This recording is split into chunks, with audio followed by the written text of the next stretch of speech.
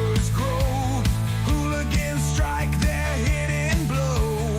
Walls get painted with the truth. Revolution in the hands of youth. Jeff and the hooligans carve their fate, shouting till the morning late. Power shifts when crowds unite. In the chaos rides the light.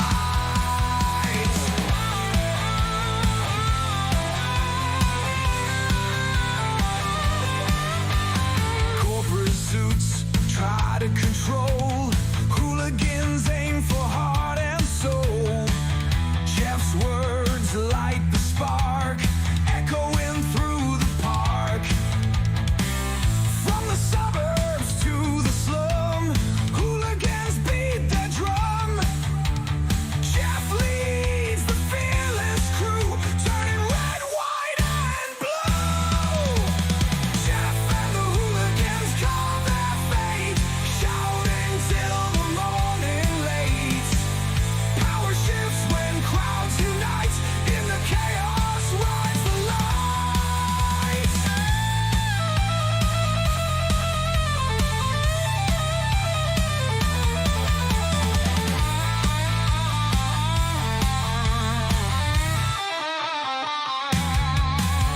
Jeff and the hooligans carve their fate, shouting till the morning. What is up, hooligans, and happy freedom. Welcome to another episode of Coffee with Hooligans, where we try to make the news suck a little less. I appreciate all of you guys being here. If you're over on Rumble, please hit that like button. More likes equals more hooligans. We're going to read through the schedule really quick, and then we will be checking on all the chats, so let me know how you hooligans are doing today. Then, of course, we'll be getting things started. We are going to be covering President Trump live. He's supposed to be on stage in about an hour somewhere in Pennsylvania, Mount Pocono or somewhere. I don't know. He's supposed to be talking about... Oh, actually, it doesn't even say. I think it's supposed to be about the economy or something like that. But the way this is set up, they got a stage, they got a bunch of people there. I think it's going to turn into a Trump rally, but either way. At some point around 6, we are going to be covering that. But first, before we get any further, I want to give a huge shout out to Antoinette. Thank you so much for the support through PayPal. You were a badass. Thank you so much. I really appreciate it.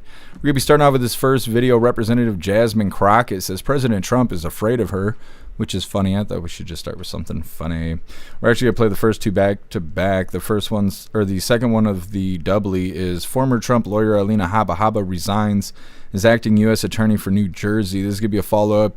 I don't remember if it was yesterday or Saturday. We were talking, it must have been yesterday. We were talking about how they ruled that she's disqualified for being top prosecutor out in New Jersey. So this is a follow-up to that, kind of letting us know what to expect next.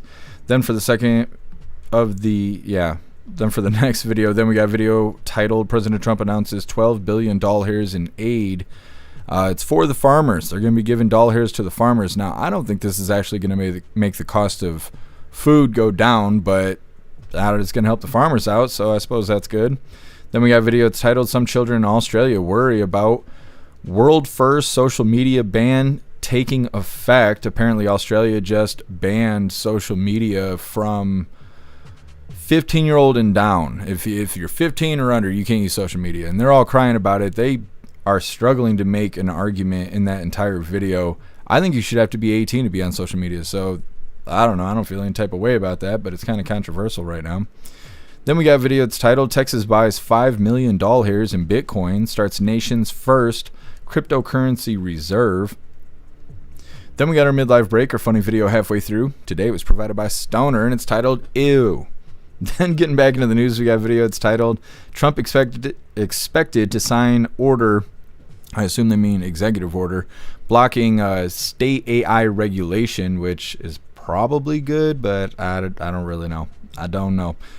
It depends what the feds are going to do. Then we got a video of Marjorie Taylor Greene. She went on CNN to talk about her problems with President Trump. I don't think that was the wisest move. I think it would have been more constructive to do it on a conservative platform, but, you know, she's doing whatever she's doing. Then we got a video that's titled Luigi Mangione's defense questions legality of backpack search, seeks to dismiss key evidence. The last two updates we've been talking about with Luigi Mangione, It's talked about the stuff in the backpack. The lawyers are trying to get rid of the evidence in the backpack. They're saying that they illegally searched him and all this stuff, but they just kind of hint at it and dance around it. In this video, they talk more about the actual details of that situation, who thinks they have legality of what and what their reasoning is. And when they talk about the reasoning, it sounds ridiculous.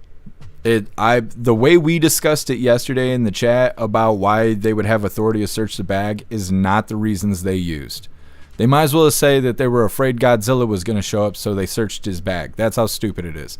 And because they did that, I wonder if he's actually going to be able to walk on this, which would be super crazy because he was on camera shooting this guy. But lying cops will do that, mess the whole case up. Either way, then for the last little bit of the news, it is lefties losing it, and today it's titled Trump blasts obnoxious ABC reporter, which is always good stuff. President Trump don't smoke cigarettes, he don't drink, he just smokes reporters and press, that's what he does. Then we'll get into the fun stuff. We'll be opening today's door of the advent calendar sent by Tori Wayne, and we got our 2 funny videos of the day. First one was provided by Tiger Jaw, and it's titled Damn It. And our official funny video of the day is provided by Stoner, and it's titled Free Frosty. Free my guy Frosty. Anyways, all of that's coming up next. But first, we're going to hop in the chat and see how you hooligans are doing today. What is up, everyone, over on jeffmaclive.com.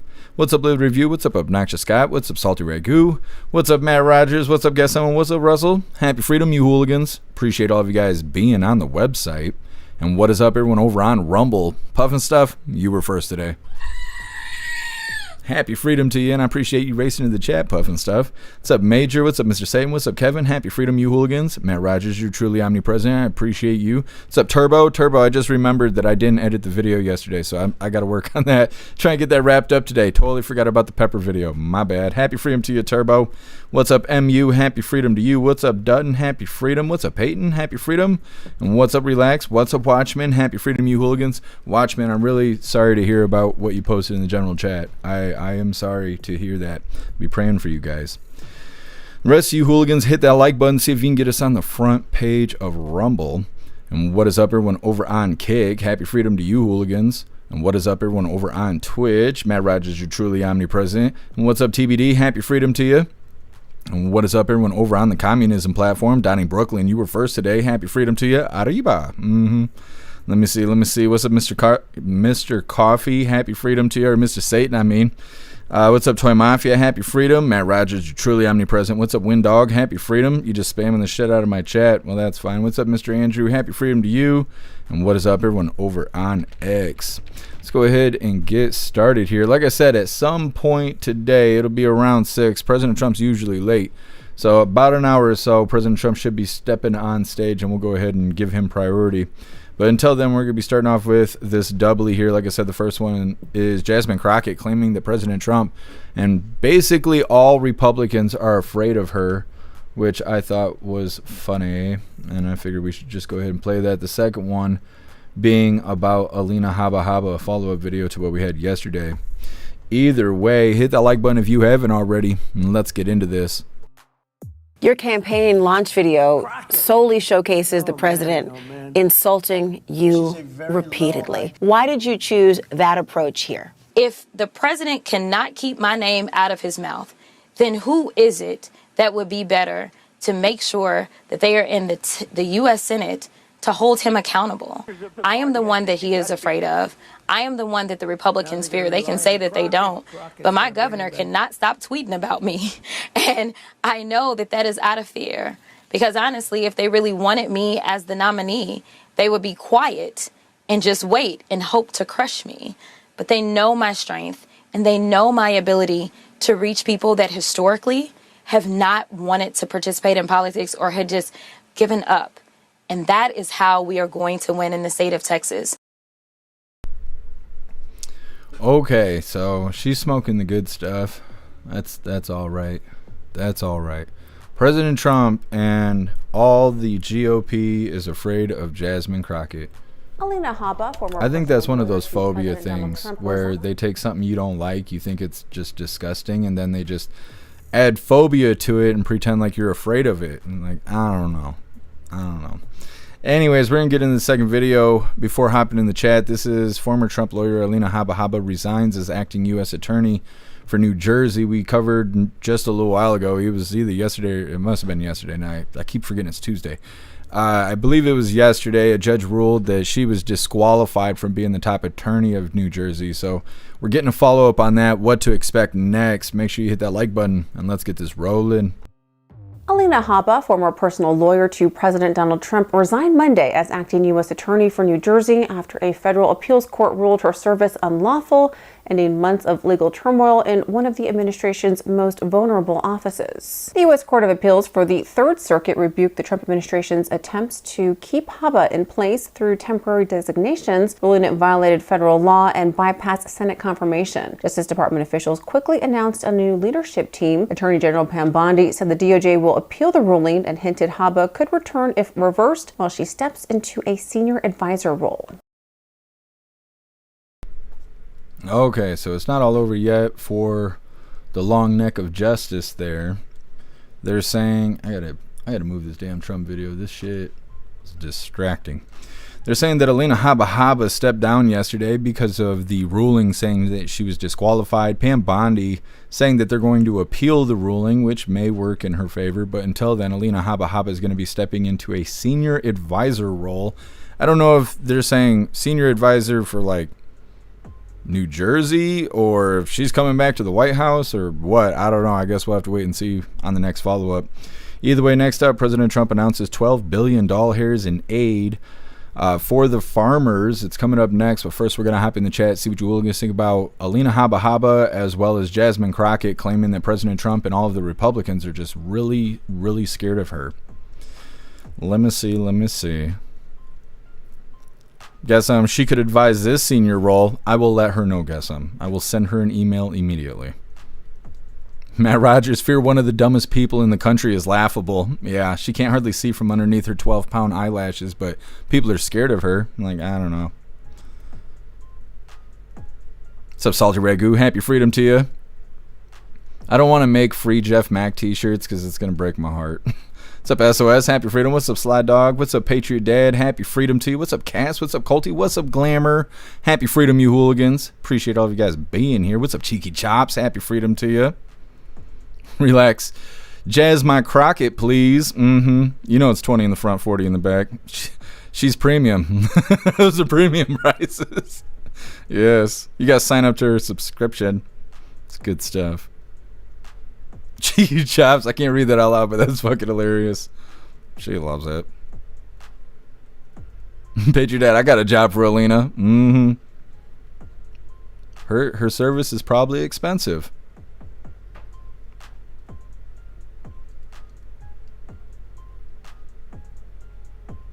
Peyton got their Pearl signal on. What does that mean? I haven't heard that before. What's up, Sind? Happy freedom to you.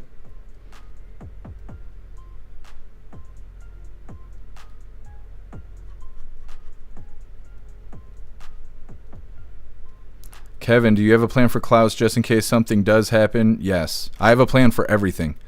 I have to plan for like 19 different things to happen. You know, you ever seen the movie Taken? And she's like under the bed on the phone with her dad, and he's like, okay, this is going to happen. And if it does, then you're going to do this, and then you're going to do this, and you're going to do this. I've been doing that for 2 weeks now, basically. I've been just doing that. Like, my whole life is in boxes. Anything I can sell, I am selling. Anything that I don't need immediately in the next year, I'm throwing it in the trash.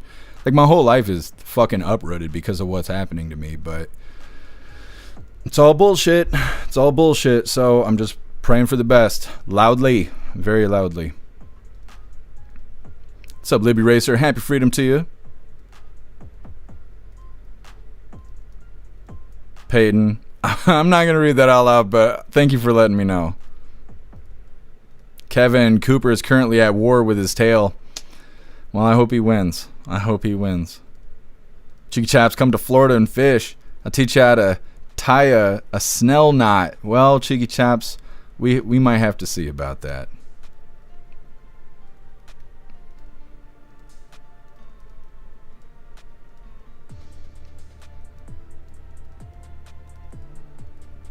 What's up, Lisa? Happy freedom to you. Pam Bondi ain't gonna do shit. I know. I wasn't expecting you to be the first one to say it, but you were. She's not gonna do shit.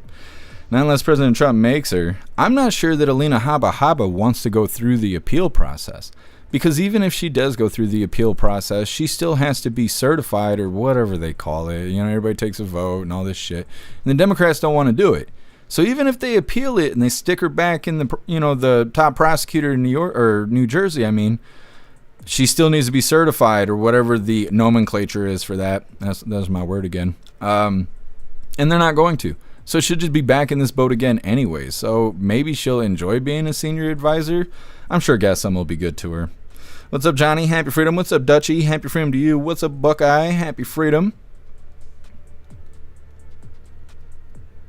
Dutchie, I'm so glad Tim Pool said what he said about Candace. What did he say about her? I know she's been losing her marbles lately, and a lot of people are kind of drifting away from her. Down in Brooklyn, basically, they ain't want none of this smoke. Jasmine Crocket. Yeah, that's what she's saying. I don't think she's accurate. I think she's misleading herself, but we'll see. Time will tell. What's up, Larry? Happy freedom to you. I hope you're doing good, Larry. Nah, Jay Spray. Nah, I didn't get caught up in a cartel ring. It's almost that bad, but no, I did not. I didn't do anything, so I mean, there is that. Russell, is Klaus for sale? It's expensive. It costs more than Jasmine Crockett service, I'll tell you that. What's up, Electric Hammer? Happy freedom. Electric Hammer Timmy went scorched earth on Candace. Really? I don't know how I missed that.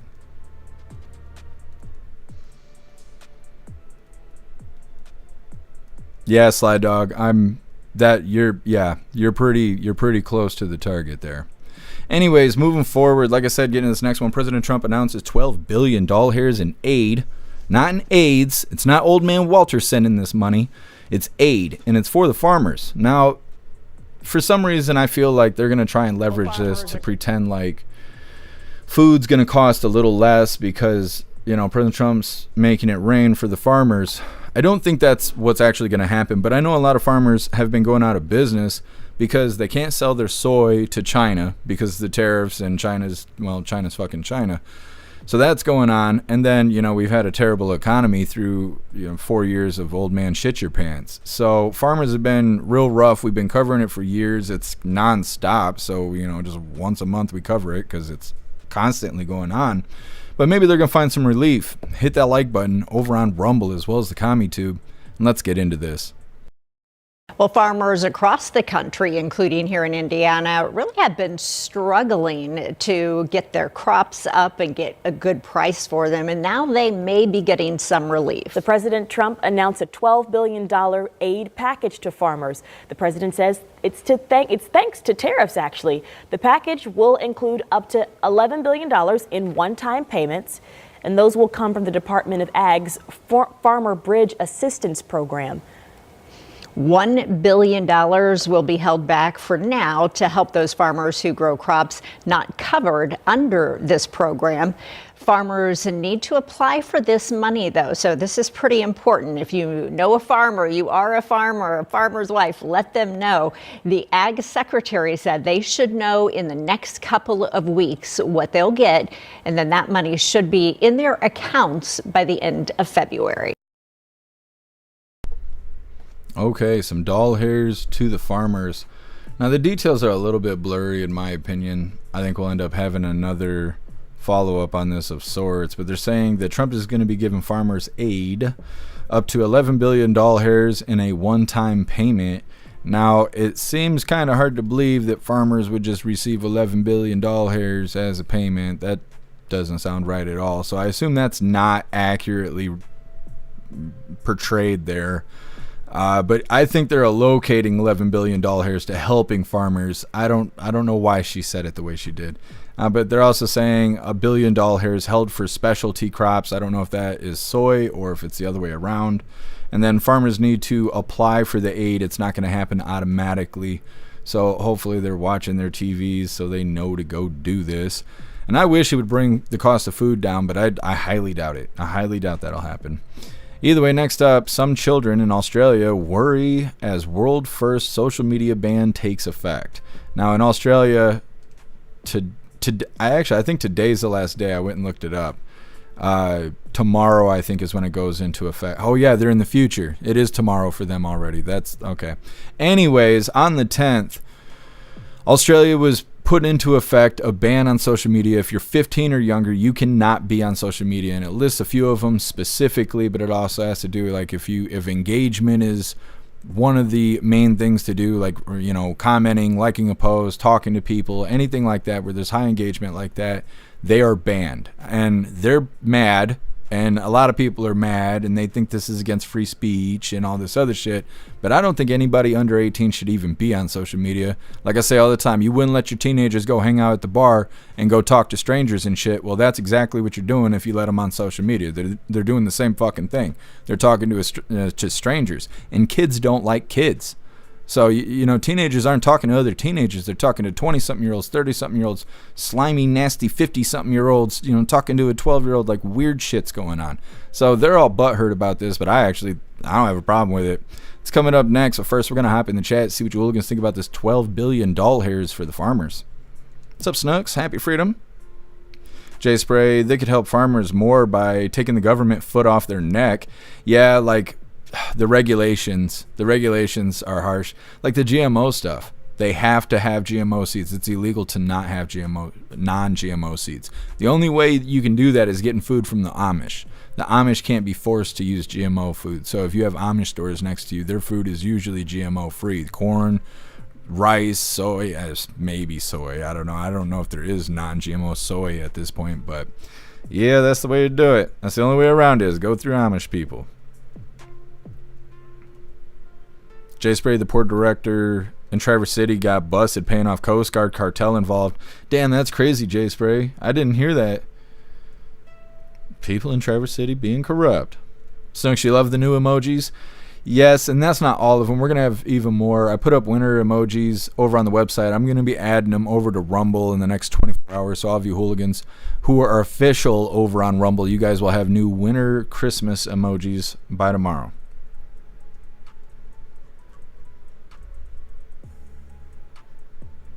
What's up, AR16? Happy freedom to you.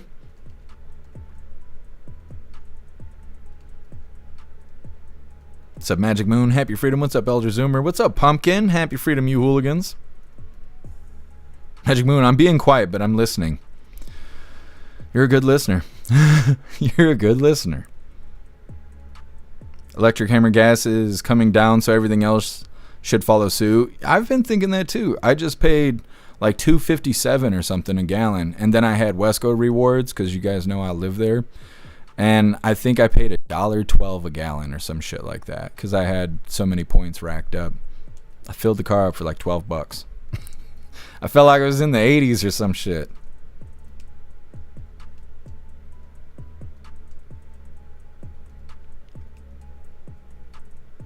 They're doing these weird camera angles. I'll show you guys this. It's not a Trump rally, but I'll show you why I keep almost calling it a Trump rally.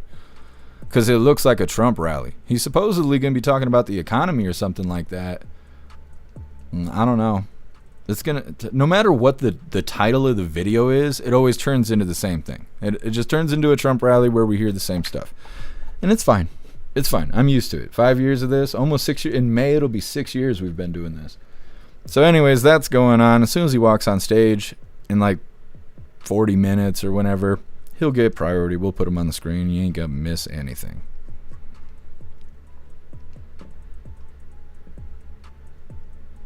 Dud, if you talk about Dems, you just want to date them. AOC told us that.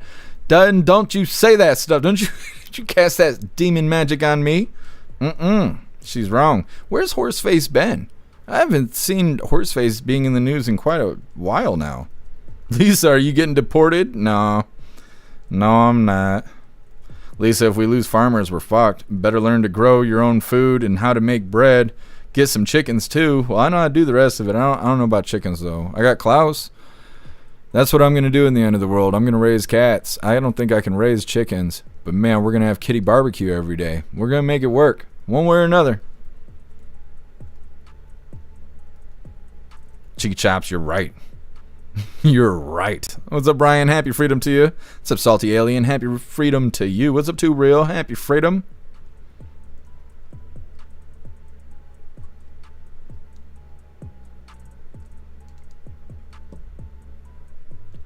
Brian, the United States is the only country that I thought not only had a constitution, but yet that affords free speech. Brian, I don't know what you're talking about, but if you're talking about what I was saying about the internet, there is no free speech on the internet, no matter what country you're in.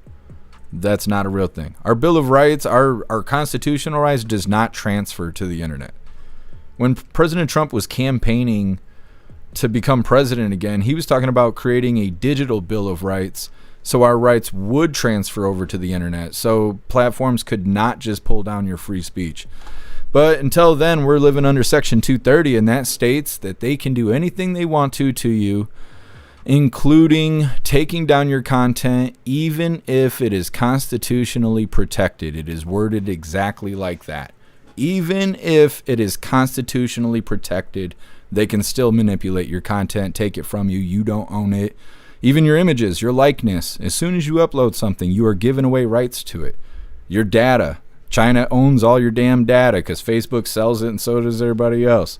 I mean, unless you're on TikTok, then the White House says that TikTok is just taking your data right there. So I don't know, it is what it is. But anyways, let's go ahead and get into it. Like I said, some children in Australia worry as world first social media ban takes effect.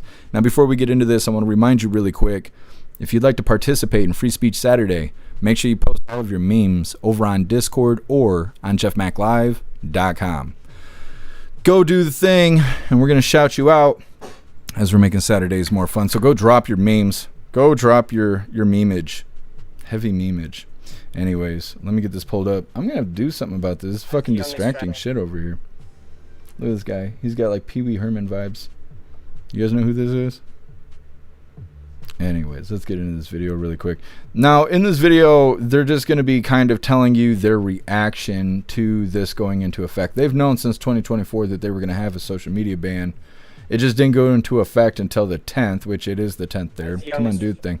But I went and got details from the internet, the reliable internet, to tell me exactly what the stipulations are for the ban. We'll talk about it afterwards. But first, hit that like button, and let's get this rolling.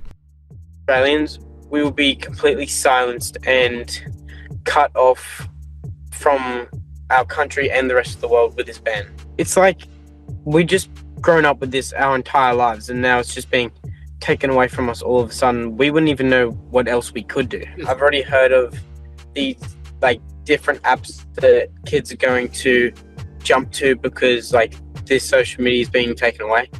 But I believe once this social media is taken away, these platforms, the main ones, they're not like perfectly regulated, but we can like control them, and like they're more regulated than other social media platforms. And when kids like jump to these less regulated social media platforms, that's when like they're shown more things, or they're more like vulnerable to online bullying or predators. It's when it's less regulated. And Noah engages social media in so many positive, wholesome ways. The things that Noah's generation learns, we dreamed of. We were so limited to libraries and single pages of encyclopedia. My parents would never have dreamed that my children could be so fortunate to have this library of knowledge. But I really credit Noah as a young person who recognises the dangers of social media.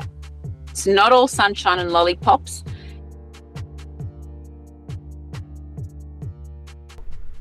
Well, I didn't mean to leave the beats on, but either way, like I said, they just struggled to make an argument the entire video anyways. I went and got the details to talk about the ban and stuff like that. Normally we don't cover a whole lot of foreign stuff, but this kind of stuff is going to happen here. Florida's already talked about laying out a plan for minors to not be on social media. There's a couple other states that are doing the same thing, but they're saying Australia is banning children from using social media. Australia has implemented a world first ban on social media for children under the age of 16, preventing users in this age group from accessing major platforms such as Instagram, Facebook, TikTok, YouTube, Snapchat, X, Reddit, Twitch, Threads, and Kick.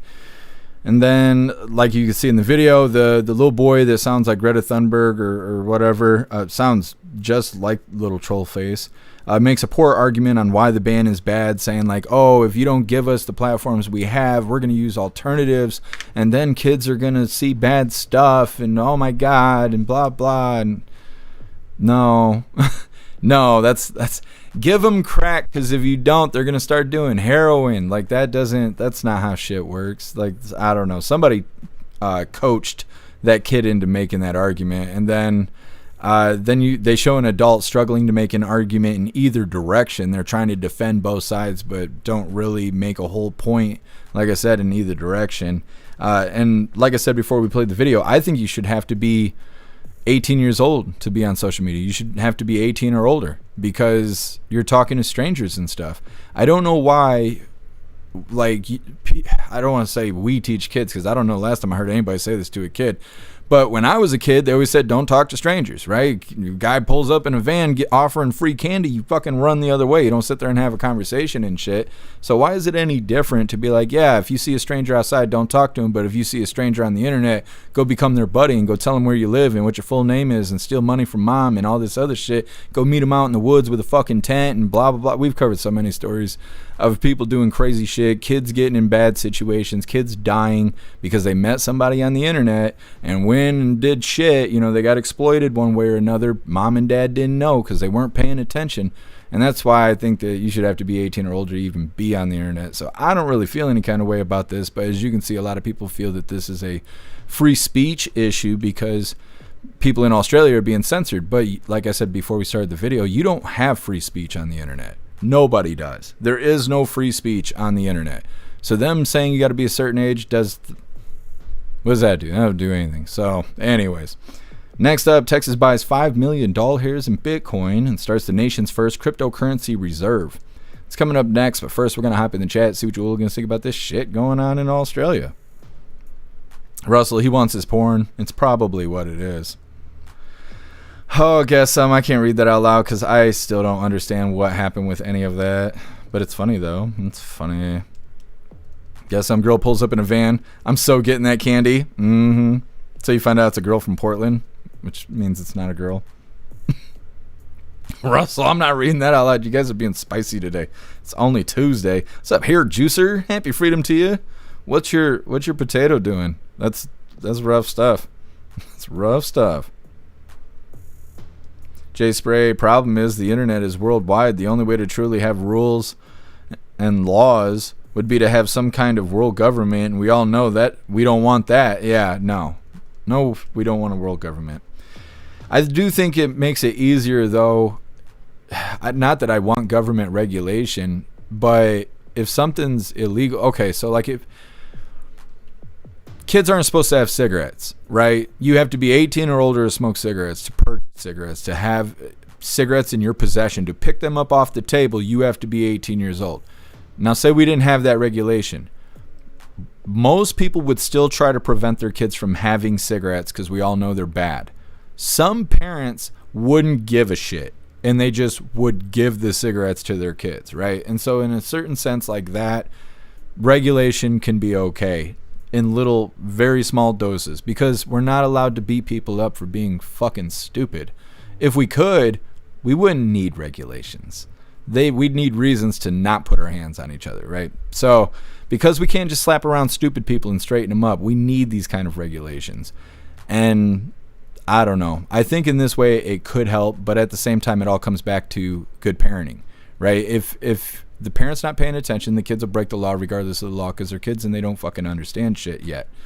But that also opens the doorway if some teenager or some shit did something bad on the internet, made threats against you, went and sold drugs, did whatever the fuck. They can't say, oh, well, it doesn't matter. They were on social media. No, now it does matter because they're not supposed to be on social media in the first place. So now you can get the parent in trouble because the parent allowed the child to be on social media when they weren't supposed to be. So whatever damage they caused, they can now be held liable for it because of that, because of the structure of how it all waters downhill. Now, again, I don't think we need a bunch of regulation. I think we need to have reasonable laws where if somebody fucks up, you can punch them in the face. Because I really think punching people in the face would make the world a better place. I don't really like restrictions and stuff. But if we're not going to be able to punch people in the face, we're going to need something else there until we can. I don't know. It's only a matter of time before we come back around, but I'm just saying.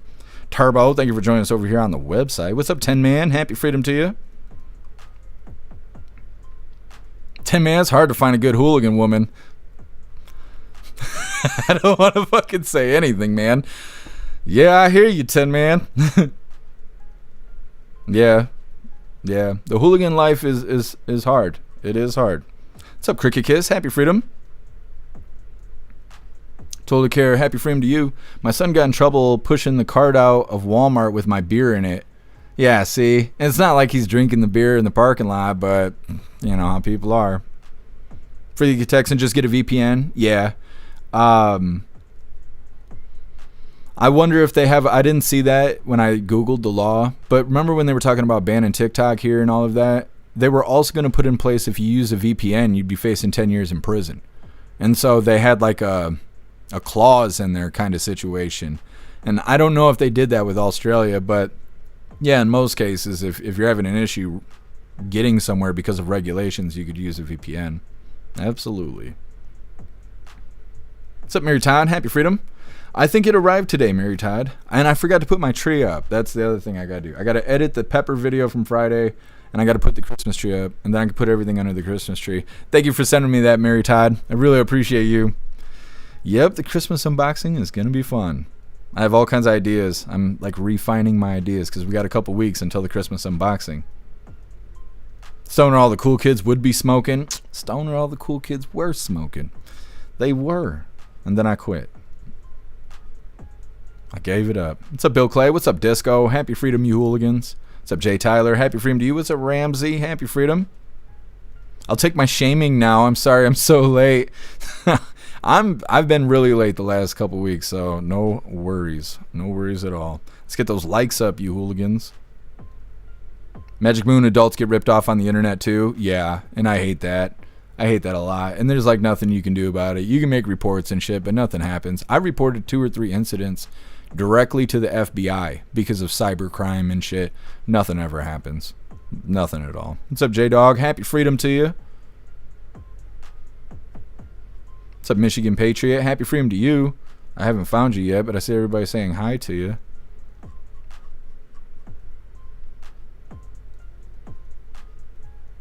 What's up, E-Bugs? Happy freedom. We're in between videos right now. Okay, well, since everybody's showing up, let's just do a little rundown really quick. We have Trump Live coming up in the next 20 minutes or so. Of course, he's going to be late because that's how it goes. But he's supposed to be talking about the economy, but as you could tell with your eyeballs, this is going to turn into a Trump rally, right? So we got that good time coming up at some point in the next 40 minutes or so. And then, like I said, we are in between videos right now. Next up on the menu, Texas buys $5 million hairs in Bitcoin and starts the nation's first cryptocurrency reserve. But right now, we're just reading through the chat. Matt Rogers should be getting a package Thursday. It's not a Christmas present. Open it and start killing the spiders on Thursday. Did you send to the P.O. box? Oh, yeah, because you chose it. I will get it on Thursday. What day is it today? It's Tuesday. Let me write a reminder really quick. December. Today's the 9th. So on the 11th.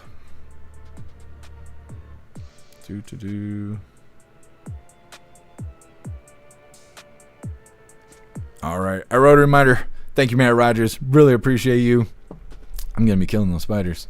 I should make like action clips for it. Free the text, and it's always a Trump rally. I know. I know it is.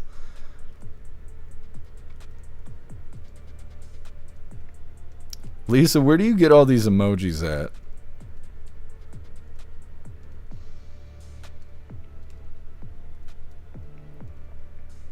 What's up, Mark? Happy freedom. What's up, Hurley Girl? Happy freedom to you.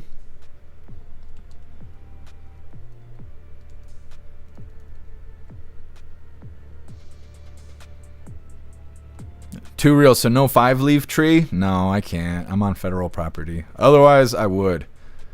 I used to have huge plants, and I used to wake up in the morning and just wrap my arms around them and hug them and turn on their lamps and get the CO2 stuff and all that. I miss that. Maybe one day. I pray to God. Larry, thank you for joining us over here on the website.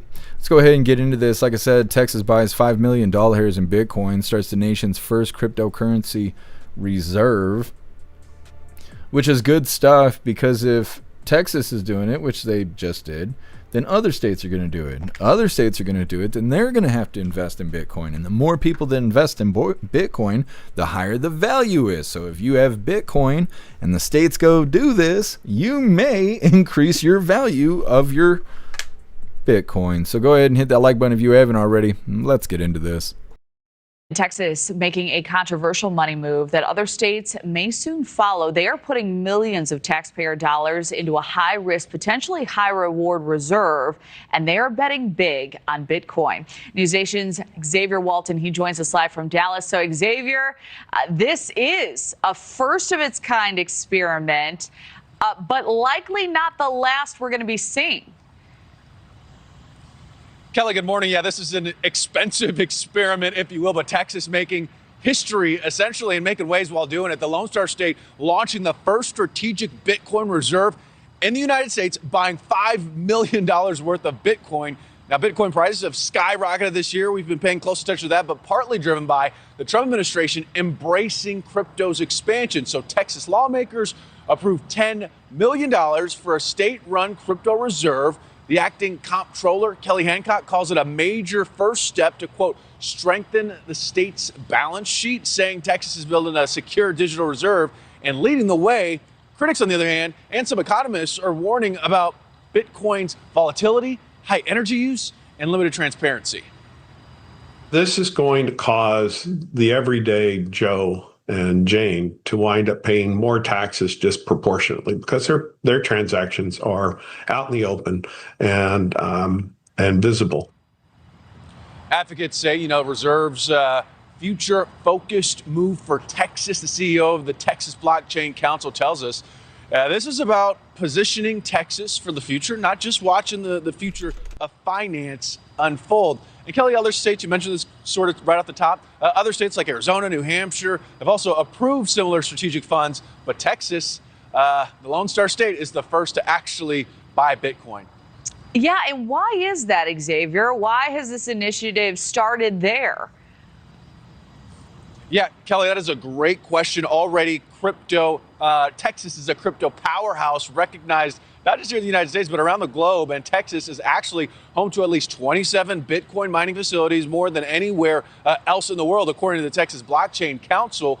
But that boom, when you start to look at it, it started back in 2021 when China banned crypto mining, and Texas opened the door with Governor Greg Abbott, saying on social media, quote, Texas is open for crypto business. Fast forward to now, Texas has only spent half of the lawmakers approved $5 million on the $10 million plan, which is really just a small slice of the state's $338 billion budget. But it's a huge move. Many certainly will be watching, Kelly. Yeah, a big bet. We will be. Xavier, thank you. Thank you for watching. Subscribe below and download our News Nation app right now on your phone, and you will get... Okay. So like they're saying, Texas bought $5 million of Bitcoin to create the first state-run crypto reserve. They approved for $10 million, so they're going to be investing another $5 million right now. Which, this stuff is so crazy. This is why news and like the stock market and stuff has to do with each other so much. That's why people on Capitol Hill should not be allowed to participate in the stock market, because the choices they make, even the publicity that they generate, affects the stock market, and crypto works a lot like the stock market, especially in this sense. So Texas bought $5 million, that increased the value, but they're telling us that they've already approved $10 million. So even if you heard this news today and you invested and they turn around and they add the other 5, it's going to go up. They're basically saying this could be a good thing for people who are interested in buying Bitcoin. They're basically setting you up to increase in value. Now, again, I can't give you legal advice or financial advice. I'm just telling you what my thoughts are after hearing that. But they're also saying that Arizona and New Hampshire and other states have approved similar strategic funds, as in, fuck you, Spider. Fuck you, Spider. Every time I'm live, I gotta have spiders now. Fuck you, Spider.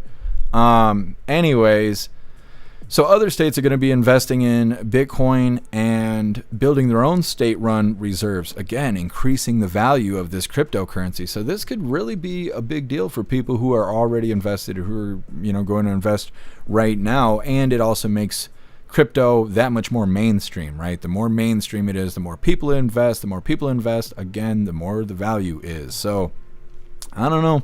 News on Bitcoin there. Next up, we got our midlife break, our funny video halfway through. Today it was provided by Stowner, and it's titled Ew. It's coming up next, but first we're going to hop in the chat, see what you hooligans think about Texas starting their first crypto reserve. 10-man, exactly, manipulating the market. Yeah, Capitol Hill people should not, like, if you want to run for office, you should be forfeiting your ability to invest in any kind of fluctuating market like the stock market or cryptocurrency. You shouldn't be allowed to invest in that stuff, Matt Rogers, you're going to love having a bug assaulter. I can't wait. You should see the spider. It was just running across the wall. It was probably the one that was eating my leg over the summer. Turbo, I should play you the song of my people. It's going to be Let the Bodies Hit the Floor. Russell, do not fuck the spiders. Burn them with fire. That's right. You have to cleanse them with fire. Larry, physical gold and silver. Yeah. Yep. It's the way to go if you can afford it. Russell, I still don't trust Bitcoin. Yeah. It's fairy dust. It's just magic in the air. I'm sorry you're not feeling well, Larry. I appreciate you stopping in. J Spray, there's no money in plants anymore. What do you mean, in like weed? There is, they kind of created more value here in Michigan. I think they just turned the tax up to like 26%. So if you buy any kind of weed products from the dispensaries and stuff, I'm pretty sure they just made it like 26% tax. And they're all saying they're all about to go out of business now because of it. J Spray, they're trying to make crypto work to avoid debt. Only the working man will suffer. Yeah, they're trying to create like a stock market 2.0. Like everybody was ripping off the stock market and stuff, like in the 80s or maybe it was the 70s. I don't remember. Maybe it was even back to the 60s. But a while ago, people were getting rich off the stock market. Then they created all this regulation. The regulation was to make it so no one else could get rich off the stock market. They basically made as many millionaires as they wanted to make, and then they threw a gate down, and now nobody else can take that route. Well, here's crypto's stock market, and it's unregulated right now. So everybody who did the same tactics they did in the 70s or whenever that happened, they can now play the same exact game on the crypto market because there's no regulation. But most people don't know that, because most people who want to try crypto were not here in the 70s or 80s to know anything about that. So it's, I don't know, it's like a bunch of dicking around, really.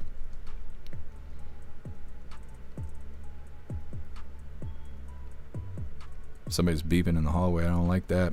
What's up, Information Warlord? Happy freedom to you, and thank you for that $10 donation over on Rumble. Really appreciate you, Information Warlord. Thank you so much. It says, happy freaking American freedom, hooligans. Well, happy freedom to you. Thank you so much.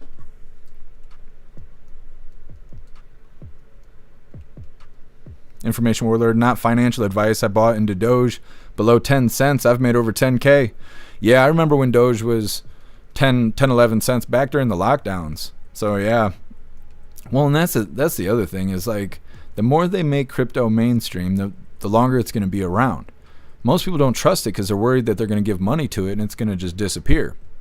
But the people who trusted it back 10, 15 years ago, a lot of them are well off right now. But yeah, it's not a guarantee. It's just like stock market. An investment is never a guarantee. It could always go sour. It always could. That's why they say never to invest money that you need. You only invest money that you're willing to burn. Like if you have doll hairs you're willing to just throw out the window, like you're on the freeway, you just throw that shit out the window, those are the doll hairs you're supposed to invest in. From what I hear, again, I'm not giving financial advice, I'm just telling you my thoughts. Turbo, you got a lot of snow. Open a Hooligan snow cone stand. I know, I got an endless supply right now. When I drive down the street, the snowbanks are taller than the car. I'm just like driving with walls on each side of me. So Stowner, what's up, Zupia? Happy freedom, you hooligans. For the text, and I invest in Tesla and Ford, and it hasn't gone well. Yeah, the car companies are hard because they get bailouts and stuff from the government, so their value kind of just, I don't know, it just plateaus. It very rarely, that I've noticed, it spikes at all. I looked at that stuff during the lockdowns. The lockdowns plummeted all the automotive, manufacturers, because they got laid off. Michigan went into a lockdown. Like, we were the first to go and the last to come out of the lockdown. And our lockdown was the harshest. And so all the automotive manufacturers, everybody was at home. So the stocks plummeted. So a lot of people invested in the stocks because we knew that the car manufacturers weren't going to go away. We're going to stop making cars now? Like, no. And so once we came out of lockdowns, all the stock went back up because it was inevitable. So a lot of people invested then, but even that kind of profit, unless you dumped a whole shit ton of doll hairs into it, it wasn't even really that profitable. But it was, what's the word I'm looking for? Predictable. What was going on was predictable because, like I just said, the news and politics directly affects the stock market and stuff like that. Information warlords, spot on. Spend the money you'd otherwise piss away. If it makes you money, good. If not, oh well, it just would have been wasted anyway. Yeah. Just like if you smoke cigarettes or you drink Monsters or whatever and you want to quit doing that, go buy, stock or something like that, because then at least there's a potential chance that you're going to get something from it. And you can do it very easily. You get Cash App or PayPal. You can buy stock and crypto through those apps now. And so, yeah, I agree. I think it's more productive to do that.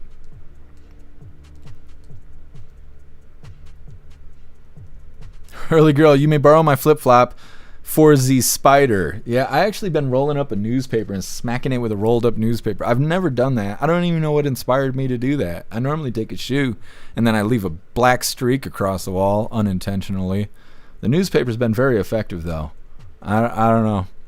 Throwing the chocolate across the room. What's up, Ian? Happy freedom. Spiders don't like peppermint oil? I didn't know that. I got Dr. Bronner's peppermint soap in the bathroom. That's what I used to wash my dreads with. I should see if that works in any kind of way. Ian, land is always a good investment. You can't mint or print more. Yeah, absolutely. I wish I could afford land of any sorts, but I can't. What's up, Energy Woman? Happy freedom to you. Now, President Trump is expected on stage in 7 minutes, but of course he's going to be fashionably late. But I do got the live already pulled up, so as soon as he walks on stage, we'll put him on the screen. Hair Juicer, I made 30K on Doge, would have been 400K if Robinhood hadn't manipulated my transaction executions. Yeah, and that was another thing that was happening, is Robinhood shutting down the market or access to the market. Anytime something became I don't think it's viable. There's a word. It means anytime the market became unstable, they're just shut down your access to it. And it's I think that should be illegal. Turbo, my buddy put 500 in and he's up 15K, said that I should do that. I got a quarter and some nickels in my cup holder. That's my life savings. Yeah, Turbo. Yeah, but like I said, on Cash App and PayPal and stuff, you can just invest like $2 at a time, something like that. Like, you don't have to buy the whole share. You can just buy partial shares at a time. What's up, Appeal to Evan? Happy freedom. For the Texan land and gold are great investments. Yeah, absolutely. Michigan Patriot Big Gretch done us wrong in 2020, and ever since, you are not wrong. She just gave us red flag laws not even that long ago. It's like, how bad do you hate us, lady? Like I always say, she looks like Jack Nicholson playing the Joker. She needs to get over herself. Either way, moving forward here, like I said, our midlife break and our funny video coming up. It was provided by Stoner. Let's get this pulled up real quick. Come on, do the thing. Now this guy's doing this stuff all British-like, but it's going to sound familiar. It's going to sound real familiar. Like I said, this was provided by Stoner, and it's titled Ew. Well done for tidying your room. There's £10. Thank you. But you've got to give 7 of it to your sister. But she didn't even tidy her room. That's just the way it is. Okay, but I'm not going to tidy my room next time. Can I get £7? Of course you can. You can still have it. I'll get it off someone else and give it to you. So I get £7 for nothing? Yeah, but listen, only if Daddy's always in charge of the money. So if anyone asks you to pick between Mummy or Daddy to be in charge, always pick Daddy. We don't want Mummy to be in charge because she's... Far right. You got it, kid. Raising a little commie. Holy, getting back into the news here. Let me see. Next up, Trump expected to sign executive order blocking state AI regulation. I don't know if this is good or not, but we'll see. Before we get into this, I want to remind you, hooligans, if you'd like to participate in the Christmas unboxing, you are welcome to send me and Klaus something for Christmas. You can send something to the P.O. Box, or you can send something by using the wish list. If you do send something by using the P.O. Box, please let me know by messaging me or sending me an email. If you send something using the wish list, it'll just come to me directly, automatically, and you don't have to worry about it. The Christmas unboxing will happen on Christmas Day. I'm going to drop the link really quick in all the chats. One takes you to the P.O. Box, so you have the address to send whatever you want, and the other will take you to the wish list. And like I said, everything on the wish list just happens automatically. Bang, there you go. Moving forward here, like I said, throw my chapstick. Trump expected to sign an executive order blocking state AI regulation, so then states won't be able to independently regulate AI. It'll be left up to the federal government. Like I said, I don't know if this is a good thing or a bad thing. I guess we're going to find out. Hit that like button if you haven't already, and let's get into this. All right, so President Trump announcing his plan to issue an executive order to limit state regulation on AI, saying, quote, "We are beating all countries at this point in the race, but that won't last for long. If we're going to have 50 states, many of them bad actors involved and rules in the approval process, I will be doing a one-rule executive order this week. You can't expect a company to get 50 approvals every time they want to do something." This comes as states like Florida have released proposals to regulate AI. We're going to be proposing, and we're going to work with the legislature to establish an artificial intelligence Bill of Rights for individual Floridians in our state. This will be very far-reaching with consumer protections. It will do things like fortify some of the protections we have in place for things like deep fakes. We are also going to make sure that your data is protected.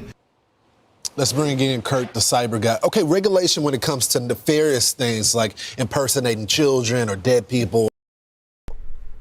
Okay, so we don't need to hear the opinions of that guy. Just the idea itself is news. Trump is to sign an executive order to ban state regulation on AI. Do you hooligans think that this should be done federally, kind of like a Roe v. Wade thing? Do you think the federal government should dictate what all AI per state is allowed to have, a blanket license? Or do you think each state individually should be able to dictate regulation on AI? I'm not even sure what they're regulating. I mean, they're already injecting AI into everything. I wouldn't want nude stuff. I know that they already have AI that generates nudes and stuff, and I know everybody's like, yeah, but you could build the perfect tits. And it's like, yeah, that's great, but that's not how pedophiles are going to use it, and that's where I start having issues. And so, I think that kind of regulation is necessary. Otherwise, I don't really know how they're even going to regulate it. It's an interesting idea that they're flirting with right now. Next up, we got a little bit more of MTG versus President Trump. Apparently, Marjorie Taylor Greene went on CNN to express how she feels about all of this and also tell a story about her making contact with President Trump after he called her a traitor, calling her Marjorie Traitor Greene, and how she started getting death threats because of that. Basically, painting him not in the best of light and doing it on CNN, which, I don't know, I think that's a little lowbrow in my opinion. Either way, it is 6 o'clock. President Trump is expected on stage any minute now. I do got this pulled up, so we're going to read through the chat really quick. We'll put this up in the background so we got something to look at. And either we're going to cover President Trump live, or we're going to be covering Marjorie Taylor Greene talking shit on CNN. It's coming up next, but first we're going to hop in the chat. What's up, Ghostly? Happy Freedom. Ghostly, did y'all know Grok is doxing people? Pickled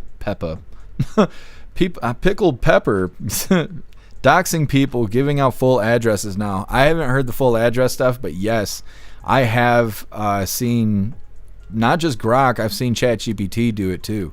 You can ask it who somebody is. What's really, really, really useful is if UPS doesn't get a hold of you, or they stick the fucking sticker on your door and they don't give you any instruction, AI will tell you how to call their offices, like what their address is to send them letters, actual emails to contact them and stuff. And they're kind of surprised when you call them. I ended up calling some lady in Grand Rapids in a warehouse somewhere on some business line. And she was like, "Who is this?" And I'm like, "I'm just some asshole, but you didn't give me my stuff." AI is a little too powerful when it comes to doxing. I don't even know how it gets that information. Well, actually, a lot of the information that they get from public record is your damn voter ID. That's a big thing in Michigan, is your voter ID is considered public record. But your voter ID has your whole name, your address, and everything else on it. So your private information is public record because of voter ID. Maybe that's why it's racist. I don't know. Yeah, Ghostly. Yeah, that's a scary thing. I don't want to read that out loud, but yeah. Larry, just like... Oh, I don't know what that is. Oh, the Australian thing, they're going to enforce it? Yeah. Guess next time you call UPS, use my employee ID. Do I get a discount? They're going to arrest me. That's what's going to happen. They're going to be like, "Guess we've been looking for you." I'm like, damn it.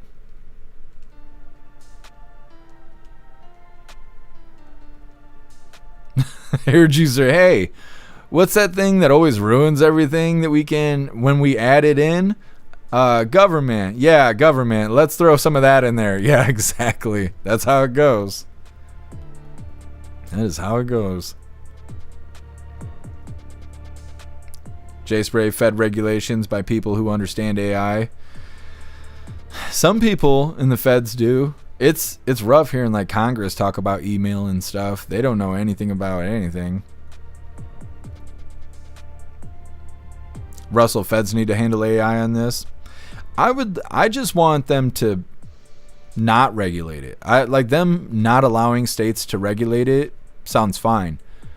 But if the feds don't regulate it, then it just makes it so nobody's regulating anything. And I think that's fine to a certain degree, because I'm not sure what they're even trying to regulate at this time.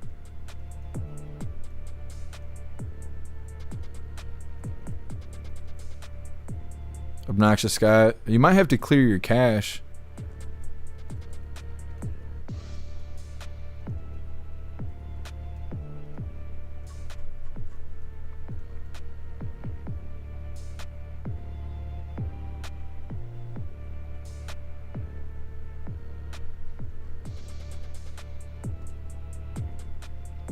Michigan Patriot. I want to live in Florida. Appreciate government or Governor DeSantis. Yeah, I like DeSantis too.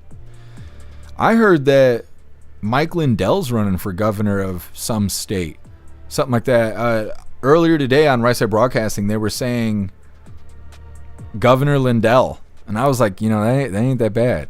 Like, that'd be something, covering the news about Governor Lindell. What's up, Crystals? Happy Freedom. Libby Racer just had pizza. What kind of pizza did you have?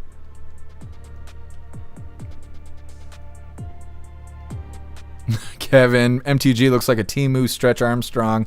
Holy, smoking her. She's tough, though. You probably wouldn't say that to her face. She's tough. She's tough like a hockey player.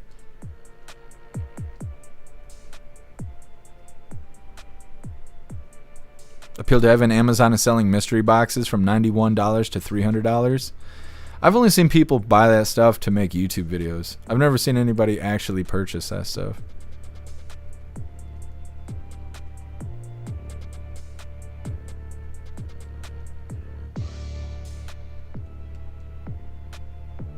Done. That reminds me of an ad I get on YouTube. Give me 17 cents on Bitcoin.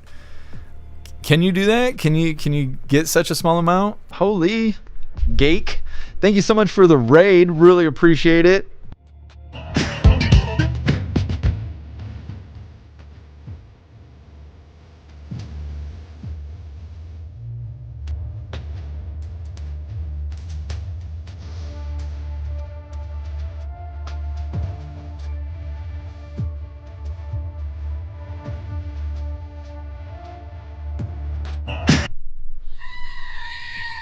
Thank you so much for the raid. I really appreciate it. Let me grab your link really quick. We're going to paste it in the chat. You guys make sure that you go follow Gek. I think it's Gek. Go follow them because they're awesome. Thank you so much for the raid. I really appreciate it. We're going to pin it up here so everyone can go follow. Thank you so much. All right, let me see. Where are we at here? Put this in the background so you guys can see the Trump rally. It's not officially a Trump rally. And like I said, we got MTG coming up next. But first, reading through the chat. Yep, Snooks, I synced it. Larry Lindell's running for governor of Minnesota. That's way better than Tim Walz. I mean, I know Mike Lindell really loves talking about how he really used to love smoking crack. He used to say that all the damn time, but he'd be light years better than Tim Walz, like big time. Snooks, you're a good dancer. I learned all my dance moves from President Trump.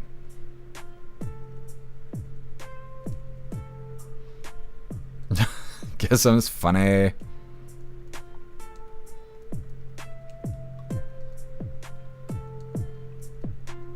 Holy, we got everybody over here on the site. I didn't realize.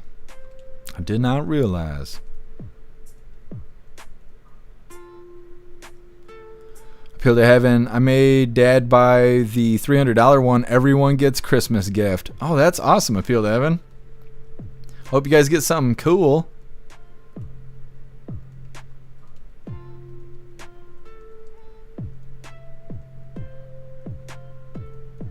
Gake, I guess I could do it more than once a stream. I think you can. I don't know a whole lot about it. I think you have to wait 10 minutes though. I think you have to let 10 minutes pass and then you have to raid someone else. I don't think there's a way to actually stop a raid. One time I raided someone with a premium stream and nobody could raid out, and I tried to change it and I wasn't able to. Dutton. Oh, some credit card thing? Yeah. Talking about the 17 cents on Bitcoin. I can't remember what there's I can't remember what it is. It's not Robinhood, but it's something like Robinhood. Maybe it's Chime. I know what you're talking about. It's one of those services and you can add money on crypto. What's up, Southern Eagleman? Happy Freedom. Thank you so much, Southern Eagleman, for gifting a sub over on Twitch. You're awesome. Thank you so much for the support. You guys are fantastic. Hurley Girl, Tampon Tim has jazz hands. He does. He's a weirdo. I hope he just, goes and finds a different job. What's up, Charmaine? Happy Freedom. MTG is attention addicted. I think trying to stay relevant or in the public eye. It does kind of seem that way. Like, it's fine that she's telling her story about how President Trump called her a traitor and then she started getting death threats and whatever. But I think it would have been more constructive if she'd have done it on Newsmax or Fox or whatever, Tim Pool, something. But to go on to CNN and do it just sounds like she's airing dirty laundry and just trying to make Trump look bad. What's up, Susan? Happy Freedom. What's up, Bobby Johnson? Happy Freedom to you. Happy Freedom Livid Review. Thank you for joining us. Here, Juicer, I'm intrigued by the mystery box thing. I am too, but I can't think about stuff like that. I'm in such a bad spot in life that every doll hair I can find needs to go towards saving my life. But I also got bad luck. So, like, if I buy a mystery box, the mystery is how much dog shit did they put in the box before they mailed it to me, And I don't know. I'd rather not. I'd rather not. I like the thought that maybe I'd find, a whole bunch of cool stuff in the box, but I got that bad luck. It's going to be different varieties of dog shit. And nah. Guess I'm disappointed with MTG. No sausage for her. See? She's in the doghouse. Obnoxious Guy, clearing the cache fixed it. I'm glad it's all better now. Yeah, that's a lot of stuff on the site. If you get glitches and stuff, you just clear the cache, it'll fix it. It's because I do updates all the time because I want to make sure we got the best of everything. Crystal's Stash. No, I don't think Stash has a debit card attached to it, but Stash is pretty good too. I've used Stash before. Stoner just bought $1.06 in Stonk. What platform did you use? That's what people always ask me the most is what platform should they use, but they're trying to make crypto so mainstream that pretty much any digital trading platform at this point has some form of a crypto wallet or a market to purchase crypto and stuff like that. For the text, and what's in the box? That's right. What's the name of that movie? Because I'd like to see that movie again, because I think it had to do with like biblical stuff and whatever. I think it's got Brad Pitt in it. But I cannot remember the name of that movie. There's the Orange Eagle right there. I wonder if he's going to talk to the press or if he's just going to be waving and moving forward. He's 11 minutes late to the event that we're waiting for. And I think we're on the other side of halfway through the live here. Yeah, we are. So we're in a good spot. Russell, Trump just revoked 85,000 visas for people that have criminal records. Oh, yeah. Yeah. After the Somali stuff happened, right? Because they keep saying the Somali community is all upset, and there's another community too. I don't remember if it's Afghanistan or the Muslim community or something. I don't know. You know, President Trump, he be speaking sharp sometimes, and now these people are all butthurt about it, but he's only talking about illegals. So everybody else, they're just crying for attention. Hair Juice. Oh, it's called Seven. Thank you for letting me know, Hair Juicer. I've been wondering what it was. I wonder if I could watch it, but I need to add it to the wish list too. Yeah, thank you, Hair Juicer. Jay Spray last Saturday, it was so cold it literally hurt. What was the temperature? I know Monday and I think it was Monday and Tuesday. It was like 18 degrees here. It was killing me. Mike T, Free the Good Texan. Yeah, you guys are right. It's 7. Free the Good Texan. It's 7 with the 7 in the middle of the word. Okay. Thank you for letting me know, Free the Good Texan. I'm going to add him to my wish list, but I'm going to see if I can watch it sometime soon. What's up, Mike T? Happy freedom to you. Stoner, using Robinhood, but I would have used Webull or Webull, but I'm too lazy to transfer to him. What's the benefit for using Webull versus Robinhood?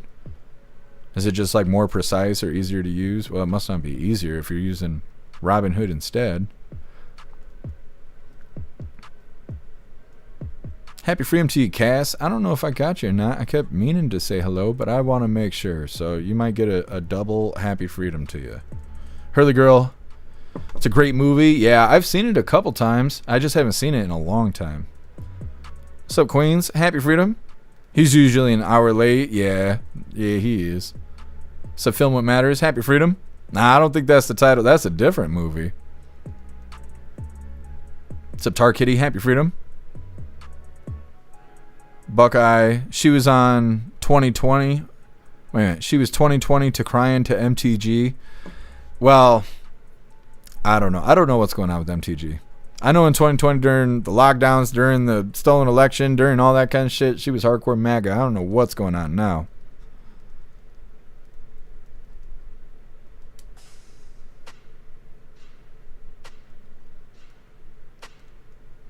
Free the Good Texan. I'd still give MTG the business. Let's straighten her out. You know, that's what's wrong with her. She just needs some conservative wiener and straighten her right out.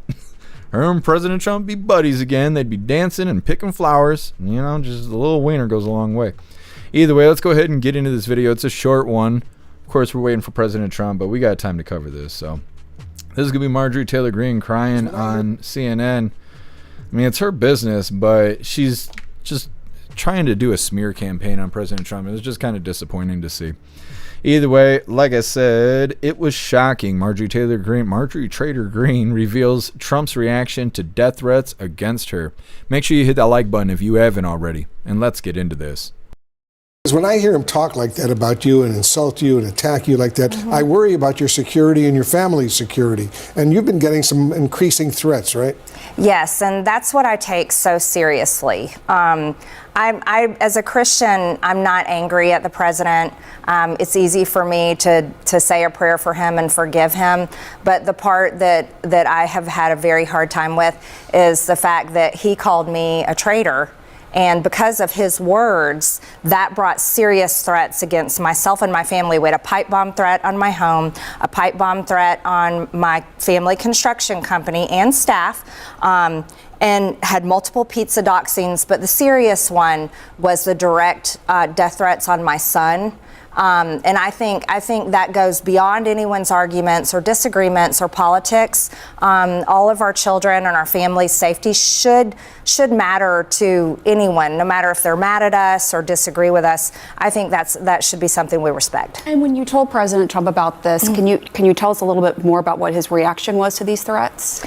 Yeah, it was shocking to me. I sent those death threats directly to him in a text message and informed him of what his name calling and words were doing, the direct result. And it was a direct assassination threat on my son. And he was extremely, I won't repeat what he said, but it was extremely unkind. No sympathy, no care. I'm just wondering. Okay, so like I said, it's her business. She wants to tell her story and stuff. It's her story to tell. So that's that. But you hear the way she tells the story, right? He was unkind. It was like he didn't care. He's the one that called me a traitor and all this stuff, which I don't even know what she did to get called a traitor. I'm not justifying anything that's going on outside of what we just watched. But like I said, if she wanted to be constructive and she wanted to talk about President Trump not being very nice about a situation that he may or may not have put her in, it'd have been constructive to do it on a conservative platform, to be like, hey, we all like Trump, but this shit's going on. This, we shouldn't have infighting. That's constructive. To go on CNN and be like, you guys hate him, right? The mean orange man? Let me tell you how mean the mean orange man is, right? And that's being nasty. Like, she's just being nasty by doing that. And then again, it's her business. She wants to go ahead and do that. Just go ahead and do that. But she's not doing herself any favors, right? The people who think that she is a traitor, or the super Trumpers who can't see anything other than the word of Trump, they are seeing her as a traitor right now doing this kind of stuff. She's not doing herself any favors.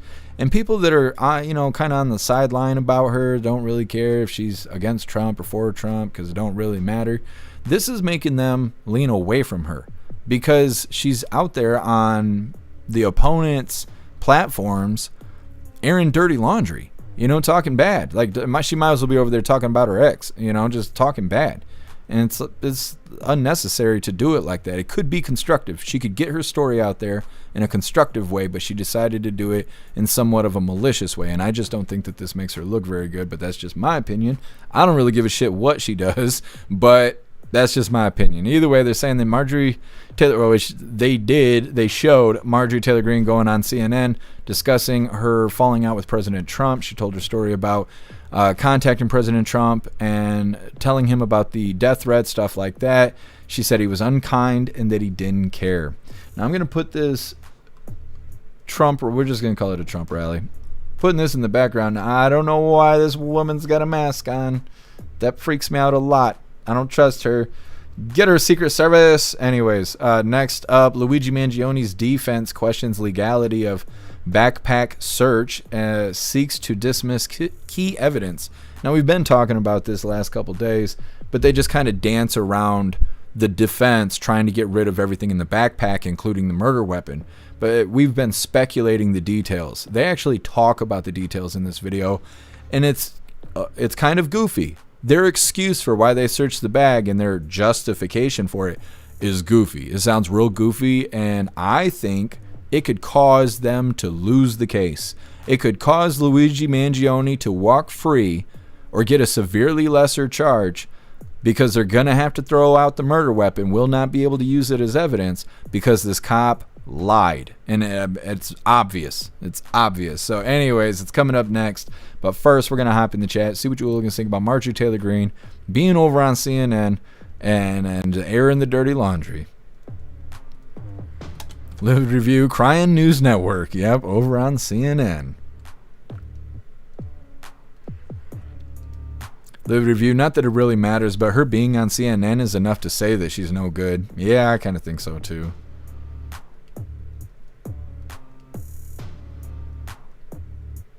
Ghostly. Everyone in power is evil and fucks kids till proven otherwise in my eyes. Yeah, Ghostly, that's how I feel too. That's how I feel too. I'm not sure that I trust anybody that's got any kind of power, but I have those that are entertaining and then I have those on a list that I don't think are entertaining, right? Like, President Trump to me is entertaining. The ShamWow guy, he's pretty entertaining. MTG was entertaining. Now she's kind of being an eyesore, doing this crying and stuff. But I don't think any of them really give a shit about us. I think they're all just wealthy people dancing around on TV playing their character, and we all just have our favorite characters. That's why I don't think people should even get so nasty to each other about voting and stuff like that. I can't stand liberals' behavior. I don't give a shit that they voted for Hyena Harris. But if you tell me you're going to rob me because you ain't getting food stamps, good luck to you, buddy. I just don't respect that behavior. Not at all. Like this woman in a mask. If she doesn't have some terminal illness, if she's just there scared to breathe the same air as the guy next to her, you're in the wrong room, bitch. Like, that's just how I feel. I don't know. I don't know. Anyways. Snooks. MTG was also on 60 Minutes trashing Trump. She's becoming a media hoe. I don't know why. She's on her way out. It must be, maybe she's going to come out with a book or something like that, because she resigns in a couple weeks. She's not going to be in Congress anymore. I can't remember what she said she was going to do. She's probably going to run for office, but she ain't going to get it because Trump's going to make sure that she don't get it. So I don't know what she's going to do, but yeah, sounds like she's drumming up a lot of publicity because she's about to go through a transformation, and she's going to need fans to come with her, in my opinion. Larry, so sad just to get clicks. Yeah. Have y'all noticed everyone is crying about death threats? Yeah. It's true. Hair juicer, I got death threats, bitch. I got shot in the face. Yeah. Well, yeah. You think that's what President Trump said? He's like, yeah, me too. He's like, look at my ear. She's like, I guess. Sudok, she might run for governor of Georgia. I think so, but I don't think President Trump's going to let it happen. I think he'll stand in the way. I don't know if he has enough power. Maybe she's got enough fans to get voted in, but I know that he could make things difficult for her, and the way that things sound, it sounds like he may be willing to make things difficult for her. Libby Racer, she can afford a small army. Yeah, I've heard a lot about her making some big bucks while she's been in office. SOS big time talking trash like she's a child because he wouldn't endorse her for Georgia. Yeah. Well, and I wonder what the alternative was, because President Trump's not really somebody to just say no. He's like, how about you do this instead? Or do this for a temporary amount of time, and then we're going to do this. Like, look at Alina Habba Habba. She couldn't get certified, so they filed paperwork to put her in some sort of temporary position to be able to be the head prosecutor of New Jersey without being certified. He didn't say, no, you can't be this person because the Democrats are in the way. He just said, we have to go about it doing this way, right? So unless you're like against his agenda, he always seems to be the kind of person to make it happen one way or another. It may not go down the way you want it to go down, but he's going to try and make it happen, right? He's going to try and pave a way for success. And so I highly doubt he just told her no. It just probably wasn't going down the way that she wanted, and she didn't like that. And so she started throwing a temper tantrum, and he was like, you know what, bitch, I got other stuff to do and got time to sit here and deal with your bullshit. And she didn't like that. And now, here we are. Mom and dad are fighting, and I don't like it. Jay Tyler, the MTG shit was out of nowhere. What do you mean? What do you mean? What did I say? I'm in trouble.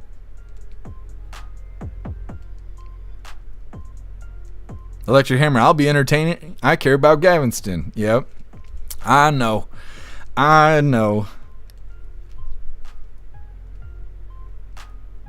Picture Dad never trusted her, to be honest. She rode the wave. Yeah, definitely seems that way. Appeal to evidence over the Epstein list. MTG versus Trump. Is that what it is? Because she was saying he was against it, and then he's the one that signed it. So that I don't know. I thought that was what it was about, but I couldn't really figure out what their problem was. Free the Texan. The recent public disagreement between MTG and President Trump stems from several policy differences, and primarily her push for the release of the government documents. So, like the victims, when she was standing out there with the okay, because I remember that's when it was starting and stuff, because she went out there and was standing with the Epstein victims on the steps of Capitol Hill right after he called her Marjorie Trader Green. Because I remember that's when she responded to the whole thing. I remember now. Thank you for reminding me, Free the Texan.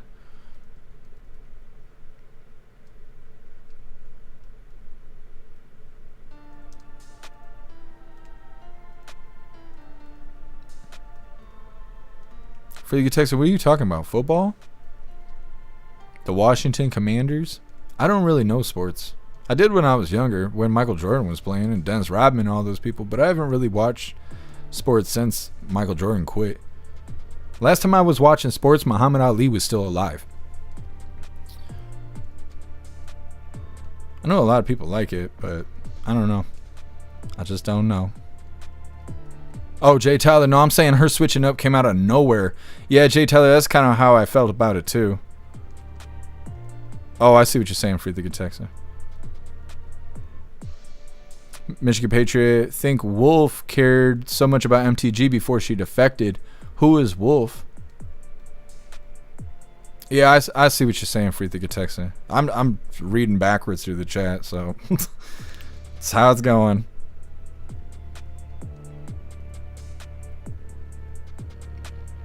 Jay Spray, I was told my sister-in-law over Thanksgiving that I'm not upset with the way that she voted. I was more concerned that she was a Swiftie.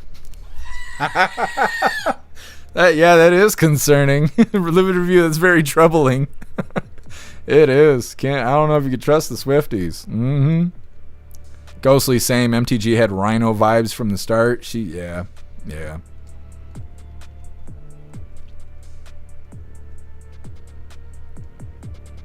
Matt Rogers, Commanders is what Redskins changed their name to. Oh. I remember now, the wokeism. It's no good. Yeah, Stoner Muhammad Ali's dead. He used to live right outside of Niles. I've met him like 3 or 4 times.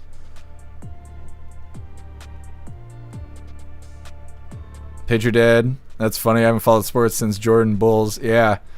Like the team in 98 or 99, that was the last time I watched. I had a big plaque. Like a big golden plaque thing that had Michael Jordan, Scottie Pippen, Dennis Rodman, all of them on it. And that was it. That was the last time I watched it. Glaw, what time does he leave? Who? President Trump? President Trump leaves whenever he wants to, but he's 30 minutes late. He'll be on stage soon, though. He's already off the jet. Tay, I don't know what you're saying. Guess who? Happy freedom to you. MTG can't win a statewide election, so she quit Congress. Yeah, that's pretty much what I think is going on. If President Trump works against her as she goes for the next office, I don't think she's going to win.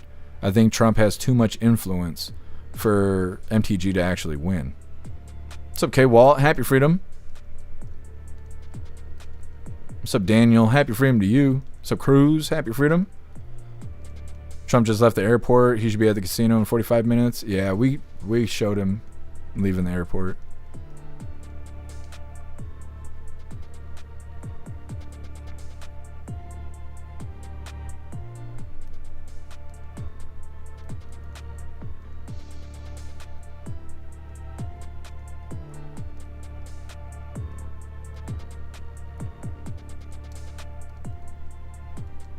Trying to look at Secret Service. You can tell when President Trump's there because Secret Service is everywhere. So I think we got some time. We're going to get into this next video, but I'll keep this pulled up. When President Trump walks out, we'll go ahead and put him on. But until then, we're going to cover this follow-up for Luigi Mangione. Like I said, the last couple times we covered a follow-up on Luigi Mangione's case. They keep dancing around trying to get the backpack and all of its items inside that they're considering evidence, including the murder weapon. They're trying to get all of that thrown out, and they're saying because they didn't legally search his stuff. Now, we've been debating a couple days on whether or not they were legally able to search his belongings because he was being arrested, right? He was being looked for as the CEO assassin.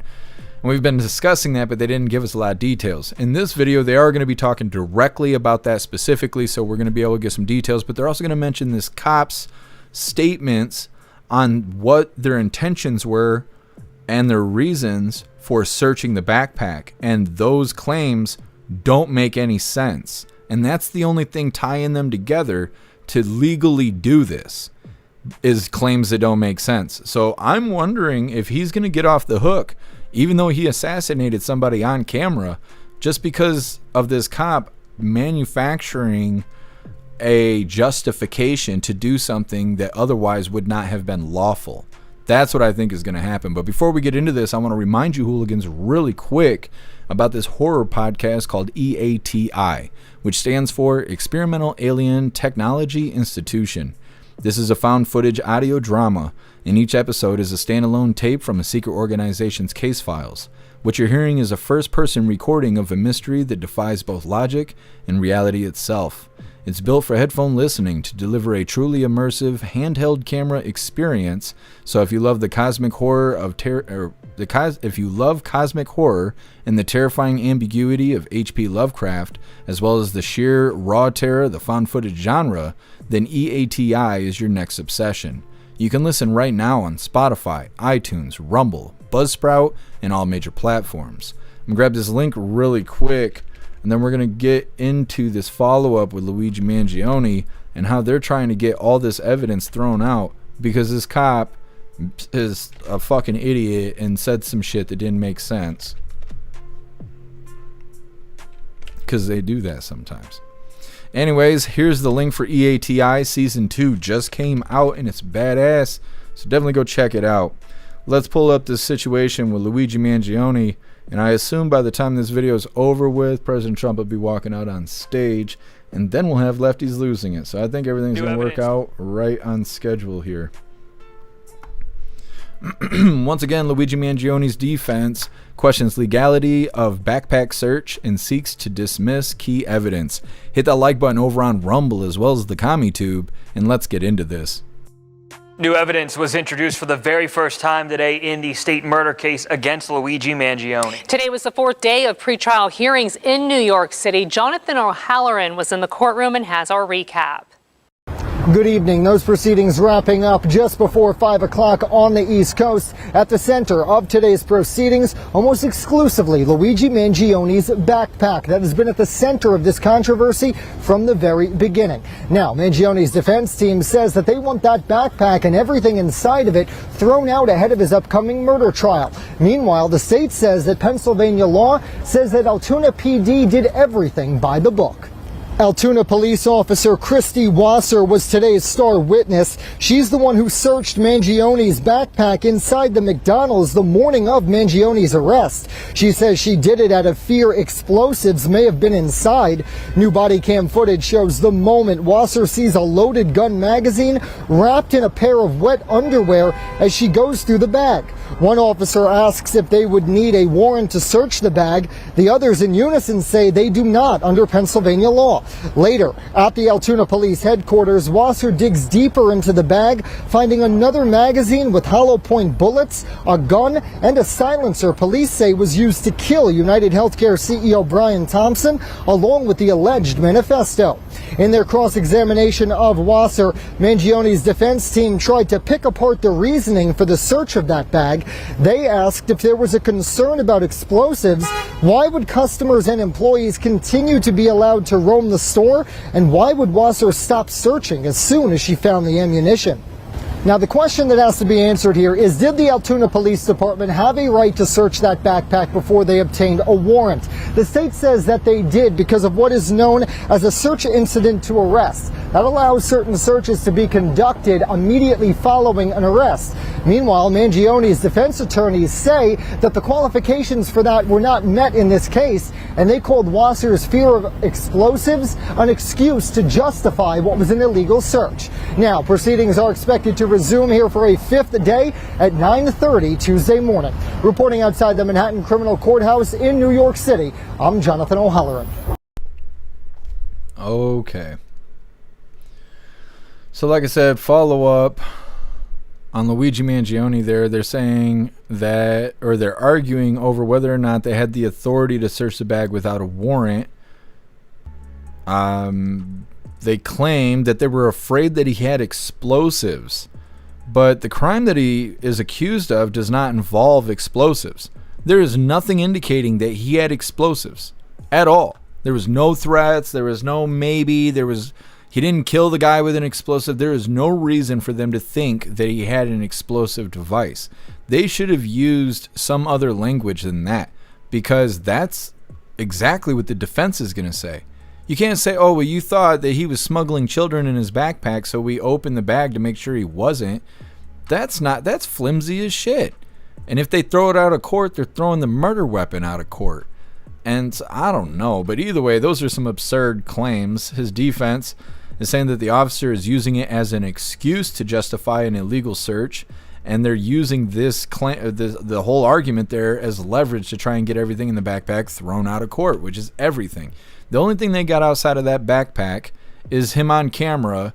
They got him at the, like, next door at Starbucks or some shit, flirting with some girl, and that's where everybody talks about the eyebrows. If the eyebrows don't match, then you gotta quit or whatever the shit. And then the other one is the back of his head, and he's, you know, fucking shooting the guy or whatever. And they're like, well, you can't see his face. That could have been anybody. And so he might get off the hook for this because the cop had to lie. Why not just do your job? You go through all that schooling and shit. It's not like you're in a tense situation. He's 6 officers. You got this little 120-pound soy boy sitting here. What's he going to do? He couldn't even outrun you. Like, what the fuck are you doing? Find real justification. Don't just trample his rights like shit. And like now they're not going to be able to get him. They might not be able to get him because of that. On a technicality. And it's like, what an idiot. What an idiot. I bet you everybody in the chat's like, this is why women shouldn't be cops. Because this shit happens all the fucking time. It's taser all over again. Anyways, next up we got President Trump or we got lefties losing it. Whichever one comes first. You naughty hooligans. Either way, first we're going to hop in the chat, see what you hooligans think about this Luigi Mangione situation. And then this is live. We're waiting for President Trump and all that. Turbo, he was banging Miss Bowser. Mm-hmm.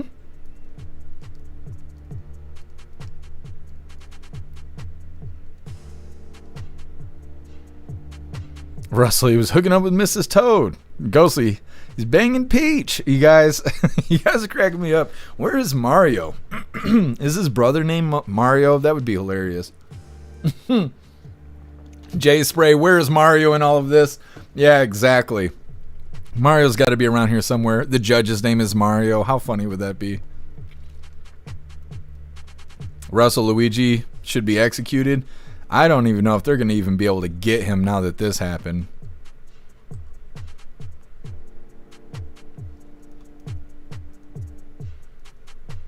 Appeal to heaven, it was a concealed bag, so after they arrested him, they probably asked him and he refused. So they said it was a bomb threat, then found everything else fell into place. Yeah, but they shouldn't have done that. They shouldn't have lied about it. I don't know. That's why, that's what makes cops like not any better than criminals. If you gotta lie, cheat, and steal in order to get your fucking job done, then you're not good at your job. Like, that's all there is to it. You're just as bad as criminals at that point. Like, I don't know. I don't get it. And now they're gonna lose the case. It looks like they are going to lose this case because they did that shit. Why can I not clear my throat? Stoner, the wet underwear. Yeah, that was new details. I didn't know the murder weapon was wrapped in wet underwear. Is that a technique? Like, is that a thing? Because I've never heard anybody doing that. They're like, did you wipe your prints off the weapon? What am I supposed to do it with? What, you didn't know? You gotta use wet underwear. That's how you do it. That's how everybody does that. They used to do that in the mafia. Oh shit, I didn't know. The good old wet underwear trick.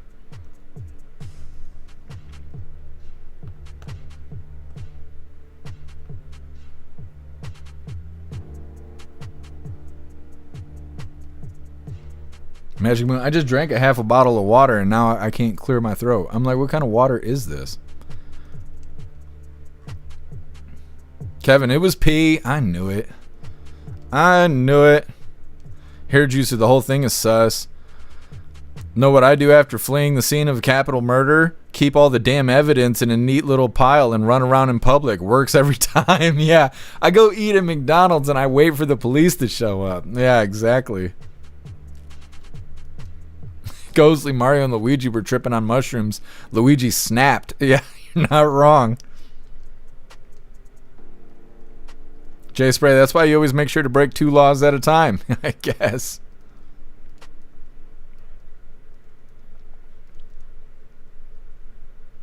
Hurley girl, a snake in the grass attorney will get anything dismissed because that's their job. Yeah, you're right. Send Luigi to Gitmo. They want to. I think they want to give him they want to give him the death penalty or something like that. But it's gonna be really hard without the damn murder weapon. Ian, she thought there was a bomb, so she opened it. That's what she's claiming, but it doesn't make any sense. Like, the law should just say, if you want to search somebody's stuff, just yell out that you think there's a bomb, and then you can search it. Like, imagine getting pulled over, right? They claim you're speeding. You're doing 26 and a 25, which is actually illegal in Michigan, which is fucking stupid, but here we are. You get pulled over. They come up to the car. Can we search your vehicle? No. Officer yells to back up. I think he has an explosive device. And then they just pull you out on your head and search your vehicle. I mean, that probably happens. But if we're going to let this slide, it's going to happen a lot more often. So, I don't know. It's not good, though. I know that. Queen, ew, wrapped in wet undies? That was the final defense right there. They're like, well, maybe if it's wrapped in wet undies, they won't grab the gun, you know? Ian was a professional hit, and he's the fall guy. It would seem. It does seem like that. What's up, Toy Mafia? Happy Freedom. She was part of the setup, the Starbucks worker. It could be. He thinks he's Tom Cruise, and it's Mission Impossible.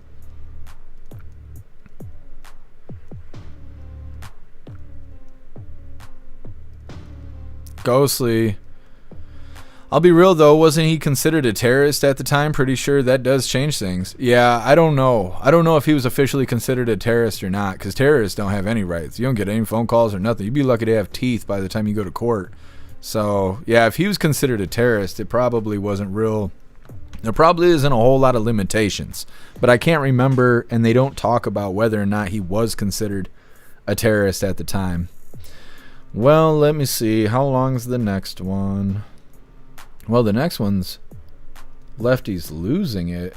Come on, President Trump. It's 43 minutes late right this moment. Turbo, I gotta get the Reaper dust in the mail so you can have PTSD too. I went through things with the Reaper stuff while you were away, Turbo. I had a whole Reaper pepper and the seeds were murdering me.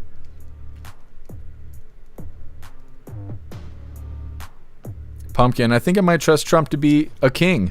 I mean, he's been a pretty good king so far. He hasn't killed any of the No Kings protesters, and as a king, he could do that. TBD, no, I say send him to prison and let him get a beat down. He might. It depends what they can get him on. I don't know. We won't know until they decide whether to throw that backpack out or not. If they throw it out, his case is going to go in a different direction. If they keep it, well, chances are he's going to do big time if he doesn't get the death penalty. Well, let me see. 1111. MTG is one powerful lady, nonetheless rubbing shoulders with president. And what are you doing? I'm hanging out with a bunch of hooligans. What are you doing? You don't even have a real name. Go get yourself a real name instead of worrying about what I'm doing, trying to prop my nutsack up. I'm not hiring. I'm sorry. Well, let me see. We could wait for President Trump, or we can go ahead and cover Lefty's losing it. And that might be the way to go. We got 6 minutes of it. Appeal to heaven. Was the wet underwear water, pee, or other? Well, drop a 1 in the chat if you think it was pee. Drop a 2 in the chat if you think it was water because it might have been raining when he was fleeing from the crime. And instead of dropping a 3 for being other, just write in the chat what you think other could be. Klaus Daniels. Ghostly. I will say I think Luigi is the fall guy. The coats don't match. Yeah, I noticed that too. The coats don't match. And they do point out a lot of stuff about the eyebrows, but it's hard to tell because people can manipulate the photos. Get your booty up here. Get up here. Alright, no fancy fees for you. And Trump's gonna be talking. You know President Trump. He never stops talking. Yeah, I try to tell you. That's what I thought. That's what I thought. Now, don't show them the back door. They got to pay for that stuff. Yeah, it can't be given away for free. My cat's a whore. Anyways, Stoner, it's a duty. Appeal to Heaven says it's Seaman. Kevin says it's P. That's P there. Electric Hammer, Rita. Yeah, I think we're gonna have to play Lefty's Losing It. Russell, it's a number 2, not number 1. Oh no. Good Lord, Ghostly. Ghostly saying it's P and Seaman. You guys, it's all P and Seaman. Lord. Stoner saying it's duty.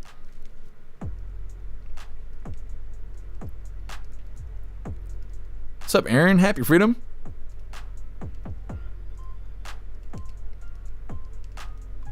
Alright, let's play Lefty's Losing It, because I don't know how long it's going to take President Trump to do what President Trump does.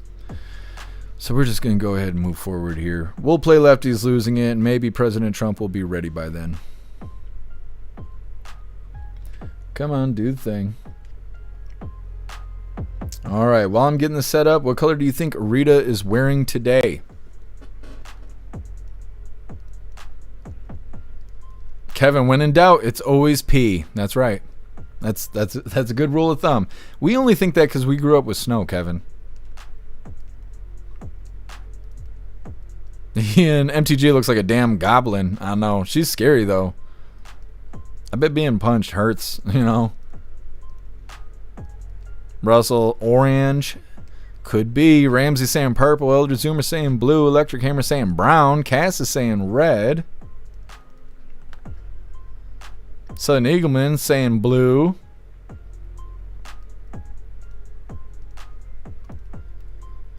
Ghostly saying white all over her face. Matt Rogers saying green. Here Jesus saying flannel. That's not a color, right? Larry, blue. Storm saying fishnets.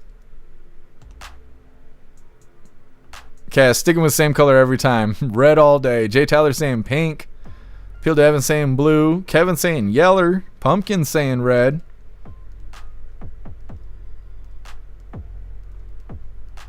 Alright, you guys ready for the reveal?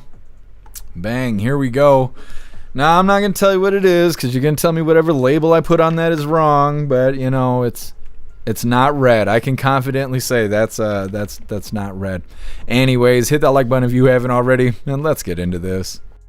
And it's time for Lefty's Losing It. Let's check in on a British musician losing it right here in Australia, the lead singer of Garbage, who back in the day produced some exceptional music, not for a while now, but the lead singer these days is donning outfits in the Palestinian colours, ranting about genocide and having an absolute meltdown over a beach ball. Guy with your big beach ball. Ooh, I'm so scared of you, so thrilled by you. What a douchebag. Oh, that wasn't it. There was a lot more. This is about to get weird, folks. Like, it literally makes me want to beg people to go over there and punch you in the face. Oh, you're getting rid of the balloon now? Yeah, you big dudes. Wow, oh my God, you're so cool. It's just so outrageously cool. I can't get over it. Wow. It's disrespectful, and musicians have had enough. And we're fed up of not getting paid properly, and fed up of having to play for douchebags like you. You're a middle-aged man in a ridiculous hat. That dude in the ridiculous hat has paid to watch live music, Shirley. He's paid to support musicians, to watch you perform at the Good Things Festival in Melbourne. And that meltdown only got worse. Shirley Manson was actually hoping that that poor bloke got bashed up. I mean, this is unhinged. You're a face, and I literally want to ask people to punch you in the face. You know what? I'm a lady, so I won't. But if truly, violence is not the I would love to send my crew over to you up, but you know what? I won't, because I pity you, because you're a small man with a small. What is wrong with you, ladies? Surely you can't be serious. One beach ball got that response, and then she doubled down on that behaviour, releasing a statement justifying it. She said she makes no apologies whatsoever. But guess what? She did issue an apology because even the lefty music world turned on her. Here is Stand Atlantic, who are appearing with Garbage in the Good Things Festival. This is how they started their set in Sydney.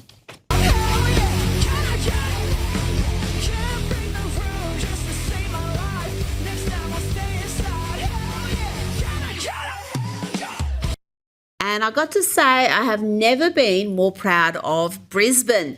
This is how they responded to Shirley's tantrum, by bringing dozens of beach balls to the Brisbane performance. Yep, this is how you respond to a lefty losing it. If you're ready for love, if you're ready for love, if you're ready for balls, if you're ready for balls.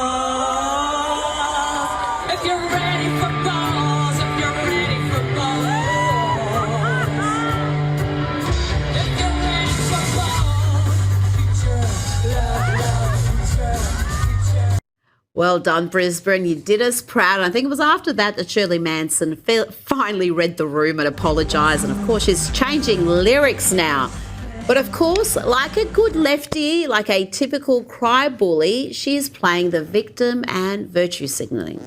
So the only thing that kind of shocks me a little is that there's been more fuss made about me offending beach balls than there has about 20,000 Palestinian kids. I would just like to remind you all what actually is important in this life. And maybe a beach ball brings you joy, and for that I apologise. If I upset you about your blessed beach balls, I humbly apologise. I don't think people were upset that you were insulting beach balls, Shirley. I think it was the threats of violence against a poor dude who happened to have one at your performance. Now, time to see what Saturday Night Live are up to, and they have decided to mock War Secretary Pete Hegseth, but they just made him seem cooler and hotter.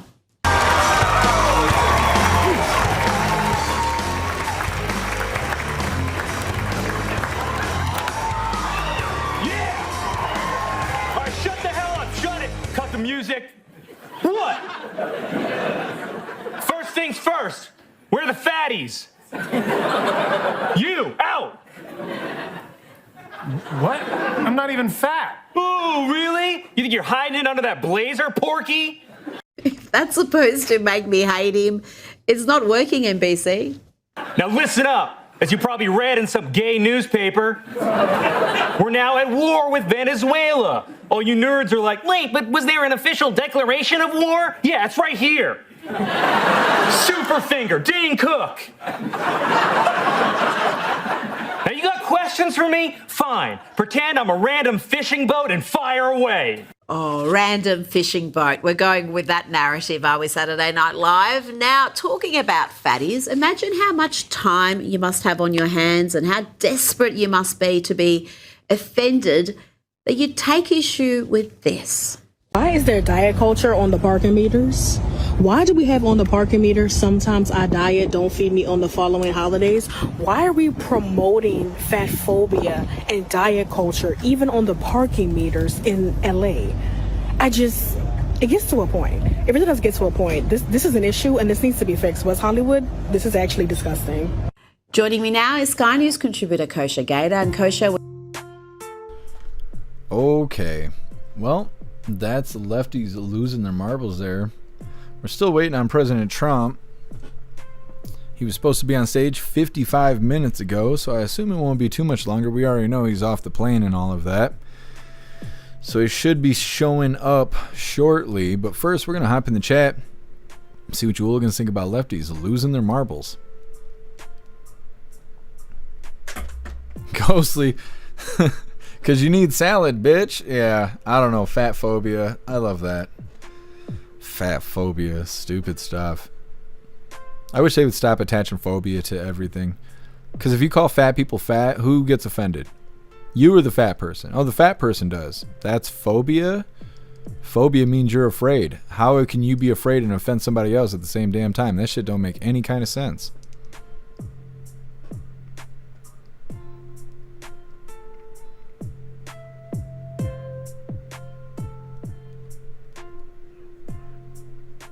Kevin, why is she doing that with her hand? Because she had long fingernails and it's got doo-doo underneath them. I don't know. That's just my assumption.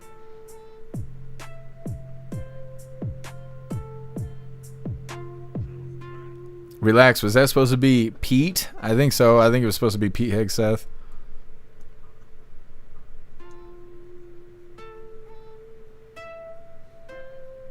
Appeal to heaven not to see that so-called rock star saying my package was small. That's right. That's defamation of character. I need $100 million hairs.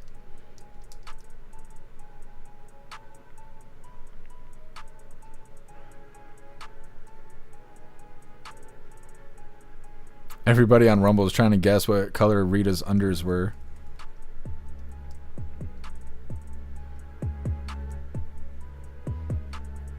Pumpkin, poke your eye out with those nails. Yeah. Patriot Dad, yeah, absolutely. I can't read that out loud because Twitch and YouTube's community guidelines is softer than baby shit, but yep, you're right. Ghostly, I'm afraid that fats will eat all the food. Me too.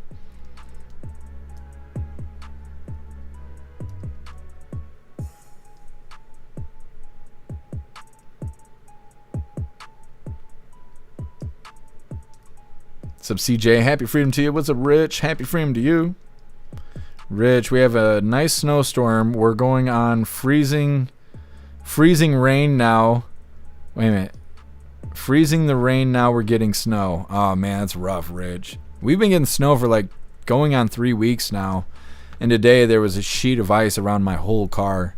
It was so hard to get all the ice off of my windows to go to Wesco to get coffee. Pain in the ass. I assume we're getting the snowstorm you're getting after you're done with it.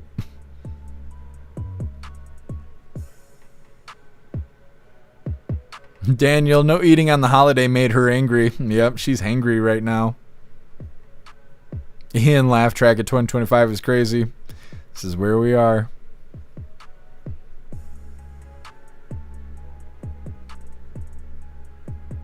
Obnoxious Scott. When the world goes to hell, fat people will be the bacon.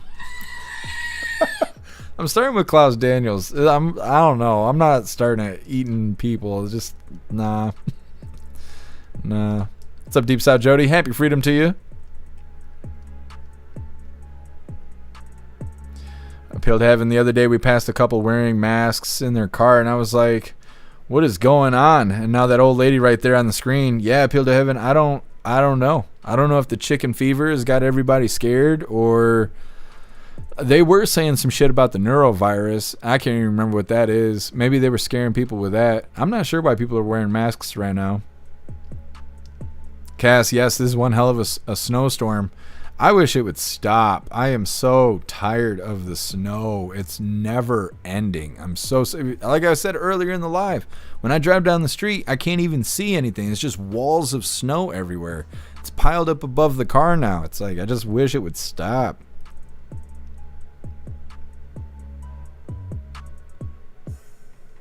Ghostly, yeah. We got some of your snow down here, and it's like someone dog shits in your yard and you don't even own a dog. Yeah, Ghostly, it's not my fault. I didn't order this damn snow. It's bullshit. Larry Blizzard here tonight, heading your way. Yeah, see, that sucks. Live review, save your pets and eat your neighbor. I know, but my neighbors be eating like fentanyl and shit, you know? At least I know what Klaus has been eating. Klaus has been eating Fancy Feast and Go-Gurts and the fucking, what are those things called? Them temptation treats? Mm-hmm. Kevin, you're on a Canadian goose migration route. You won't starve. There's thousands twice a year. Yeah, but Big Gretch, she gas chambered them. She killed like 200,000 Canadian geese. She gassed them to death. She had the goose holocaust. I don't even know why she did that. Now the goose probably don't even fly over us.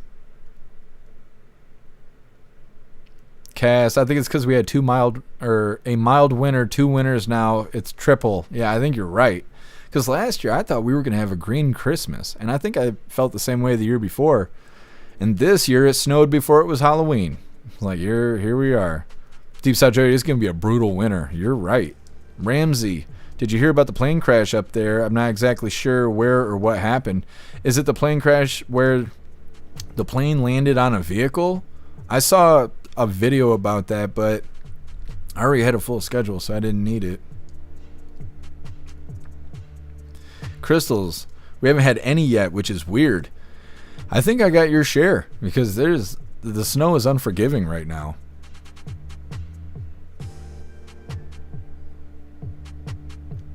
Larry, in January the snow will stop and it'll be too cold. Yeah, it gets frigid in January and February. Hair juicer is supposed to rain all night and drop into blizzard 3 hours east of Larry. Oh man, that is rough. Snooks is gonna be in the 50s tonight. I'm gonna die. That's tough, Snooks. That's really tough. It's gonna be like single digits here. Yeah, that 50 degrees is gonna be hard to deal with. Holy. Well, I imagine President Trump's gonna be stepping out any minute now. You can see the Secret Service there around the little pathway and all of that, and they're looking at the flag, so I'm assuming we're getting there. You see the trifold hat? You guys are rocking it. I should go get mine. Where's mine?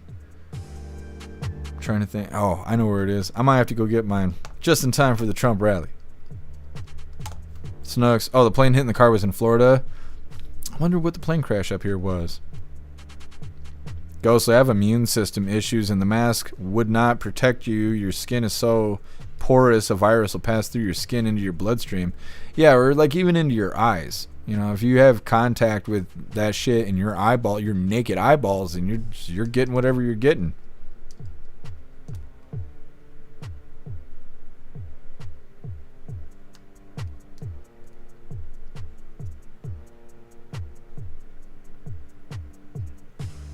CJ, 60s and sunshine here tomorrow. Sounds fantastic. I'm jealous.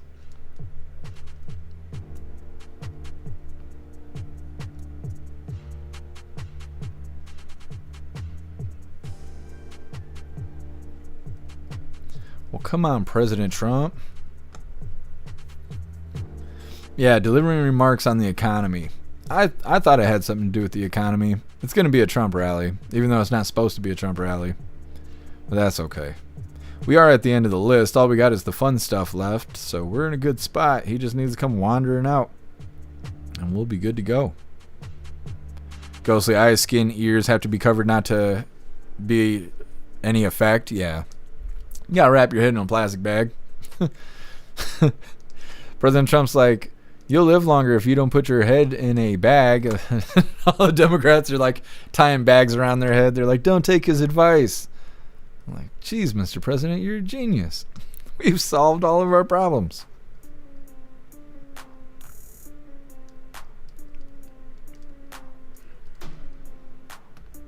CJ, we usually don't get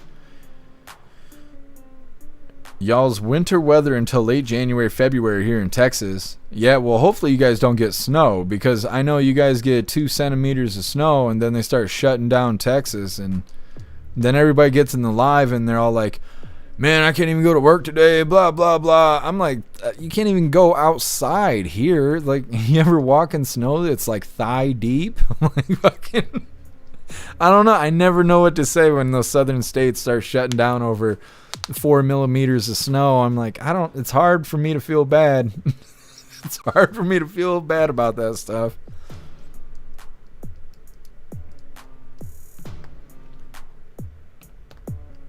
Ghostly, or just live your life, because none of us make it out alive in the end. Yeah.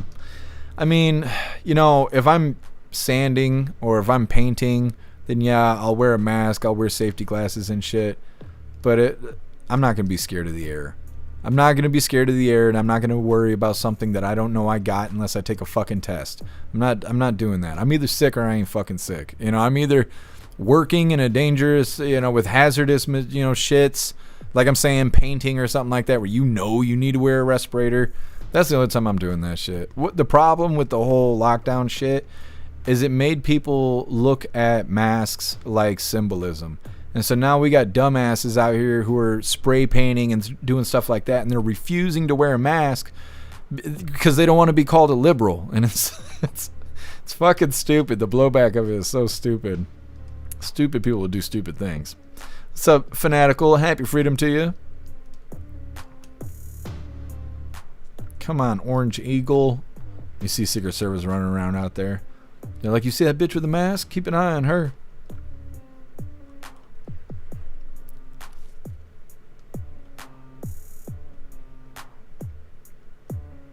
Electric Hammer. I had to come back to Michigan in January earlier this year, and it was -19. Yeah, I believe it. It's Canada's fault. I just blame Canada for that stuff. I'm like, it's too cold down here. The polar bears are up north. They need to send that shit up there. Ghostly paint fumes are fun though. I mean, they can be.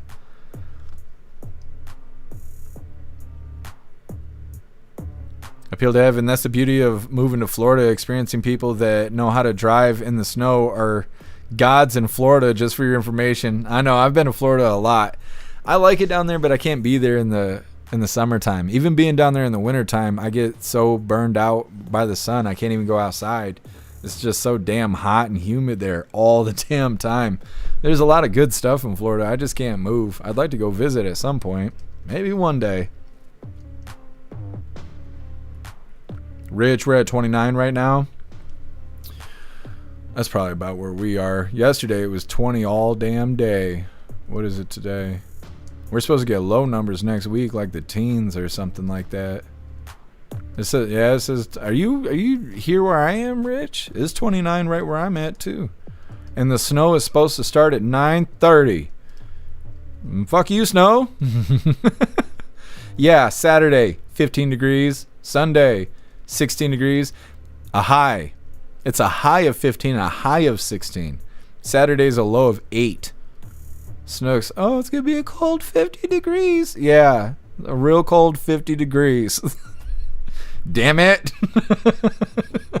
A low of 8. I don't know. My balls hurt when I think about that. Rich, you're going to get what we got right now. I know. It's heading this way. What's up, Nephilah? Happy freedom. Looks like a blizzard right now in western Wisconsin. It's coming your way. Yeah, Nephilah, that's what I'm hearing. Turbo, it's going to be in the 60s here this weekend. You guys.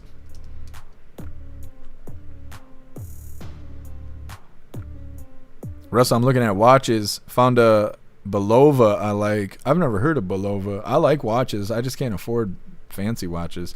Hair Juicer got me a badass watch. It's got gears and stuff. It's a mechanical watch. And it's so fancy that I don't wear it very often because I don't want to mess it up. I love that damn thing. Electric Hammer, come to Galveston and be my right-hand man. No, I wish I could.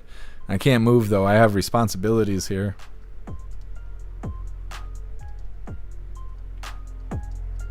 Fanatical 64 in Tampa. That sounds nice.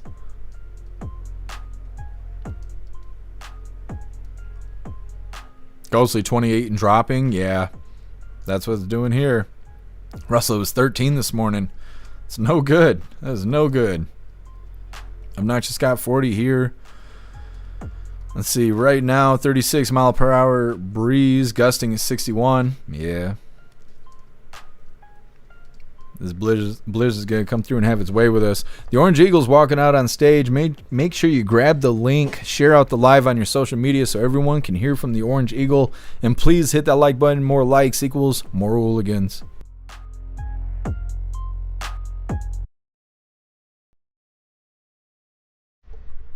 Hold on a second. There you go.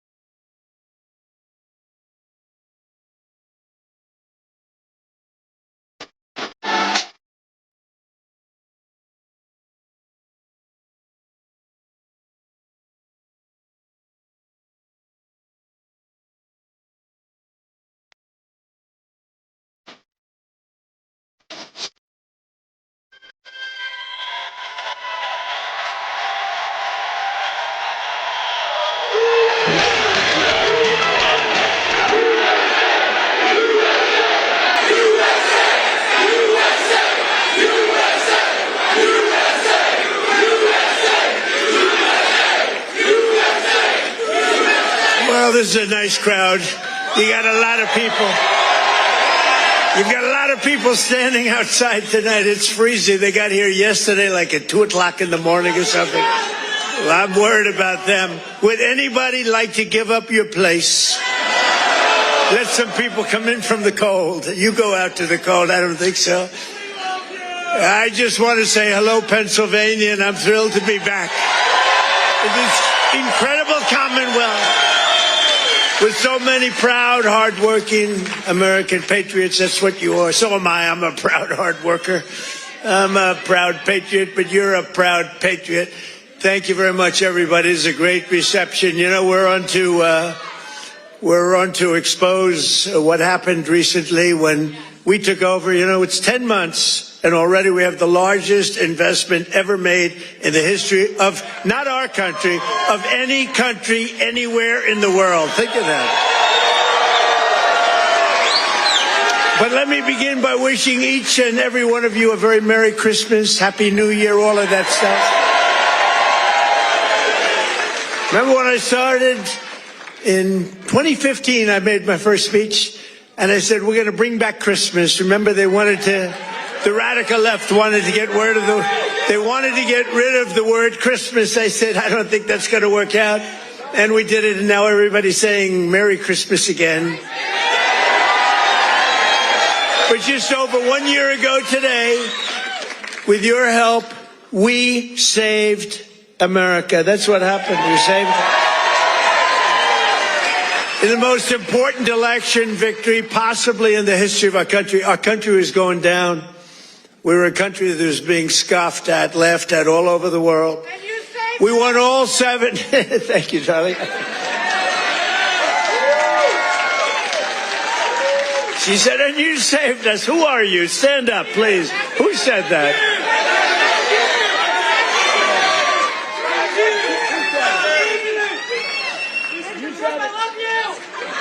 I love her.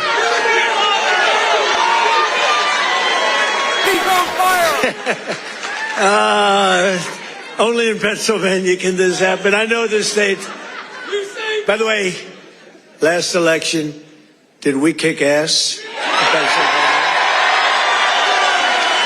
We won. That means we won 3 times in a row, as you know. But we won all 7 swing states. We won the Electoral College, 312 to 226. We won, and by the way, the real vote was much more than this, but we wanted to make it too big to rig.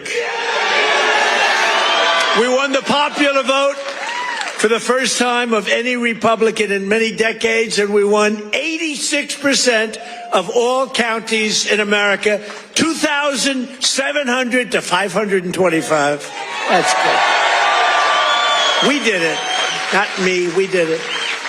And now, after just 10 months in office, I'm pleased to report that America is winning again, Pennsylvania is prospering again, and I will not rest until this Commonwealth is wealthier and stronger than ever before.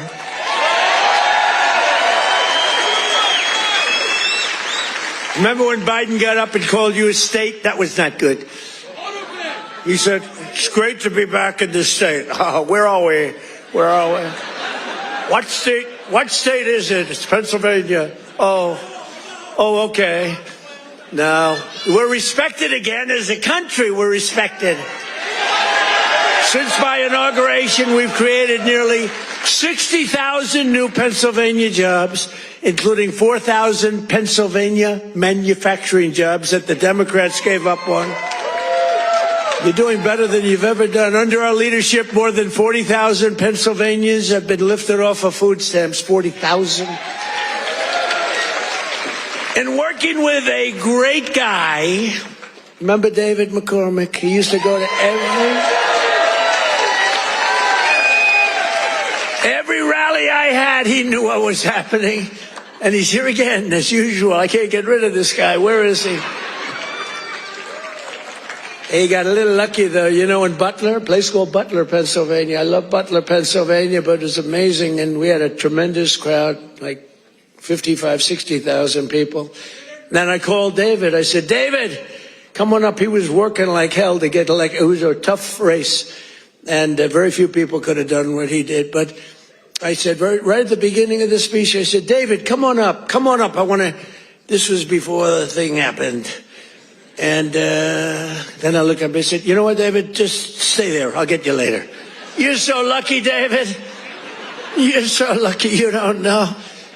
I could have had a little differently shaped ear if it weren't for you. You know, you got very lucky that day. People don't talk about that, but I remember I called him up and I said, just stay there. Because he was walking a little bit slowly. I didn't want to take the time. Oh, boy, that was a good day for you. What a job he did. He's really a great guy, and his wife, Dina, is fantastic. Thank you. Stand up, baby. He's a lucky man. Working with Senator David McCormick, we've secured commitments for nearly $100 billion of investments in Pennsylvania. We were up here a few months ago. Some of the greatest energy companies in the world made that. We were doing it on a beautiful day, a little warmer than it is outside today, David. But over $100 billion, and we've saved a great American company. You know, we saved, this little group of people and me, saved a little company called U.S. Steel, and it's hot as a pistol now. And we have the keys to the company. It's always going to be here. It's never moving. They said, what happens if it moves to Japan? I said, you can't move a steel mill to Japan. You can move a headquarters, but the steel mill stays here. That's all that matters. And I will tell you, the company is spending billions and billions of dollars, and there was no second by comparison. Other companies were interested, and they really are. They call me all the time, tell me they're really excited about it. And, you know, they're building a lot of additional plants. It's turning out to be beyond what anyone thought possible, but we had to save U.S. Steel. U.S. Steel was one of the greatest companies, which really, for a long period of time, years ago, the greatest company anywhere in the world. U.S. Steel was, you see it with the big factories that were, 2 years ago. Now it's starting to fill up. The tariffs have filled it up because people are coming here. Other steel companies are coming to Pennsylvania now because of they don't want to spend 100%, 50%, 25% on tariffs are all coming in. It's amazing. You know, the word, remember when I said tariff? My favorite word is tariff. True. But then I got a lot of heat from the fake news. Look at all of them back there. I took a lot of heat. I got up early on. I said my favorite is turning out, you know, tariffs are bringing us hundreds of billions of dollars. I just helped our farmers out because they're starting to do really well. But in order to try and negotiate, some countries played a little cute, and we just gave them right out of a tariff money. Cost us nothing. Right out of the hundreds of billions that we've taken in, we gave the farmers a little help. $12 billion, and they are so happy, and all they want is a level playing field, and now it's happening, and the tariffs are making them rich. It's going to be, you're going to see what happens over the next 2 years. It's like a miracle is taking place, but we've taken in hundreds of billions of dollars, really trillions. Scott, we have the great Scott Bessent. Scott, stand up. And if you add to that, all of the companies that are pouring their money to building plants in Pennsylvania and many other states, auto plants, AI plants, plants of every type, which we would have never had if we didn't put the tariffs on. Did you see where Europe now is saying, I think we got to start doing what Trump is doing. We've got to start putting on tariffs because we're getting our asses kicked, and it's true. But Scott, if you really think about it, it's trillions of dollars, not billions of dollars, right? So it's amazing. It's the smart people understand it. Other people are starting to learn, but the smart people really understand it. 1 year ago, under Sleepy Joe Biden, have you heard of him?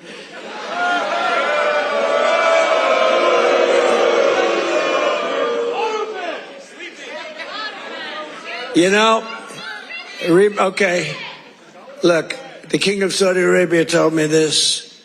He said, sir, 1 year ago, I was in Saudi Arabia. Somebody complained that I was making a foreign trip. I went to Saudi Arabia, Qatar, and UAE.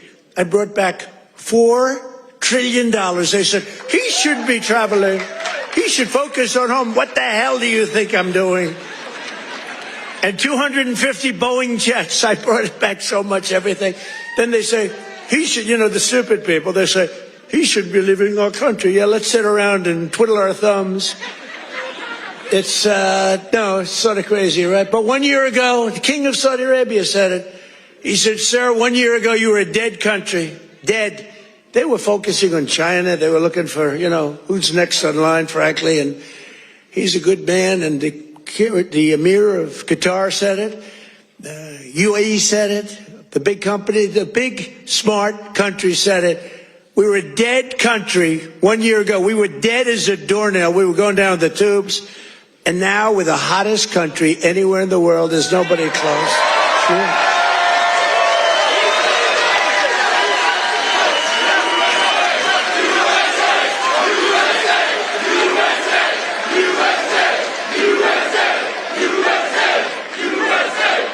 And it's because of the election on November 5th, because that's when it started. You see what's happening with recruitment in the military. The enrollment is the highest we've ever had.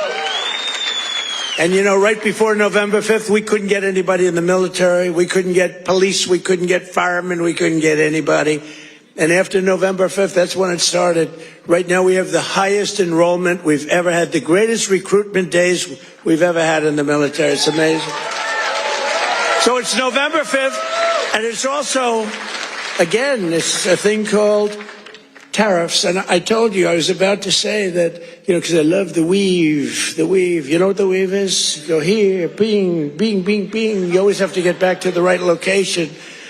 But otherwise, they'll criticize you for straying from the speech. By the way, if I read what's on the teleprompter, you'd all be falling asleep right now.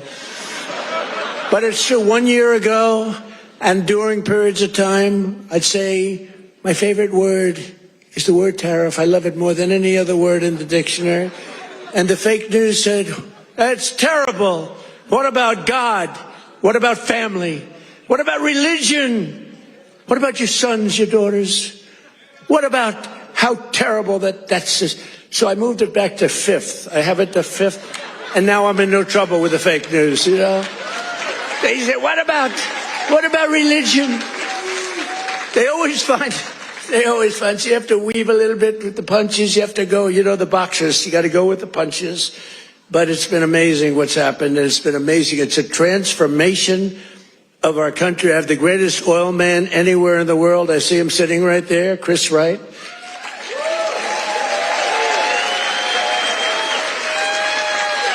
I was going to put him in, Doug Burgum. He's great. He's interior. And I said, Doug, I want you to go to Energy. You're really fantastic at Energy. Came from North Dakota. Big fracking place. They done really a great job. He was a great governor, I would say, right? Really great. And a great person. He's doing a fantastic job. I said, I want you to head up Energy, sir. I'd be good, but I'll tell you, there's one man out there in the whole world. There's one man out there who would be better than me. Who is it? A man named Chris Wright. Who the hell is Chris Wright? Give me a break. I never heard of the guy. Well, you never heard. He's the biggest there is. He's the smartest there is. The greatest oil man in the world. Chris Wright. I said, I got to see this guy. And after about 2 minutes, I understood exactly what Doug was saying. So I said, okay, Doug, you'll go to Interior. You work with, because interestingly, Interior owns all the land that has the oil. And he has all the expertise that drills the oil. And I said, you know, we'll do a friendly merger here. This is pretty good. And that's what we did. And we're right now drilling more oil than we've ever done ever before. Prices are way down. We just had 4 states. It was just reported that 4 states had $1.99 a gallon. Right? We're still moving. So I want to introduce Chris Wright. Stand up, Chris.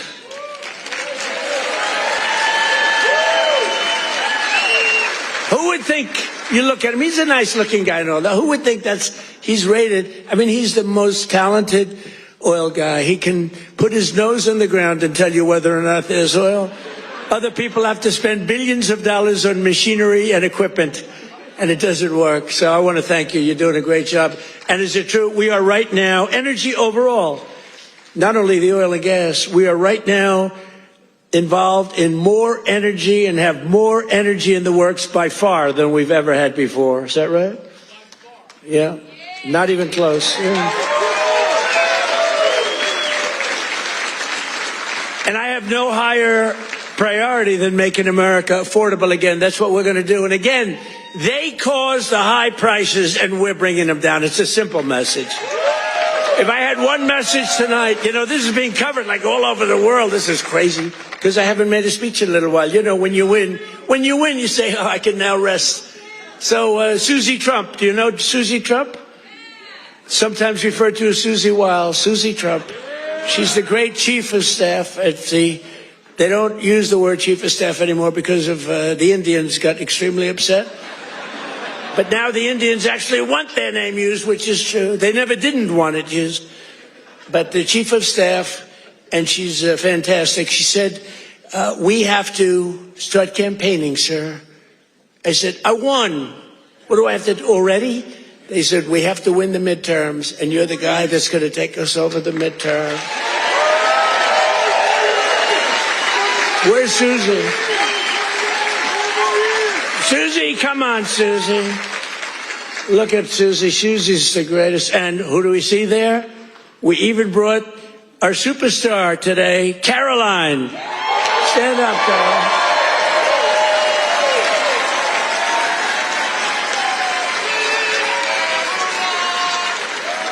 Isn't she great? Is Caroline great? You know, when she goes on television, Fox, they dominate. They dominate when she gets up there with that beautiful face and those lips that don't stop, up, like a little machine gun. She's got no fear. You know why she has no fear? Because we have the right policy. We don't have men in women's sports. We don't have to sell men in women's sports. We don't have to sell transgender to everybody. We don't have to sell open borders where the whole world is allowed to come into our country from prisons and everywhere else. So she's got a little bit easier job. I wouldn't want to be the other side's press secretary, right? Thanks, Carolyn. Great job. We appreciate it. But that's our message. They gave you high prices. They gave you the highest inflation in history, and we're bringing those prices down rapidly. Lower prices, bigger paychecks. You're getting lower prices, bigger paychecks. We're getting inflation. We're crushing it. And you're getting much higher wages. I mean, the only thing that's really going up big, it's called the stock market and your 401ks. It's going up. But I say it, and I said it the other day, and a lot of people misinterpret it. They say, oh, he doesn't realize prices are high. Prices are coming down very substantially. But they have a new word. They always have a hoax. The new word is affordability. So they look at the camera and they say, this election is all about affordability. Now, they never talk about it. They never talk. Thank you very much. They say I'm not allowed to run. I don't know what the hell that's all about, but that's okay. He said 4 more years. You see the new hat? We have 4 more years. 2020. We have all sorts of.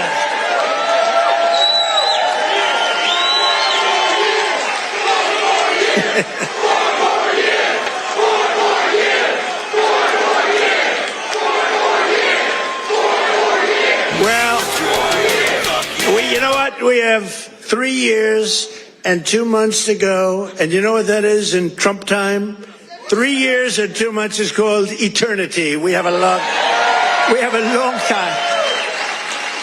a long time. But under Biden, real wages plummeted by $3,000 a year.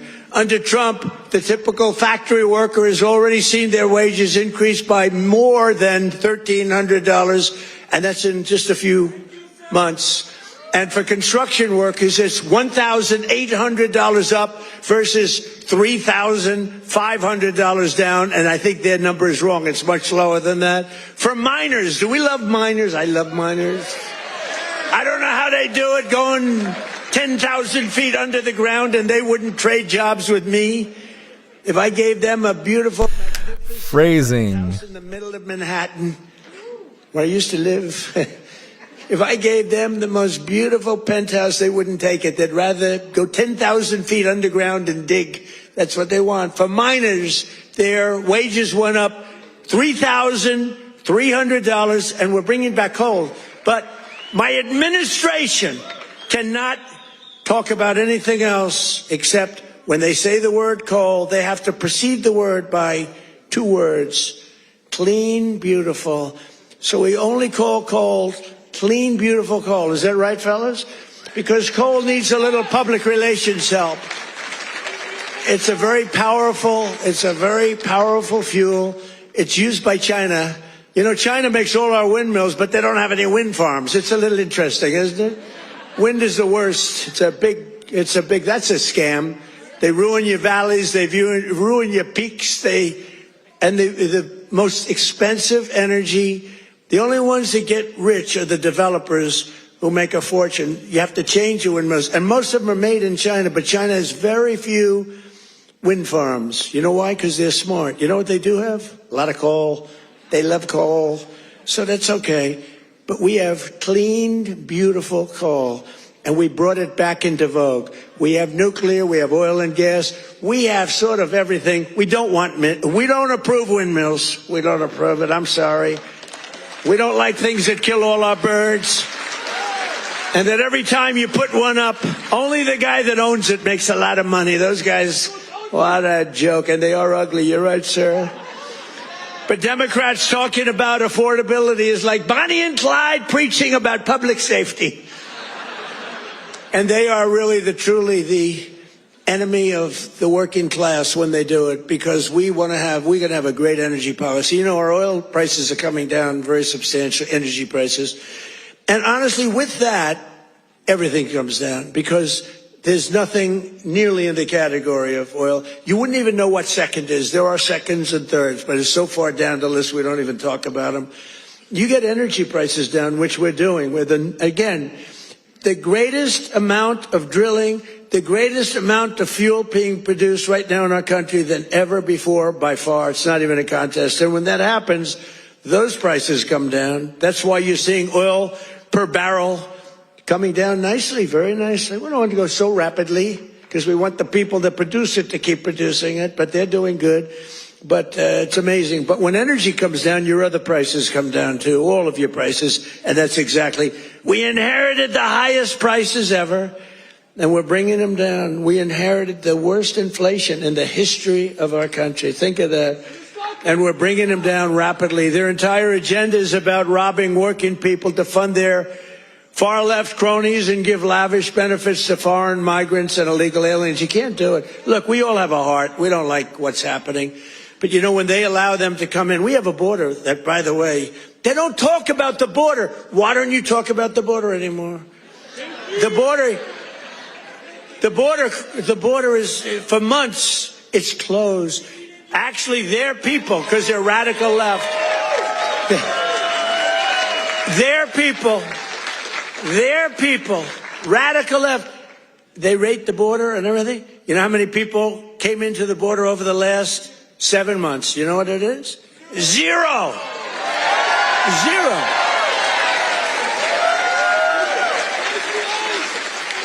Except for the ones that came in legally, right? Legally.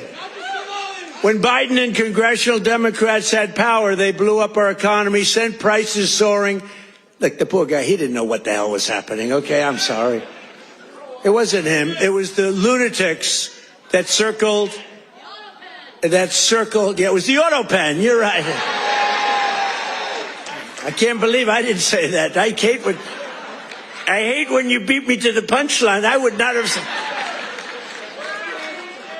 Well, I'll tell you, I'll give the fake news a little breaking news.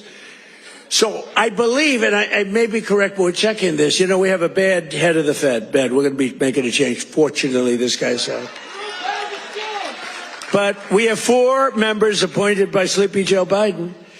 Which is better, Sleepy Joe or Crooked Joe? Historically, when I've done polls, from people. I do my own polls. I go to a big arena. We have 20,000 people. I say, which you like, Sleepy Joe or Crooked Joe? And I learned I save millions of dollars. I don't have to do any polling, okay? Typically, Crooked Joe wins. I'm surprised. Because to me, he's a sleepy son of a bitch, who destroyed our country. If we didn't come along, and it's not me, it's all of us. If we didn't come along, this country was destroyed, I'll tell you. It would have been destroyed. But now Democrats in Congress want to take us straight back to the Bidenomics. They don't change. And I don't really talk about it because, for instance, I watched a congressman the other day on a television show. They were interviewing a Democrat. He was fighting like hell for men to play in women's sports, okay?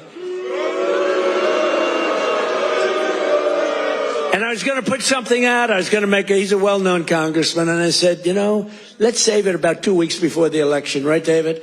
We don't want to do it now. What the hell good does it do now? Let's save it for about 2 weeks because we don't want them to change. Just let them keep going. I think transgender for all is a great, great thing for the Democrats to be talking about. Transgender for every member in your family. If they're not feeling well that night, let's just change their sex. Now, let's not talk about it. Let them go and let them fight to get these things. I think open borders are great. Where prisons are emptied into our country, right? Where we have people from all over the world being dumped into our country. The people that aren't wanted in their countries, by the way. I think that's a great, like Somalia. Welcome. Do we have any individuals from Somalia in the group? Please raise your hand. That's for Minnesota. That's called the Great Big Minnesota Scam with one of the dumbest governors ever in history.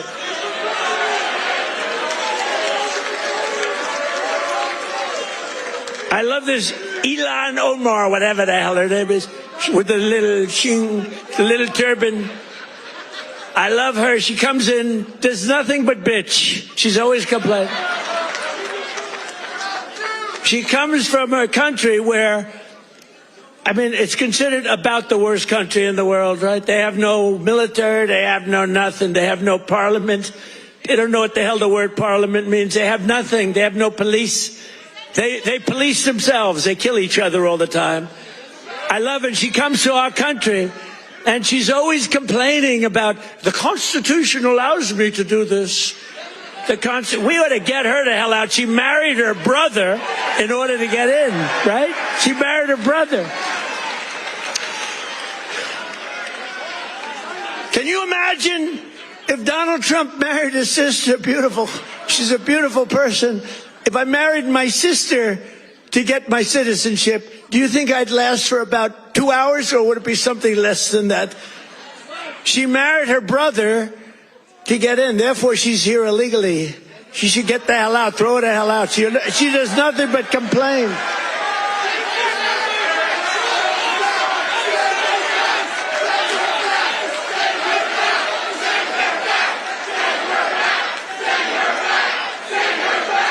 So now, I think they're saying send her back. We have our savior in this room.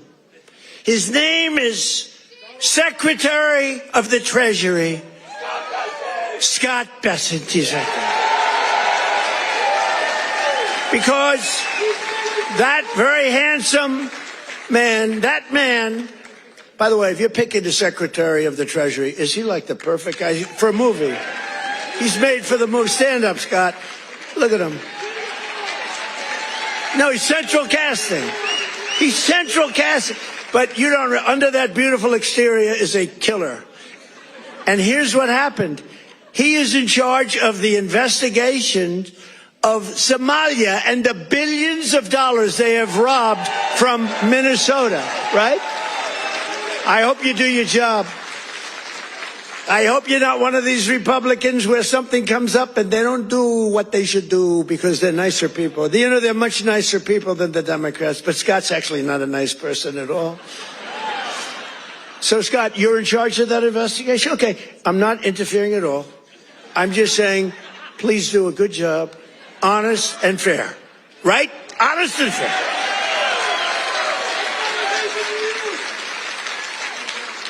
Oh, if he's honest and fair, you know what he's going to find? It's great. I'd love to have that job. They may switch jobs with you. I'd love to have that job. They're to get him the hell out of here. They hate our country. And she hates our country. And her friends hate our country. And AOC hates our country. They all do. And we have a new candidate in the great state of Texas, where I won Texas by more votes than anybody. And you have to understand, I'm being judged by these bad people back there, the fake news. So anything I say that's slightly off, I get like headlines. Donald Trump exaggerated, or Donald Trump lied. They give me Pinocchios, Washington Post, a Pinocchio. They lie every day. They give me a Pinocchio. But think of this. If I make even the slightest mistake, what they do is they go after me. Everything I say is correct. We have now a new candidate. I won Texas by the largest vote in the history of Texas 3 times, okay? I love Texas. Just like I love Pennsylvania, the Commonwealth of Pennsylvania. Just like I love, honestly, every one of our states. I love all of our states, and we've done so well. I love all of our states. What? By the way, is this a different country now than we had a year and a half ago? Right? What a difference. Crime is way down, despite the fact that we have many, bad people entered our country. Many of them are being taken out. Ultimately, they're all being taken out. Washington, D.C., we had a tragic incident, as you know, with the 2 incredible people. What a terrible thing that was just 2 weeks ago, right? Just a terrible National Guard, terrible thing. Sarah and Andrew. Sarah passed away.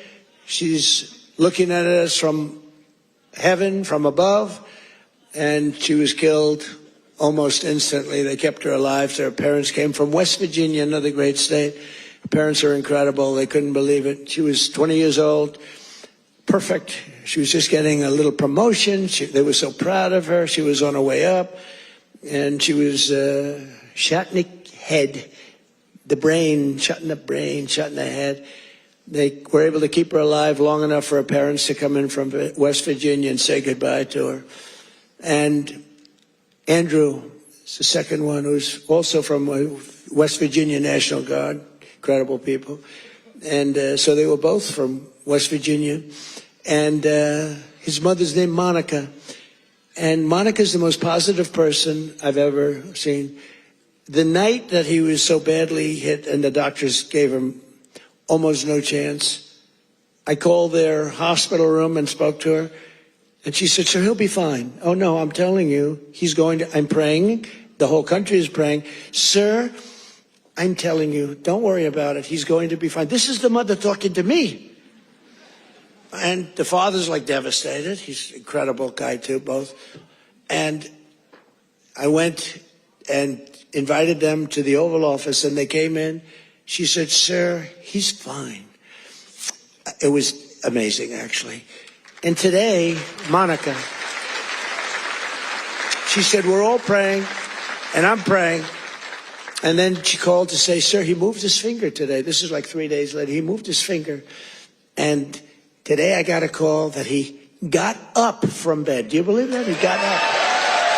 He got up.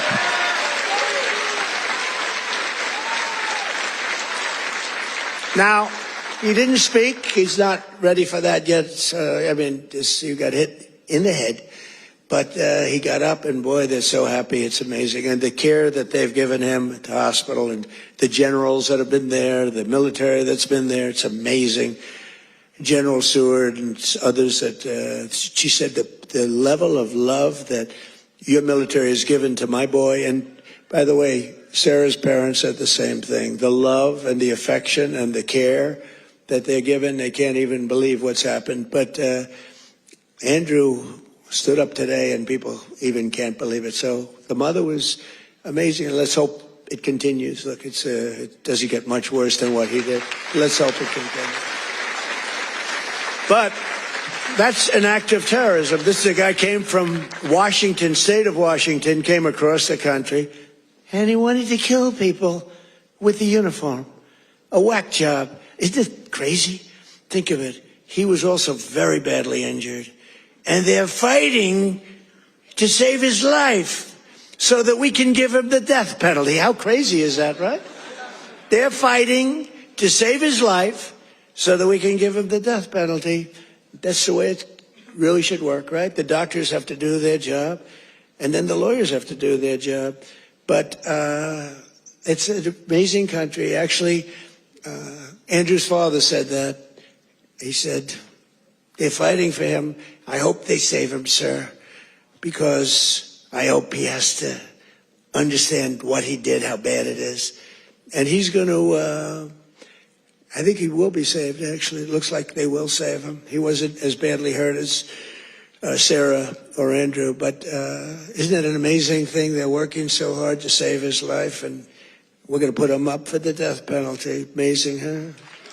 Only in America. That's only in America. You know, in one way there's something beautiful about it, and another way it's a little crazy, right? In my first term, we built the greatest economy in the history of the world. You know that. We had the greatest economy in history, even with the COVID came, and it really hurt the world. It was a gift from China, but China got hurt very badly, too. We're getting along with China. They're buying a lot of our soybeans. Keep buying those soybeans there. You know, you heard all about magnets and rare earth. They were great. I met with President Xi. Scott was with me, and we had a whole group. Marco was there, and Chris was there. We were all there, and we made incredible deals with China. We're getting along. Getting along is a good thing. You know, getting along is a good thing, not a bad thing. It's a smart thing. And they're buying literally trillions of dollars worth of our products and all of that. And we had a very good meeting. Remember, the whole world was going to shut down over rare earth. That was 2 months ago, and that worked out very well. It all works out well. If you have a smart president, it works out well. If you have a dummy, it doesn't work well.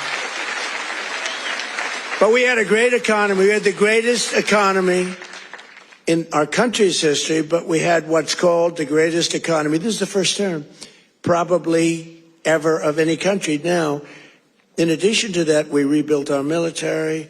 We got the biggest tax cuts ever. We got the biggest regulation cuts ever. We had the best job numbers. We had a great first term. Or frankly, to be honest with you, I wouldn't be standing here. Because if I had a bad first term, you know, you might say, I like him. He's really good. But we had a lousy first term.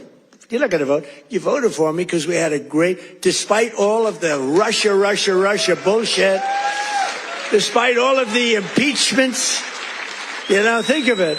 The impeachments, all of the crap we had to go through with these crooked Democrats. They're crooked as you could be. They're bad people. They're sick people. But despite all of that, we had an amazing first term. Our second term is blowing it away. It's blowing it away. So we're doing it again, but bigger, better, and stronger than ever before. There's more work to do, but today, 22 states, we're setting 22 total. Is that right, Chris? That just came out, that statistic. We're down lower than we've been in 7 years in gasoline prices and oil prices, not just the 3 states that I talk about with $1.99 a gallon. How would you like to have $1.99? You know,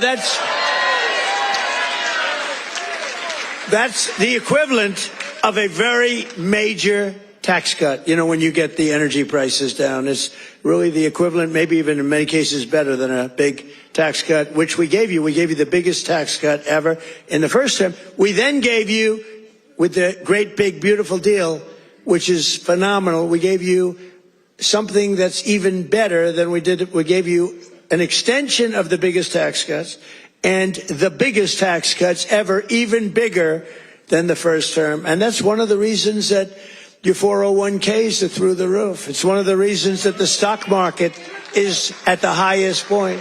So rent prices are down, dairy prices are coming down very strongly. The cost of Thanksgiving turkeys was down by 33% compared to the Biden era. You know what you did during the Biden era for Thanksgiving? You said, oh my God, this is terrible. It was a rotten Thanksgiving. And Walmart, I thank them. You know, they came out with a big, like sort of a numbers thing, a chart. and they had it 25% less. So that's pretty good. A Thanksgiving meal with all of the trimmings is 25% less under Trump than it was a year ago under Biden. That's a good start. We're bringing it down, and we're coming down more. We're coming down a lot more. Takes a little time to come down. They were ruining. They're going to destroy our country. The cost of a Christmas ham, what? Don't forget who?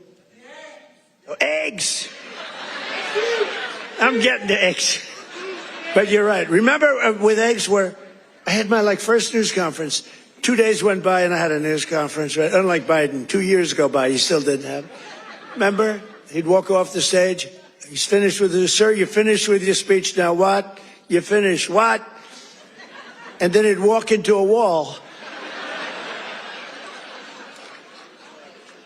What he did, and it wasn't him, it was some really smart, radical left lunatics. What they did to our country, we can never forget. We can never forget. But you remember the first eggs? We remember the first 3 days. I just got there. Sure, what's these people? 2 of them are there, right there. Look at all those cameras you got. You got a lot of television going. 2 of them were there. And I'm talking about, yes, I look forward to getting involved and doing great things. What about eggs? Eggs are down. They go, eggs. They said, the price of eggs is quadrupled. I said, oh, I didn't know that. Tell me about it. It's gone up like 4 or 5 times. Remember eggs right at the beginning. He's right when he says eggs. It went up like 4 times. It was like crazy. And they said, sir, don't buy. They came into the Oval Office. Sir, you know, we have an Easter egg hunt. It's like a thing for 150 years at the White House. Beautiful. They said, sir, we're going to buy plastic eggs this year. Plastic eggs. We don't have, enough eggs to go around for that. I said, you're going to buy regular eggs. And by the time Easter comes, we're going to have so many eggs, you're not going to know what to do. You're not buying plastic. And we didn't. And Brooke Rollins, our Secretary of Agriculture, did an incredible job. And eggs dropped like a rock. And we ended up buying a lot of eggs for a lot of... But the price of eggs is down now 80% since March. Think of that. And we have 2 price charts. Do you remember the last time I pointed to a chart? My all-time, I don't care what these charts say. My all-time favorite chart was the chart I had in Butler. I said, let's look at the chart. Bing, bing. I don't care how good that chart looks. It's shit by comparison to the one in Butler. It's nothing. I like the Butler chart. Remember, that was on how great employment was and all this. But I like it for other reasons. Look at that chart. It's good. But now I talk about the Butler chart, I don't even want to look at it. It doesn't mean anything. But look, Biden price increases and Trump price increases. Look at Biden. Up 37, 24%, 22, 21, 30.7, 30.7 again, 10.4%, 49%. Trump, the price is down 5.1, 4.2, 0.5, down 4%, 2 points, 2.9. Look at that. Our prices are coming down. Their prices, it's a hoax. They're just, remember they said the Inflation Reduction Act. Remember that? Billions and billions, hundreds of billions of dollars. The inflation, and after they got it approved, because we had a few Republicans that went along with that whole hoax. And remember, we're going to pass the inflation. And I said, there's nothing to do with inflation reduction there. There's nothing to do with that. It had nothing to do with inflation either way, other than raising inflation, perhaps, because it was such a stupid. And then they admitted, they fought it like, oh no, this is inflation. After they got the thing passed, then they said, we agree, it has nothing to do with inflation. Screw you, we don't care. That's what it is. We're dealing with bad people. And the word affordability is the exact same thing. And I can't say affordability hoax because I agree the prices were too high. So I can't go to hoax because they'll misconstrue that. But they use the word affordability. And that's their only word. They say affordability. And everyone says, oh, That must mean Trump has high prices. No, our prices are coming down tremendously from the highest prices in the history of our country. And look at that chart. Let's see the next one. You have another one, I think, mortgage rates. Even with a lousy Fed chair. We have a lousy Fed chair. Oh, and by the way, it looks, you're going to have to check this, please. I just heard it could be that all 4 commissioners in the Fed signed by Biden, including Too Late. You know who Too Late is? Too Late, pal? Jerome Too Late. He's too late with his interest rates for a reason. He's a bad guy. He's not a smart guy, but he's a bad guy. Too Late. Is he going to lower rates a little bit finally? Did you see where Jamie Dimon, respected guy, said, you got to get the rates down, you schmuck, you know? But I hear that the auto pen may have signed those commissions. If they signed those commissions, now maybe I'm wrong, but we're going to check. Have you checked that? Are you hearing it? Who signed it? Did he sign it or did the auto pen sign it? I'm hearing the auto pen. You know, you can't use the auto pen unless it's very strongly authorized, unless you show you know what the hell you're doing, which is impossible of him to show. So, I don't know. I think it's something we have to look into. You put people there that are not authorized to be there. I know I signed Chris Wright. I signed everything, but I signed Chris Wright. If I gave you an auto pen, they could throw you the hell out of here, Chris. The difference is they would do it, you know?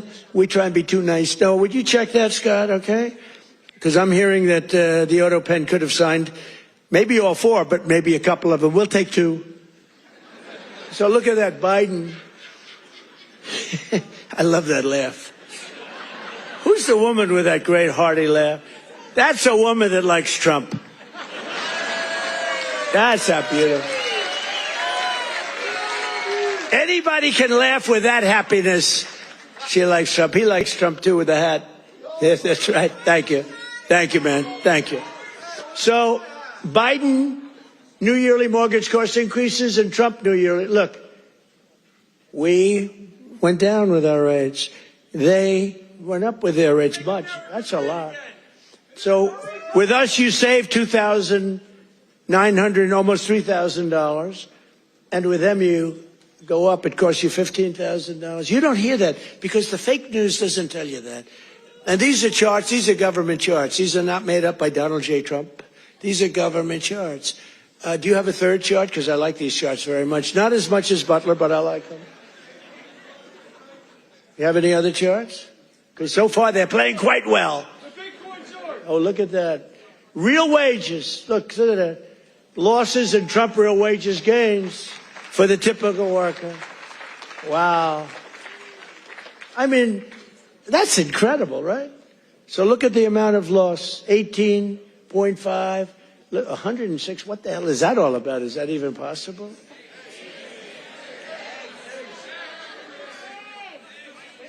Biden food. Oh, I see. No, that's the eggs. You move that chart very quickly. I said, what's going on with that chart? They did. That was Houdini did that.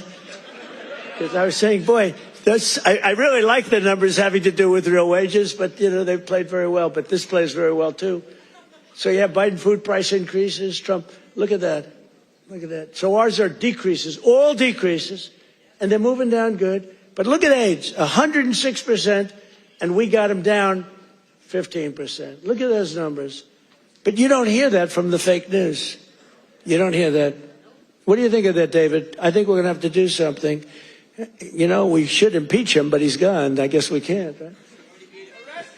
By the way, if it were up to them, numbers like that, they would have impeached. Those numbers are terrible, and those are government numbers. So thank you very much, everybody. It's good. We have a couple of other charts we're going to show you, too, that are just terrible. We're also working to bring down the cost of health care. Obamacare is a scam. Under Obamacare, trillions of dollars were given directly to health insurance companies. Their stocks are up 1,700% in a very short period of time. Would you say that's good? Obamacare's primary purpose was to pay off insurance companies. You know, the insurance companies back the Democrats very heavily.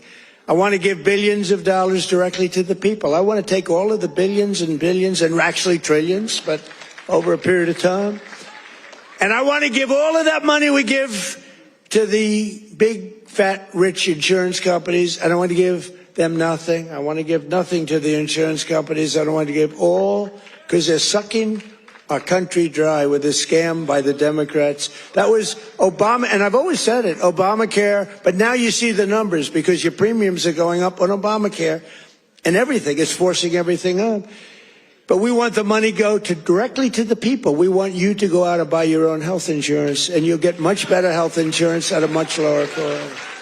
Everybody knows this is the best way to go, but the Democrats, they're bought and owned by the insurance companies. So let's see how many of them have the guts to vote for this. You know, we're putting in bills where all of that money, hundreds of billions of dollars, goes to the people to go out and buy your own health care. And everybody's different. Some are young people, some are older people. It's a much different, really, set of criteria. In 4 years under Biden, Democrats secured less than $1 trillion in new investments in our country. Think of that, though. And we've done in 10 months, we've set the all-time country record by many times. I'm going to get the exact numbers many times. 18, what are we over 18, right around 18 trillion? We could hit $20 trillion in the first year with 10 months, 18 trillion versus less than 1 trillion. And I'll tell you what, it was going to go down if it wasn't going to be like even anything. It would have been negative because companies were pouring out of our country. The stock market is set 51. This is in less than 10 months. The stock market is set 51 all-time record highs. There's never been anything like that. Bum, bum, bum. Bum, bum, bum. It's set, think of that. It's set 51 all-time record highs in less than 10 months. That was as of about 3 weeks ago. Before I entered office, 100% of all new net jobs were going to migrant workers. Think of that. 100% of new jobs were going to migrant. These are government numbers, by the way. These are not Trump numbers. These are government numbers. Because they say, well, did Trump come up with these numbers? No, I didn't come up. I'm just... Migrant workers and illegal aliens got 100%. But since I took office, 100% of all net job creation has gone to American citizens. How about that? Now, how about that? Even I will give myself a hand. Now, think of it. 100% went to American citizens before 100% went to people that came into the country illegally. Again, many of them from prisons, many of them gang members, drug members, Tren de Aragua. More Americans are working today than at any time in the history of our country. That's why when they ask about the economy, you know, you have fake polls. How's Trump doing? You hear these numbers. How's Trump doing on the economy? I was interviewed by a very hostile group today. I said, why am I doing these people? They're hostile. But they were relatively fair because they can't beat you. I don't mind. I can be interviewed by anybody. Were you concerned if you're doing badly? You don't want to be interviewed by bad people. But they can't do anything to you because the numbers speak. It was Politico. I did an interview today. It was a good interview because they have no ammunition. The one person said to me, it's unbelievable. Our economy is unbelievable.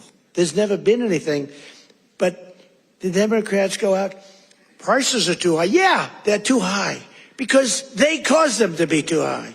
But now they're coming down. One of the most important ways we're defeating inflation is by unleashing American energy, including oil, gas, and clean, beautiful coal right here in the Commonwealth of Pennsylvania. Did you know I went to school in the Commonwealth of Pennsylvania, right? The great Wharton School of Finance. I love the Wharton School. Became a little liberal, but these are minor details. But the Wharton School, one of the greatest schools in the world. I went here and I loved it. I loved the school, and I love Philadelphia. Philadelphia's gotten a little rougher, but we're going to take it. And you have a great football coach, and you have a great running back, Saquon.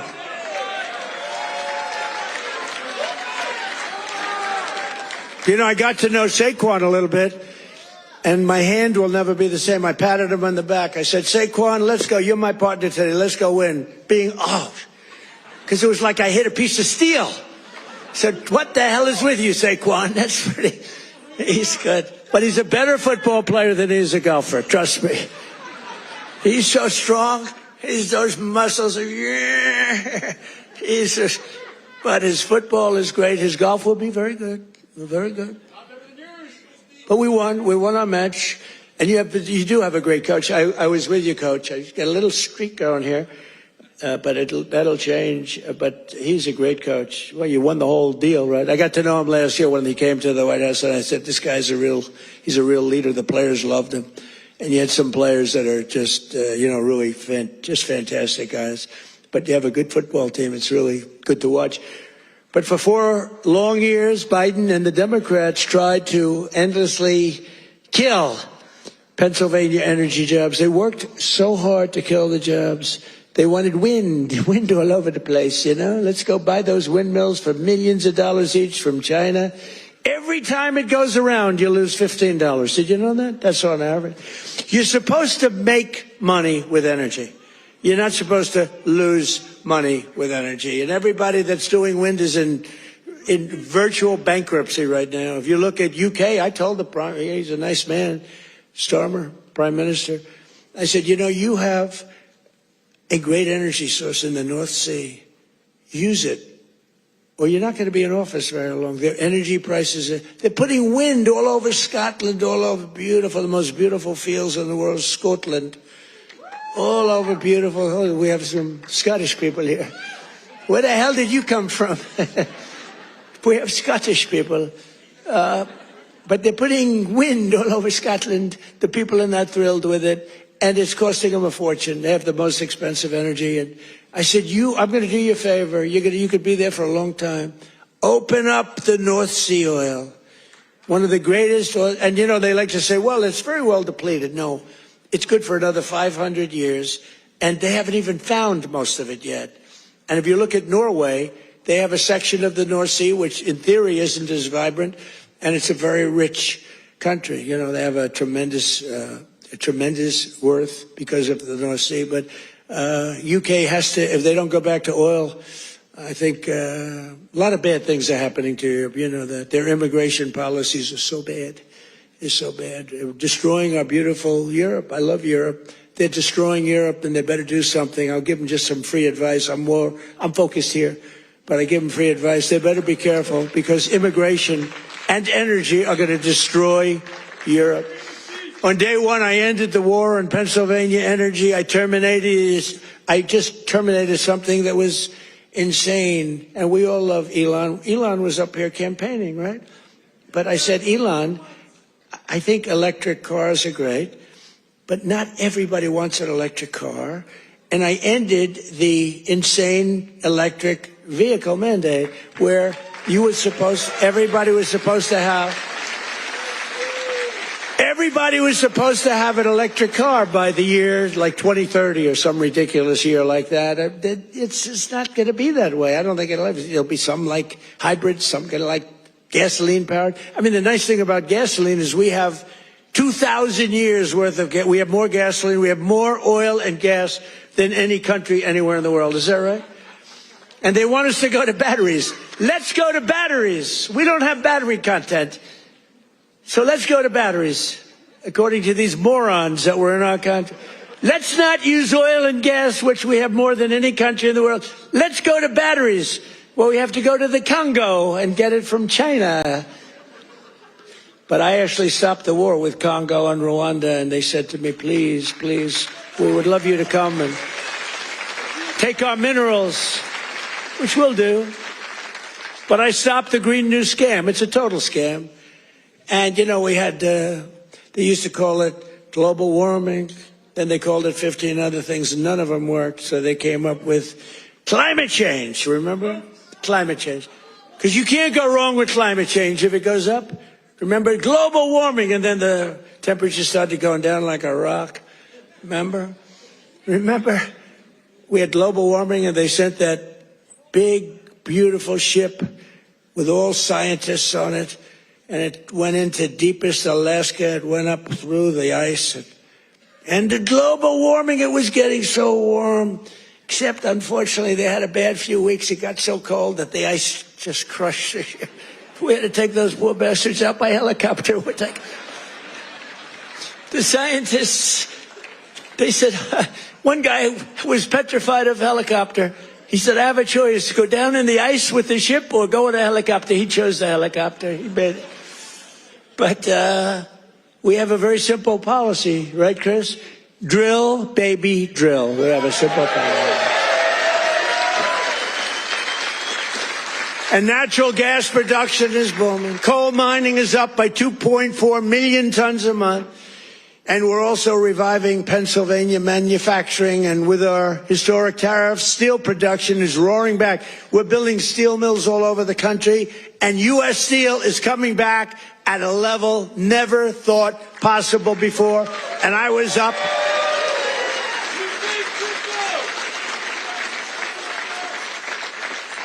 And I was up here and with the workers and with Selena. Do you know Selena?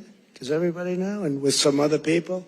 We were up with some great people, and we spent the whole day, and they were determining whether or not they want to make which one of the deals. I went to the workers. I said, which one do you like? We picked the right one. As I said before, billions of dollars they're spending. And the steel workers are doing phenomenally better. I think you're going to do better than you've ever done before. You were losing all of your steel. If we didn't have tariffs, you would have no steel. We wouldn't have one steel mill anywhere in the United States. And that would be really bad for, Scott, national security. We need, the one thing you need steel. You know, you can give up certain products. You can give up pencils. Because under the China policy, you know, every child can get 37 pencils. They only need one or two, you know. They don't need that many. But you always need steel. You don't need $37 for your daughter. 2 or 3 is nice, but you don't need $37. So we're doing things right. We're running this country right. We're also putting thousands of dollars in the pockets of hardworking Pennsylvanians with the largest tax cuts in American history. That's no tax on tips, no tax on overtime, no tax on Social Security for our great seniors, no tax. And all of that kicks in on January 1st. You know, it hasn't kicked in yet. I mean, we're doing great, and it hasn't kicked in yet, and it's amazing. And it's one of the reasons they said, sir, would you mind going on the trail? And I actually like it, you know. I have fun. I haven't read practically anything off the stupid teleprompter. And then my speechwriters they're getting awards for some of the finest speeches, and I haven't even read them. And the award for the finest writer in the history of speechmaking, Ross. Where are you, Ross? Are you here, Ross? Where the hell is Ross? Ross, are you here? Look, first time I've ever introduced him. Ross, get over here. I got it. He's a young, handsome man. He's the greatest. Thank you, Ross. Very low-key guy. Thank you. Look at Ross. He's so shy. I can't believe it. We're joined today by Donna Zajac, a mom and a waitress of over 45 years who lives in Stroudsburg. Does everybody know where Strouds? I know where it is.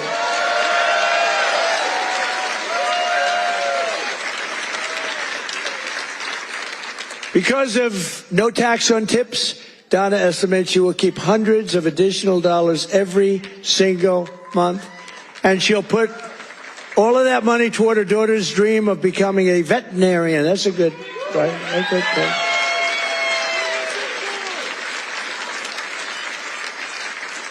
Are you here, Donna? Where's Donna? Oh, come on up, Donna. Come on. Come on. You want say a few words. Look how beautiful she is. She stood up. She wasn't supposed to come up, but when I looked at her, I said, come on up, Donna. Look how beautiful she is. You're not allowed to say that anymore. You know, in politics, if you say somebody's beautiful, that's the end of your political career. I say, I don't care. I don't care. Come on up, Donna.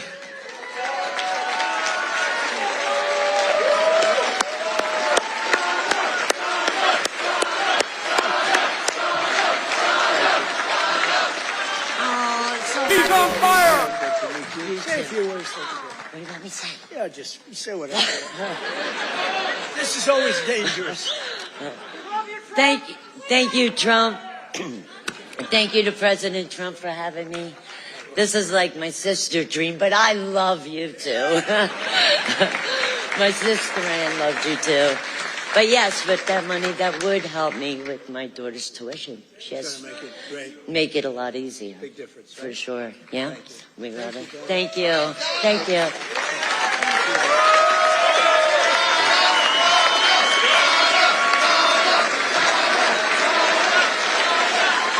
A star is born. That's all I say. A star is born. Is your sister here? Is your sister here, Donna? Are you? Oh, hello. How are you? Good family. Well, thank you. Thanks, Donna. That's beautiful. Also with us is Marine Corps veteran Sean Downey, who now serves as a firefighter and a local first responder. Sean worked over 400 hours of overtime. That's a lot.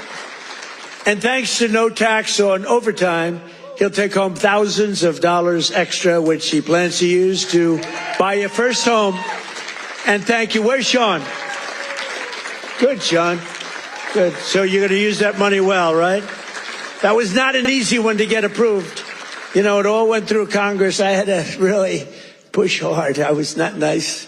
I was not nice to get you that money, but you're going to use that money to get a house, right? A first house? Good. Well, you have a great future.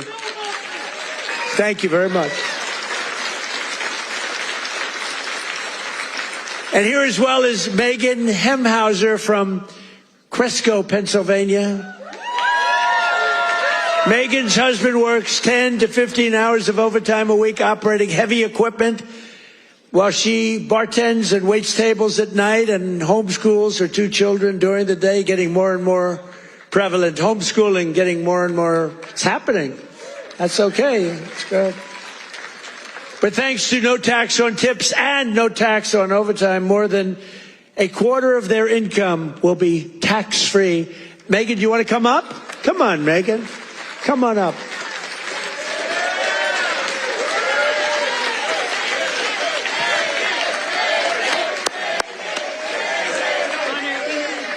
Thank you so much. Oh my goodness. Thank you. Thank you so much. As President Trump said, I'm a mom, a wife. I homeschool my two brilliant children. And the no tax on tips is incredible. No tax on overtime is incredible for my husband. And it all comes back to our family. It saves us, and it's for the future of our children. And it's been such a blessing to be home with them and to have them here with me tonight. And thank you for everything, President. Thank you. Thank you.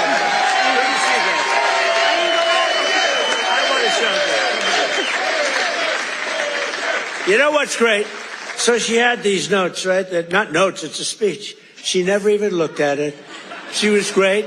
It's much better when you don't have to read it. Ladies and gentlemen, thank you. So I just thought, great job. That's a great job. Thank you.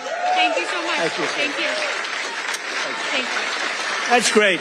Never looked at the notes.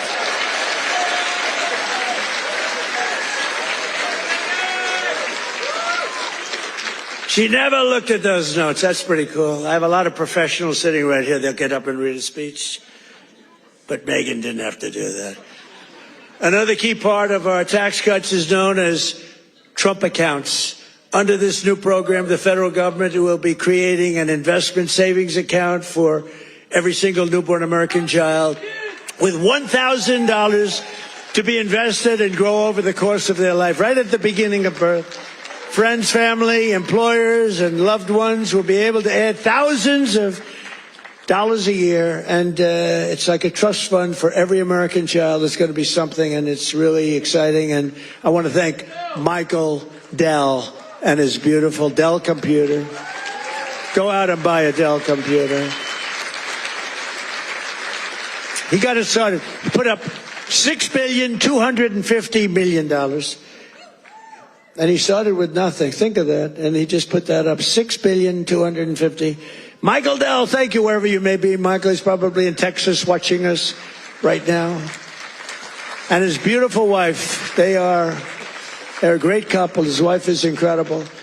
Every single Democrat in Congress voted against these unbelievable benefits for American families. Why would you vote against? Money is being put up. Big money is being put up. And you know, these kids, when they get to be 18, 20, 21, 30, 35 years old, they could have $100,000, $200,000. And they're going to be rich. I mean, they're going to feel rich, and they're going to be watching it grow, and they may be helping it grow. Who knows? You never know. But it's going to teach them. It's going to be a great thing. This was Michael and some other people's ideas. They wanted to do this, and they spoke with their wallet, too. They put up a tremendous amount of money. So I just want to thank Michael Dell, his wife and family, and everybody else that was with us the other day. It was a big day, and it's a big event. But we're joined today by some of your representatives who voted to put more money in your pockets.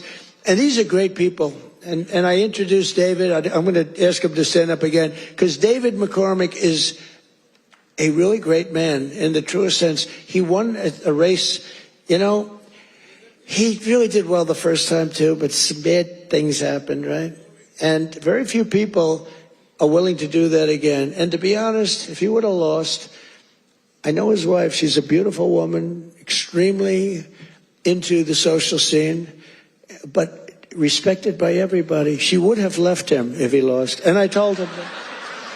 Dina would have left him. She's that way. Hey, we can't help it. That's the way she is. So I said, David, you're taking a big risk if you run again, because if you lose twice, your wife is leaving you. And he wasn't worried. Stand up. David McCormick. Yeah. He was so great. He followed me every single time I spoke. He was there, and he got up and he'd speak. And I'll tell you, we had big crowds, David, and the audience listened to you. In fact, they liked him more than they liked me in some cases. I was thinking about, let's keep him off the stage. But they really loved you. And you've been a great senator. And you have a great wife. Thank you very much. Thank you. And a congressman who's been a warrior, and a couple of guys that have just been unbelievable. But Rob Bresnahan, would you stand up, Rob? What a job you're doing, huh? Young, handsome, central casting. Great job. Thank you very much, Rob. Great job. And another one. These are warriors, these two guys. But the three of them. And then you have the senator, but the three of them. Ryan McKenzie. Ryan, thank you. And it's hard for me to explain how hard they work, but they were working so hard getting that big, beautiful bill. I call it the great, big, beautiful bill passed. You know, that was supposed to be in 17 bills. And I actually said it because I'm not that experienced. I haven't been doing it that long, believe it or not. I haven't been doing this. I had one man, he was a congressman, and we had a big meeting, and he was telling us all how to do something. And I said, I disagree with that. He said, sir, I've had 22 races, and I've won 20 of them. I know what I'm doing. And I said, sir, I've had 3 races, and I've won all 3 of them. And mine was for president. And he said, all right, you got me on that. He's actually a good man. He got a little carried away one day. But that's because these guys wanted to do it my way, too. So we had 17 bills prepared. Dan Muser, right? Stand up, Dan. What a great guy. Stand up, Mrs. Muser. Dan is he's a very powerful congressman, but he's a great person, great man. All 3 of these guys, they're warriors, and your senators, very few people that I've ever met that would take that risk. It was a risk. You know, it takes guts to run for public office, right? It takes guts. A lot of guys talk, including me. I talked about this for a long time before I did it. It takes courage to run for any public office because, you know, you can be very embarrassed. You can ruin your life. Look at me. I got impeached. I got indicted. I was never going to be impeached, indicted. I get indicted like 87 times with these. See, they should have indicted me once. They would have had a better chance. With all of the I used to get up. It was very important. I'd get up and say, here we go again. Ladies and gentlemen, I got indicted again. And nobody believed the whole thing. And then I'd explain it, and it turned out to be a hoax. I mean, just it was a total hoax. They're very, very bad, very, very bad people. But Dan Muser has been a great congressman. He was thinking about running for governor. I think you would have won if you ran. But, you know, in a selfish way, I like you in Washington even better. So I want to thank you very much. Great. Great job. Thank you. That's even more important. Thank you. Thank you very much. And thanks as well to Secretary of the Treasury, Scott Bessent, and Secretary of Energy, Chris Wright. You guys have been great. Thank you. I introduced them, but I want to introduce because they have been so good. A major factor that fueled inflation under Biden was the invasion of 25 million people. Think of this. 25 million people came into our country totally unchecked and unvetted, mostly across our southern border. 10 months ago, we inherited the worst border in the history of the world, and now we have the strongest border in the history of our country. We've never had a border that's strong.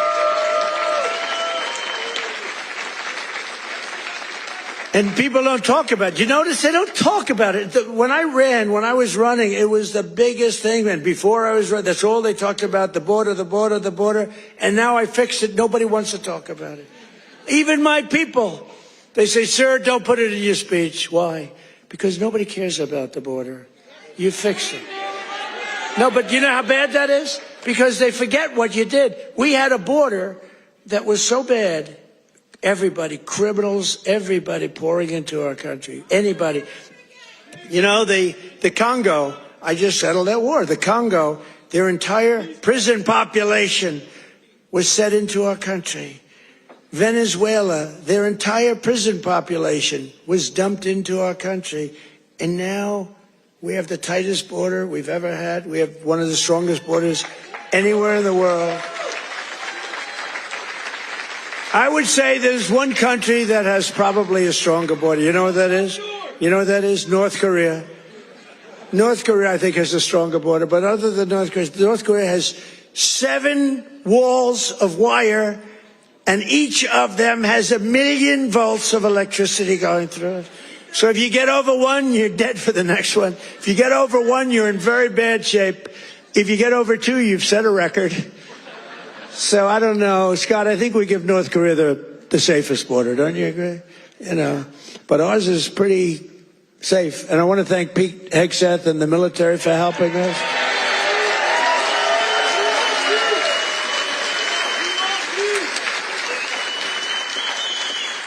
And again, for 7 months in a row, we've had 0 illegal aliens that have been admitted to the United States, and nobody.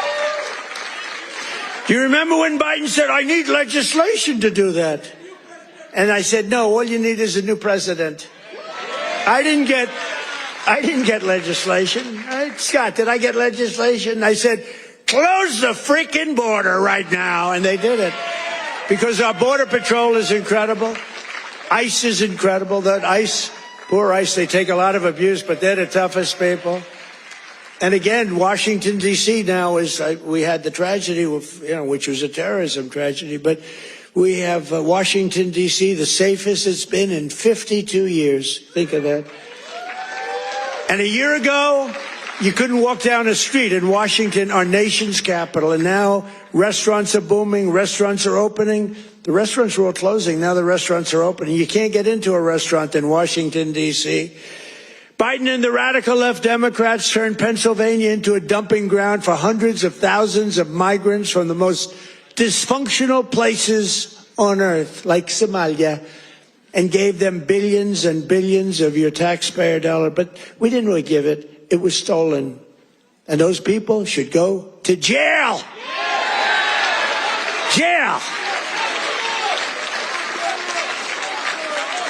And if they don't go to jail, Scott Bessent is toast. He's toast. I'll tell you, that could be the easiest case. I think it's too easy for you. Just give it to your assistants. They can do that case. These people are crooks. They don't work. 91% unemployment. Okay? It's a scam. And it's headed up by the crooked Congresswoman. Whatever happened to her brother, by the way? Is he still around? Where is he? Yeah, he went low. He went low. He's not happy. Would you look into him too, Scott? Would you find out the brother, please? She said, how dare you say that about me? It's discrimination. Let me tell you, black people love Trump. I got the biggest vote. I got the biggest vote with black people. They know a scam better than anybody. They know what it is to be scammed. Thank you, man. Thank you. I appreciate it. We did great. Thank you. I like this guy. Thank you. We got a tremendous black vote. We got a tremendous Hispanic vote. We got a tremendous, because we speak the truth. They get it. Everybody gets it. Everybody, pretty much everybody gets it. And they know we're the real deal. Our country's become so strong in such a 10 months. Think of it. It's not even a year. It's like, if we keep going like this, I don't know if we can do that. But if we keep going like this, there'll be nothing ever in history like it. Already, they are saying better than Lincoln, better than Washington, better than anybody. The best 10 months ever in the history of the presidency.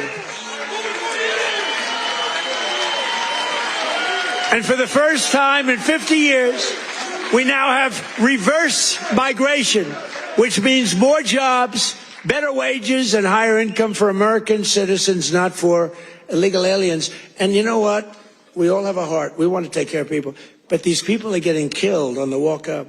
They're dying. They're dying. They have to go through jungles. We don't realize this. They are going through areas that are not, it's not possible to get through some of the areas. They're going through jungles down in the Central America, South America, some of these areas with snakes, with crocodiles and alligators.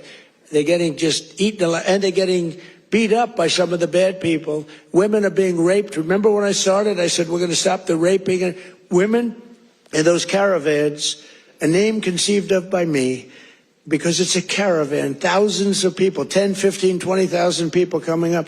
The women in those caravans are being raped in unprecedented numbers by other people in the caravans. By them not coming, they're not even trying to come now because they know they can't get through. We're doing a tremendous service because they're not being killed and they're not being raped and they're staying back in their country where they've been. And they've been taken care of. I've also announced a permanent pause on third world migration, including from hellholes like Afghanistan, Haiti, Somalia, and many other countries.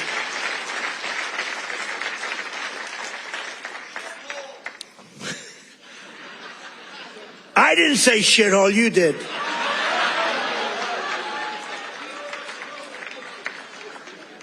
Remember I said that to the senators, they came in, the Democrats. They wanted to be bipartisan. So they came in and they said, this is totally off the record. Nothing mentioned here. We want to be honest because our country was going to hell. And we had a meeting. And I said, why is it we only take people from shithole countries, right? Why can't we have some people from Norway, Sweden, just a few? Let us have a few. From Denmark, do you mind sending us a few people? Send us some nice people, do you mind? But we always take people from Somalia, places that are a disaster, right? Filthy, dirty, disgusting, ridden with crime. The only thing they're good at is going after ships. But they don't go after our ships. You know why?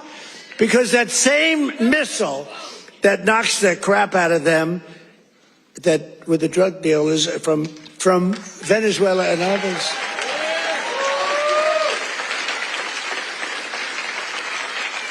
That same missile, think of it, from hundreds of miles away, we have the greatest military, we have the greatest equipment, we make the greatest equipment in the world. I bought more equipment. We rebuilt the military in the first term.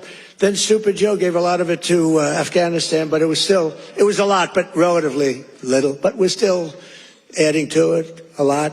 But I'll tell you what, I'm looking at this big tough guy with the red hat on. I like that guy. But stand up, let me just see what you look like. Nobody's going to mess with him. Okay. He's central casting. Thank you very much. Very good. I see he's enjoying it. I like people that enjoy things because you got to smile about this whole thing. But that same missile system that hits the center of everyone. Remember, every boat that gets hit, we don't want to do that, but every boat that gets hit, we save 25,000 American lives. Every boat. And when you view it that way, you don't mind. But we have that same system aimed at Somalia, and if they go and want to raid our ships, and not our ships, worldwide shipping, you know, they used to go and take the ships. When one or two of them get hit, they say, we'll pass. So we've cut down drugs, 94% coming in from sea. 94. Right? 94%, Muser. 94%, Muser. That's pretty good. We're trying to figure out who the hell are the other 6%.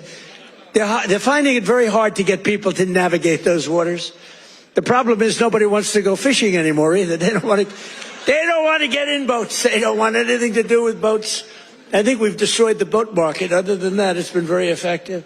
We've cut it down 96%. Think of that. And now we're going to do land, because the land is much easier and it's even more prevalent.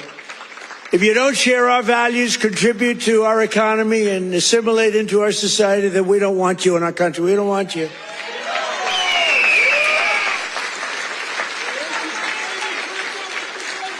I mean, Ilhan Omar and the people from Somalia, they hate our country.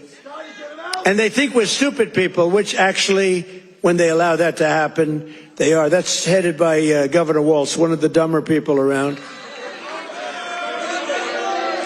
No, but think of it. He's given not like peanuts, billions. These are people that don't work in their own country. Their own country's a failure. They have no money there. And yet they come into our country and steal tens of billions of dollars. How stupid are we to allow that to happen? They can't earn 10 cents in their country. They come over here and rob. Are we that easy? Are we that easy to allow a thing like that to happen? That's up to you. And look at what's going on in North Carolina. We have a big Senate race. We have a fantastic man, Michael Whatley, running as a Republican, head of the Republican Party. Won elections, won the presidential election for us. He's running against a governor who's a radical left lunatic. And Michael should win. I don't know. It's hard. You beat a two-term governor, but the governor didn't do a good job. But what's happening in North Carolina? Two of the most vicious murders that anyone's ever seen in Charlotte. And it's all run by the Democrats. What's going on there? The young lady from Ukraine, you saw that one where a guy from behind just cut her throat on tape. Can't even watch it. What's going on in North Carolina? You need a Republican running that, and you've got to have a Republican senator elected. If you don't, and Michael Whatley's running, he's going to be great. So we have people from North Carolina here. Otherwise, I wouldn't be wasting so many words. You know, it's a Senate race, but you agree with me, I think, Mr. Senator, right? Together, we've achieved more in less than 1 year than most other administrations have achieved in 8 years. And we're restoring law and order to our cities, backing the men and women of law enforcement. I love law enforcement. And standing with the heroes of ICE and Border Patrol. We've ended political correctness in our military. We've renamed the Department of Defense into the Department of War. I said to Pete, you know, Pete's a tough cookie, and I said to Pete, I used to do interviews with him, and all he wanted to talk about was the military. I said, this guy's great, smart guy, great education, great everything. The press gave him a hard time, real hard time, but he's really proven to be very, very good, very, very strong. Young, strong, smart. We have Raisin Cain, the great general who knocked out ISIS for us in 4 weeks. Raisin Cain, they said it was going to take, right? They said it was going to take 5 years, sir. Or, sir, it'll take 5 years.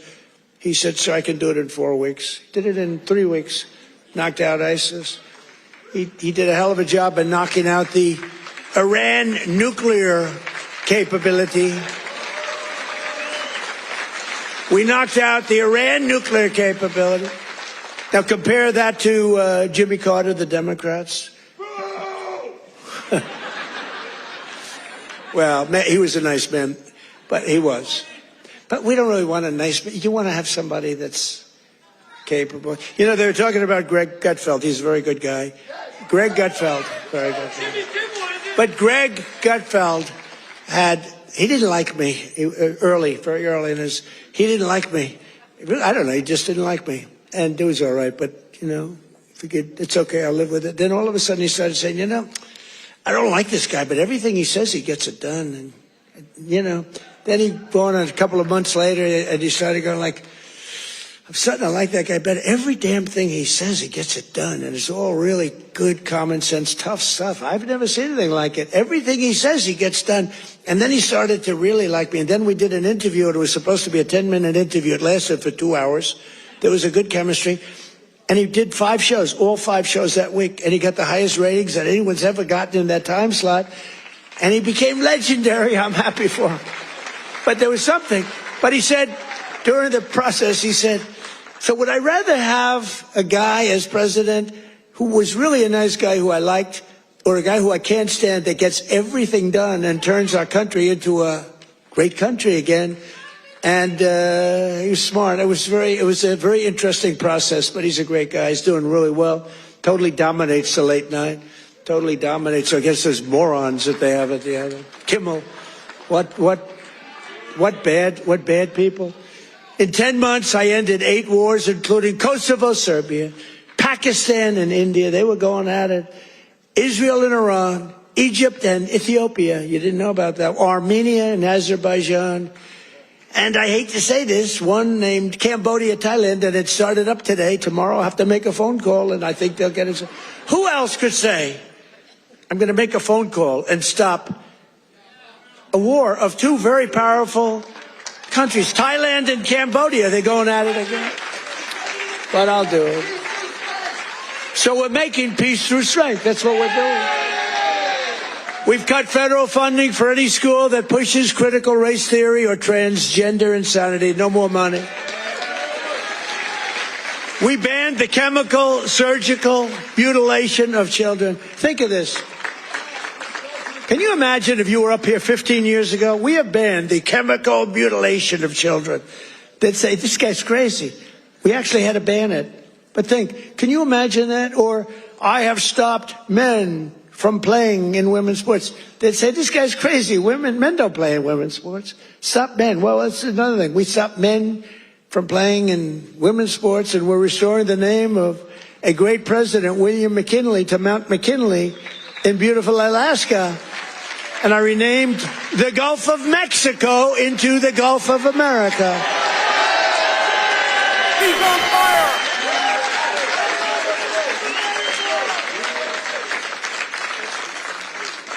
So in conclusion, from the shipyards of Philadelphia to the steel mills of Pittsburgh, these are great places. Maybe some of you don't even realize it, you get used to it a little bit too much sometimes, but these are great places.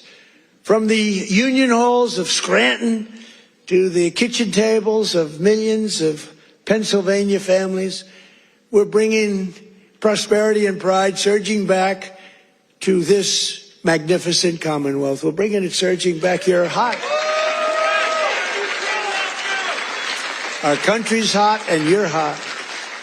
Together we're repairing 4 years of disaster by the radical left Democrats in Congress and by the worst president in the history of our country. He is. I mean, it's not a question about that. He's just the worst president in the history of our country. The damage thank you very much. The damage he's done to our country is something we can never forget. After just 10 months, our border is secure, our spirit is restored, inflation is stopped, wages are up, prices are down, our nation is strong, America is respected again, and the United States is back.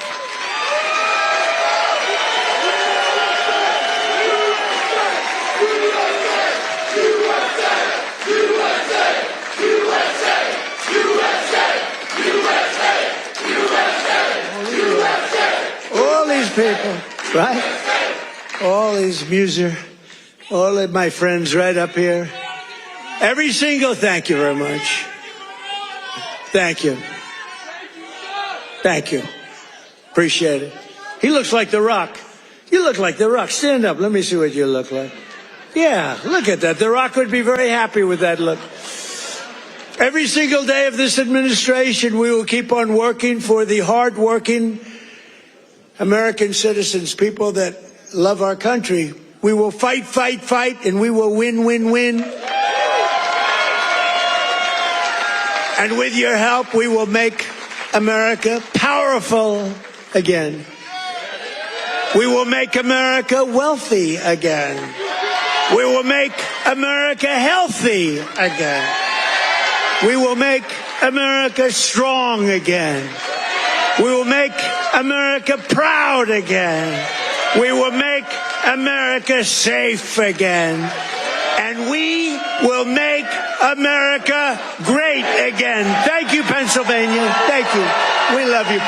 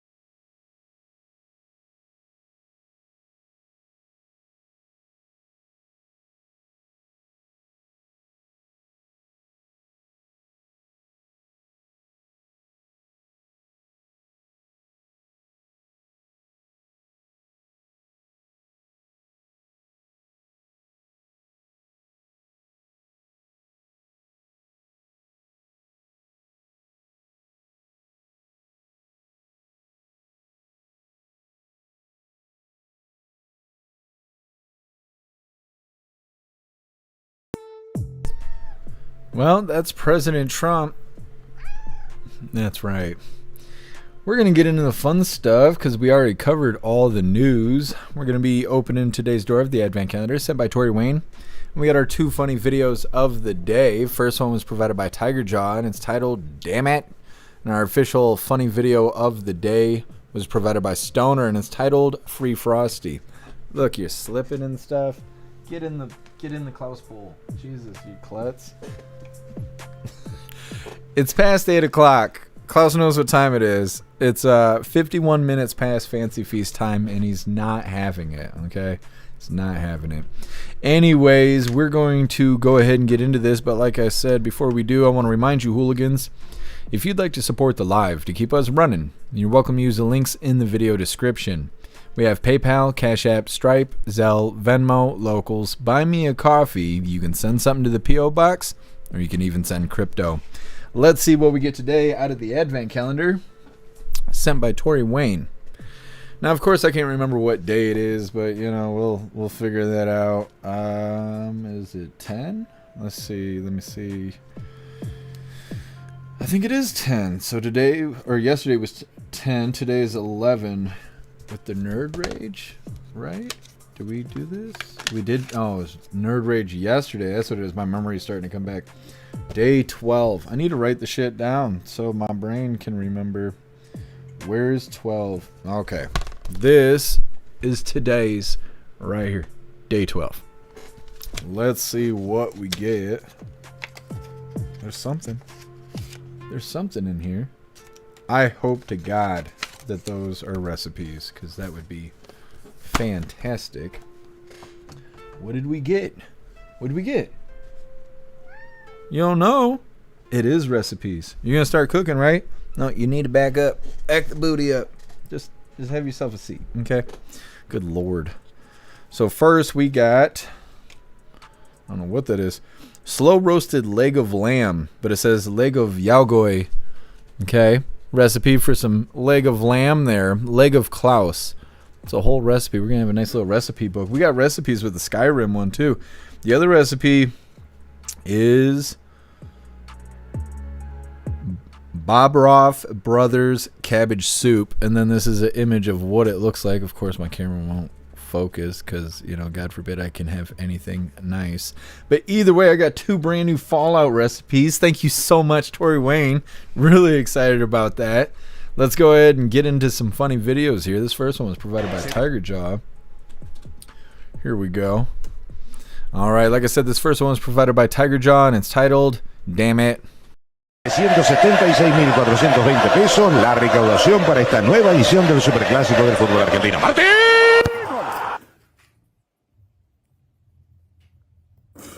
770. Well, damn it. Getting into our official funny video of the day. Let's get this pulled up. This one was provided by Stoner. Klaus is going ham over here.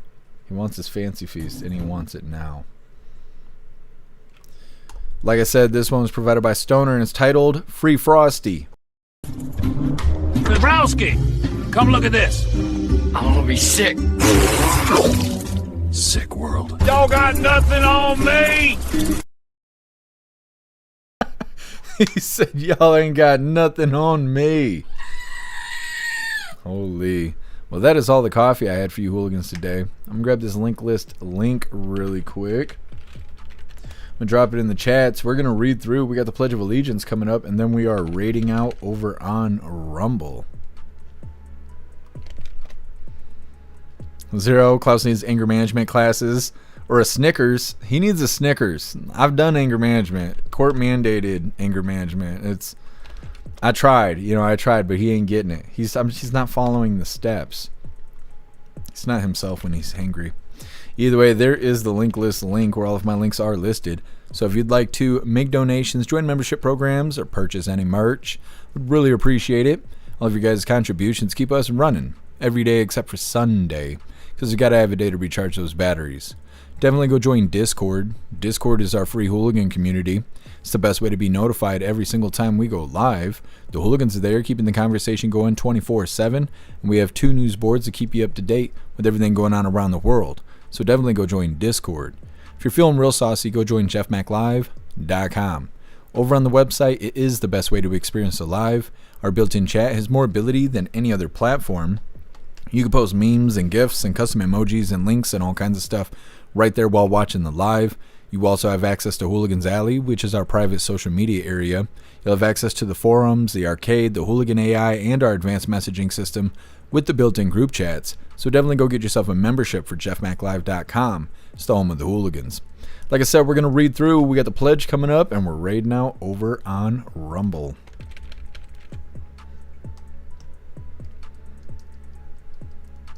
Ghostly. Klaus is like, feed me now, bitch. He is. He's rambunctious right now. 10-man Trump saying, I ain't shaking your hand. Yeah. Some guy was trying to yell something at him, but he wasn't having it. President Trump was just ignoring him.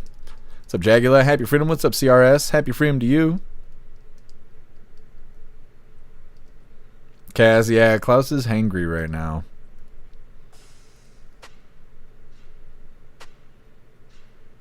Peyton, you should cheat and open my present from Ron and Ellie.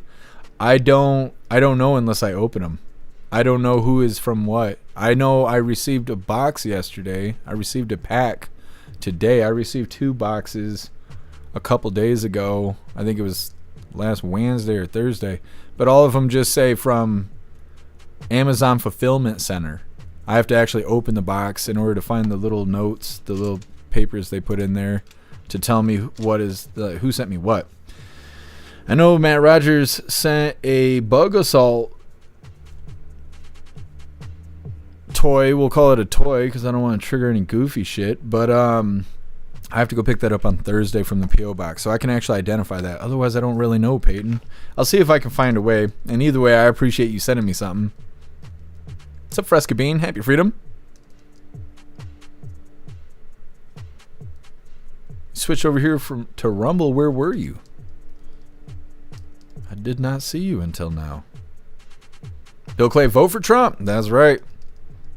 Pumpkin, you're the bestest. You're officially a hooligan. And I appreciate you joining the membership program, Pumpkin. Peyton. Let me see. I'm trying to think. I don't know how to identify what you sent me, Peyton. I know I got a box that I think has kitchen stuff in it based on the designs on the outside of the box. Otherwise, the rest of the stuff, I have no idea. Knucking Futs, anger management would piss me off. Anger management is so stupid. It's so stupid. Because you don't need help with being angry. You need help with being aggressive. It should be aggression management, not anger management. Anger management is like finding a homeless encampment to do a circle jerk against your will. That's what it's like. And it costs $25 every time you have to go. And nobody goes because they want to go. They go because a judge told them to go. It's awful. The whole experience is awful. It's just as stupid as them calling jail a correctional facility. It's not correcting anybody. Most people get out of jail more of a criminal than what they went in because of you're having conversations and living in concrete rooms with other criminals. I don't know. Life is a joke that's not funny. Andrew, really disappointed with Trump's rally, zero swamp drained. Well, the thing is it's not supposed to be a Trump rally, but I was telling you guys, I knew it was going to become a Trump rally because that's just how things go. But yeah, I don't think he's going to drain the swamp. I don't think that's going to be a thing because they're not even doing anything against the judges that are stopping executive orders and stuff like that. I know Supreme Court ruled on it, but the judges keep doing it and they just keep letting the judges do it. Mike Johnson came out and said that they have the power to stop these judges from doing it. And they don't. I mean, they might have the power, but they don't do anything to actually stop it from happening. So no, I don't believe the swamp is going to be drained. I'll start believing that when they send somebody to jail, somebody on Capitol Hill. But until then, I'm just going to enjoy the entertainment. Like I said earlier, we all have our favorite characters, and we're just watching our characters do their thing. I don't think any of them actually give a shit about us, but that's okay. Ghostly, trying not to feel anger is mental disorder. Yeah, I absolutely agree. 10 man, a certified angry person. Yeah. That's okay. There's nothing wrong with being angry. It's what you do while you're angry. That's why I'm saying there should be aggression management because everybody feels angry. Klaus is mad as fuck right now. You know, but it's how he deals with his anger that is important. Turbo, I don't have an anger problem. I have a stupid people problem. Yeah, that's how I feel.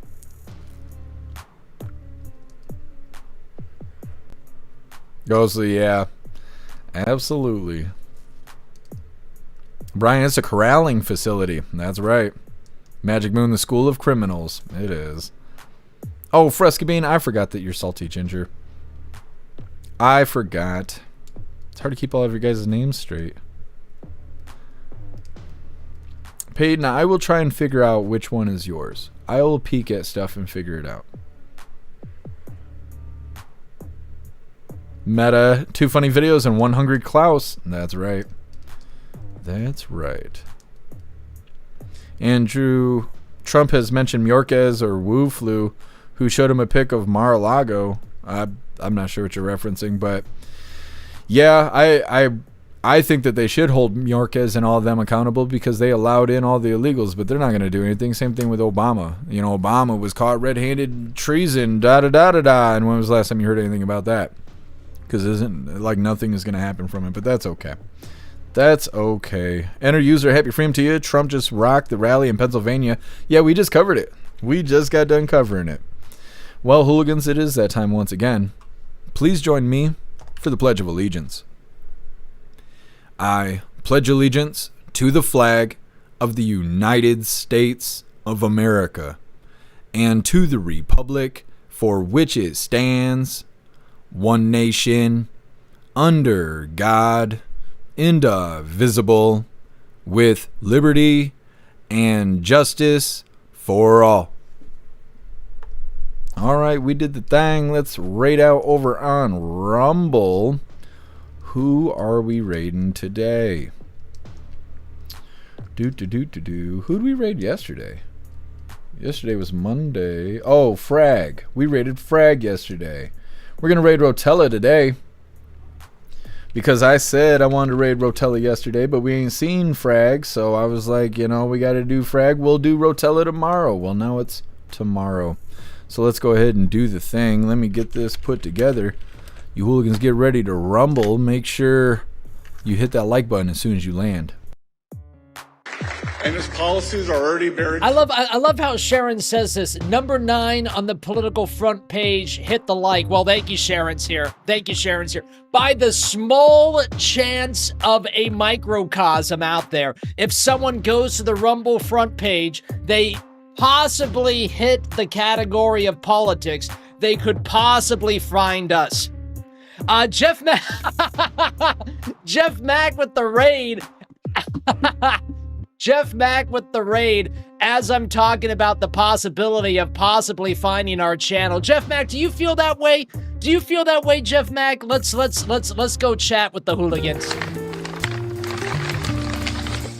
Ballyho hooligans, welcome in. Come on in. Who we got in here? We got Elder Zoomer. We got Sir Pickles. Well, hello, Sir Pickles. I feel I should bow. Jugula, really? Welcome in, Jugula, really? Jeff Mack says I do. I mean, it's ridiculous, isn't it? Isn't it, Mr. Mack? By the small chance, if they click on this, maybe they click on that, and then you gotta, like, go click over here, you can find the dome. Nero, welcome in, Nero. Nice to see you. Snore, Barkley, nice to see you. Tennessee Man, Ballyho, Sly Dog, welcome in. It's gotta be Turbo. Welcome in, Turbo. Happy freedom, everybody. Welcome in, Elite Domer Zero. Nice to see you. Jeff Mack says, we're doing good, though. You're on the front page for politics, and I'm on the front page for entertainment, says Jeff Mack. Ballyho, Jeff Mack. Love it, my man. Love it.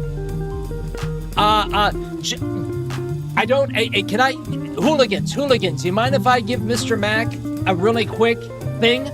Jeff, you're only using one of the tags. Like when I look at your videos, you're only using one of the tags. You can put a second tag in there. You can put like politics in your second tab. Tab that shit out, my man. Tab it out. If you guys are not following the Jeff Mack, here he is. Make sure to follow the Jeff Mack, everybody. I get better numbers leaving the second blank. Really? I'm gonna start leaving everything blank. I'm not gonna leave any category Jeff Mack at that point. My friends, if you're not following Jeff Mack, make sure you follow Jeff Mack. Welcome in, everybody. We are checking out, for those of you just joining us, we're checking out Scott Bassett. I think you guys just got done watching the Trump speech. We just got done watching Trump as well.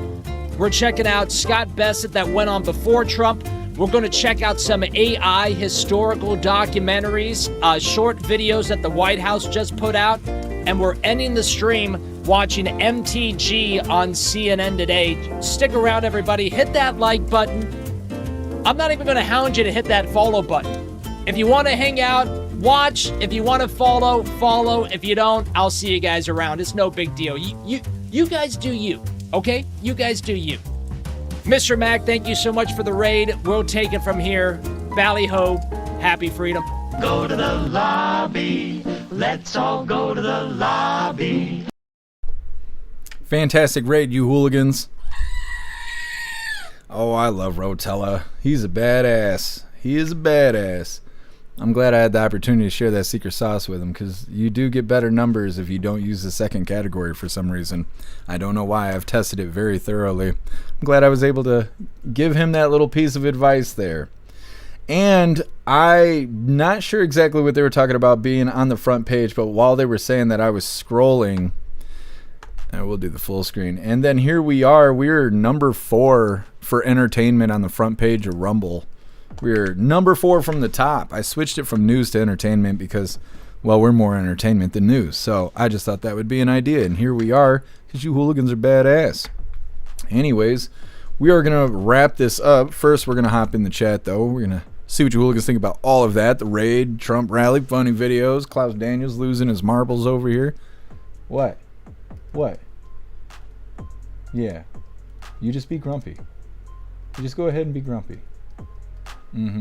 Look at him. He can't stand me right now. Me and my thumbs. Me and my thumbs over here. Can't stand me. Anyways, we're going to read through really quick. We are wrapping her up, but we'll be live again tomorrow, 3 p.m. Eastern time for the very next Coffee with Hooligans. I'm going to try and, be close to 3 as I try. Today we started at 5. That wasn't that bad, Zero Rotella is always fun. I agree. 10-man good raid. I agree. It was a good raid. Turbo, did he call me daddy? I think you might be. You are the father.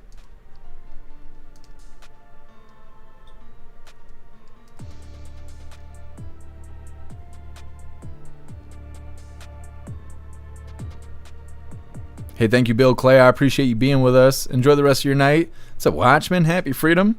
Praying for you, Watchman. Fresca Bean, all good. Need to figure out how to change my name on here. Yeah, I saw somebody else tagging you. Yeah, you got to create a channel and then make the name of the channel whatever you want it to be. I don't think there is a way to actually change your name on Rumble.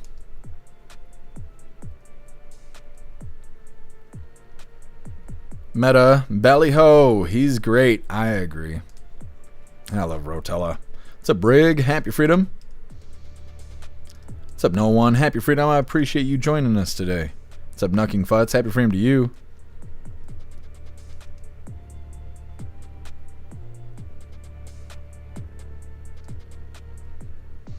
Turbo, the results are in. That's right. I think we are good to go. All right, hooligans. Like I said, we will be live again tomorrow, 3 p.m. Eastern time for the very next Coffee with Hooligans. Happy freedom to you, Neurodivergent, if I can get you already. You guys go enjoy your night. I'm going to go find some food. I suggest you do the same. And I hope your food is fantastic. Like I said, enjoy your night. Have fun. Be safe. I'm going to try and do the same. And make your way back to us tomorrow, 3 p.m. Eastern time for the very next Coffee with Hooligans. Huge shout out to everyone that made donations, joined the membership programs, or purchased any merch. I really appreciate all of you hooligans. And I wouldn't be able to do any of this if it wasn't for you. So thank you so much for all your support, and I'll see you on the next live. Until then, stand tall, shine bright, and that's a wrap.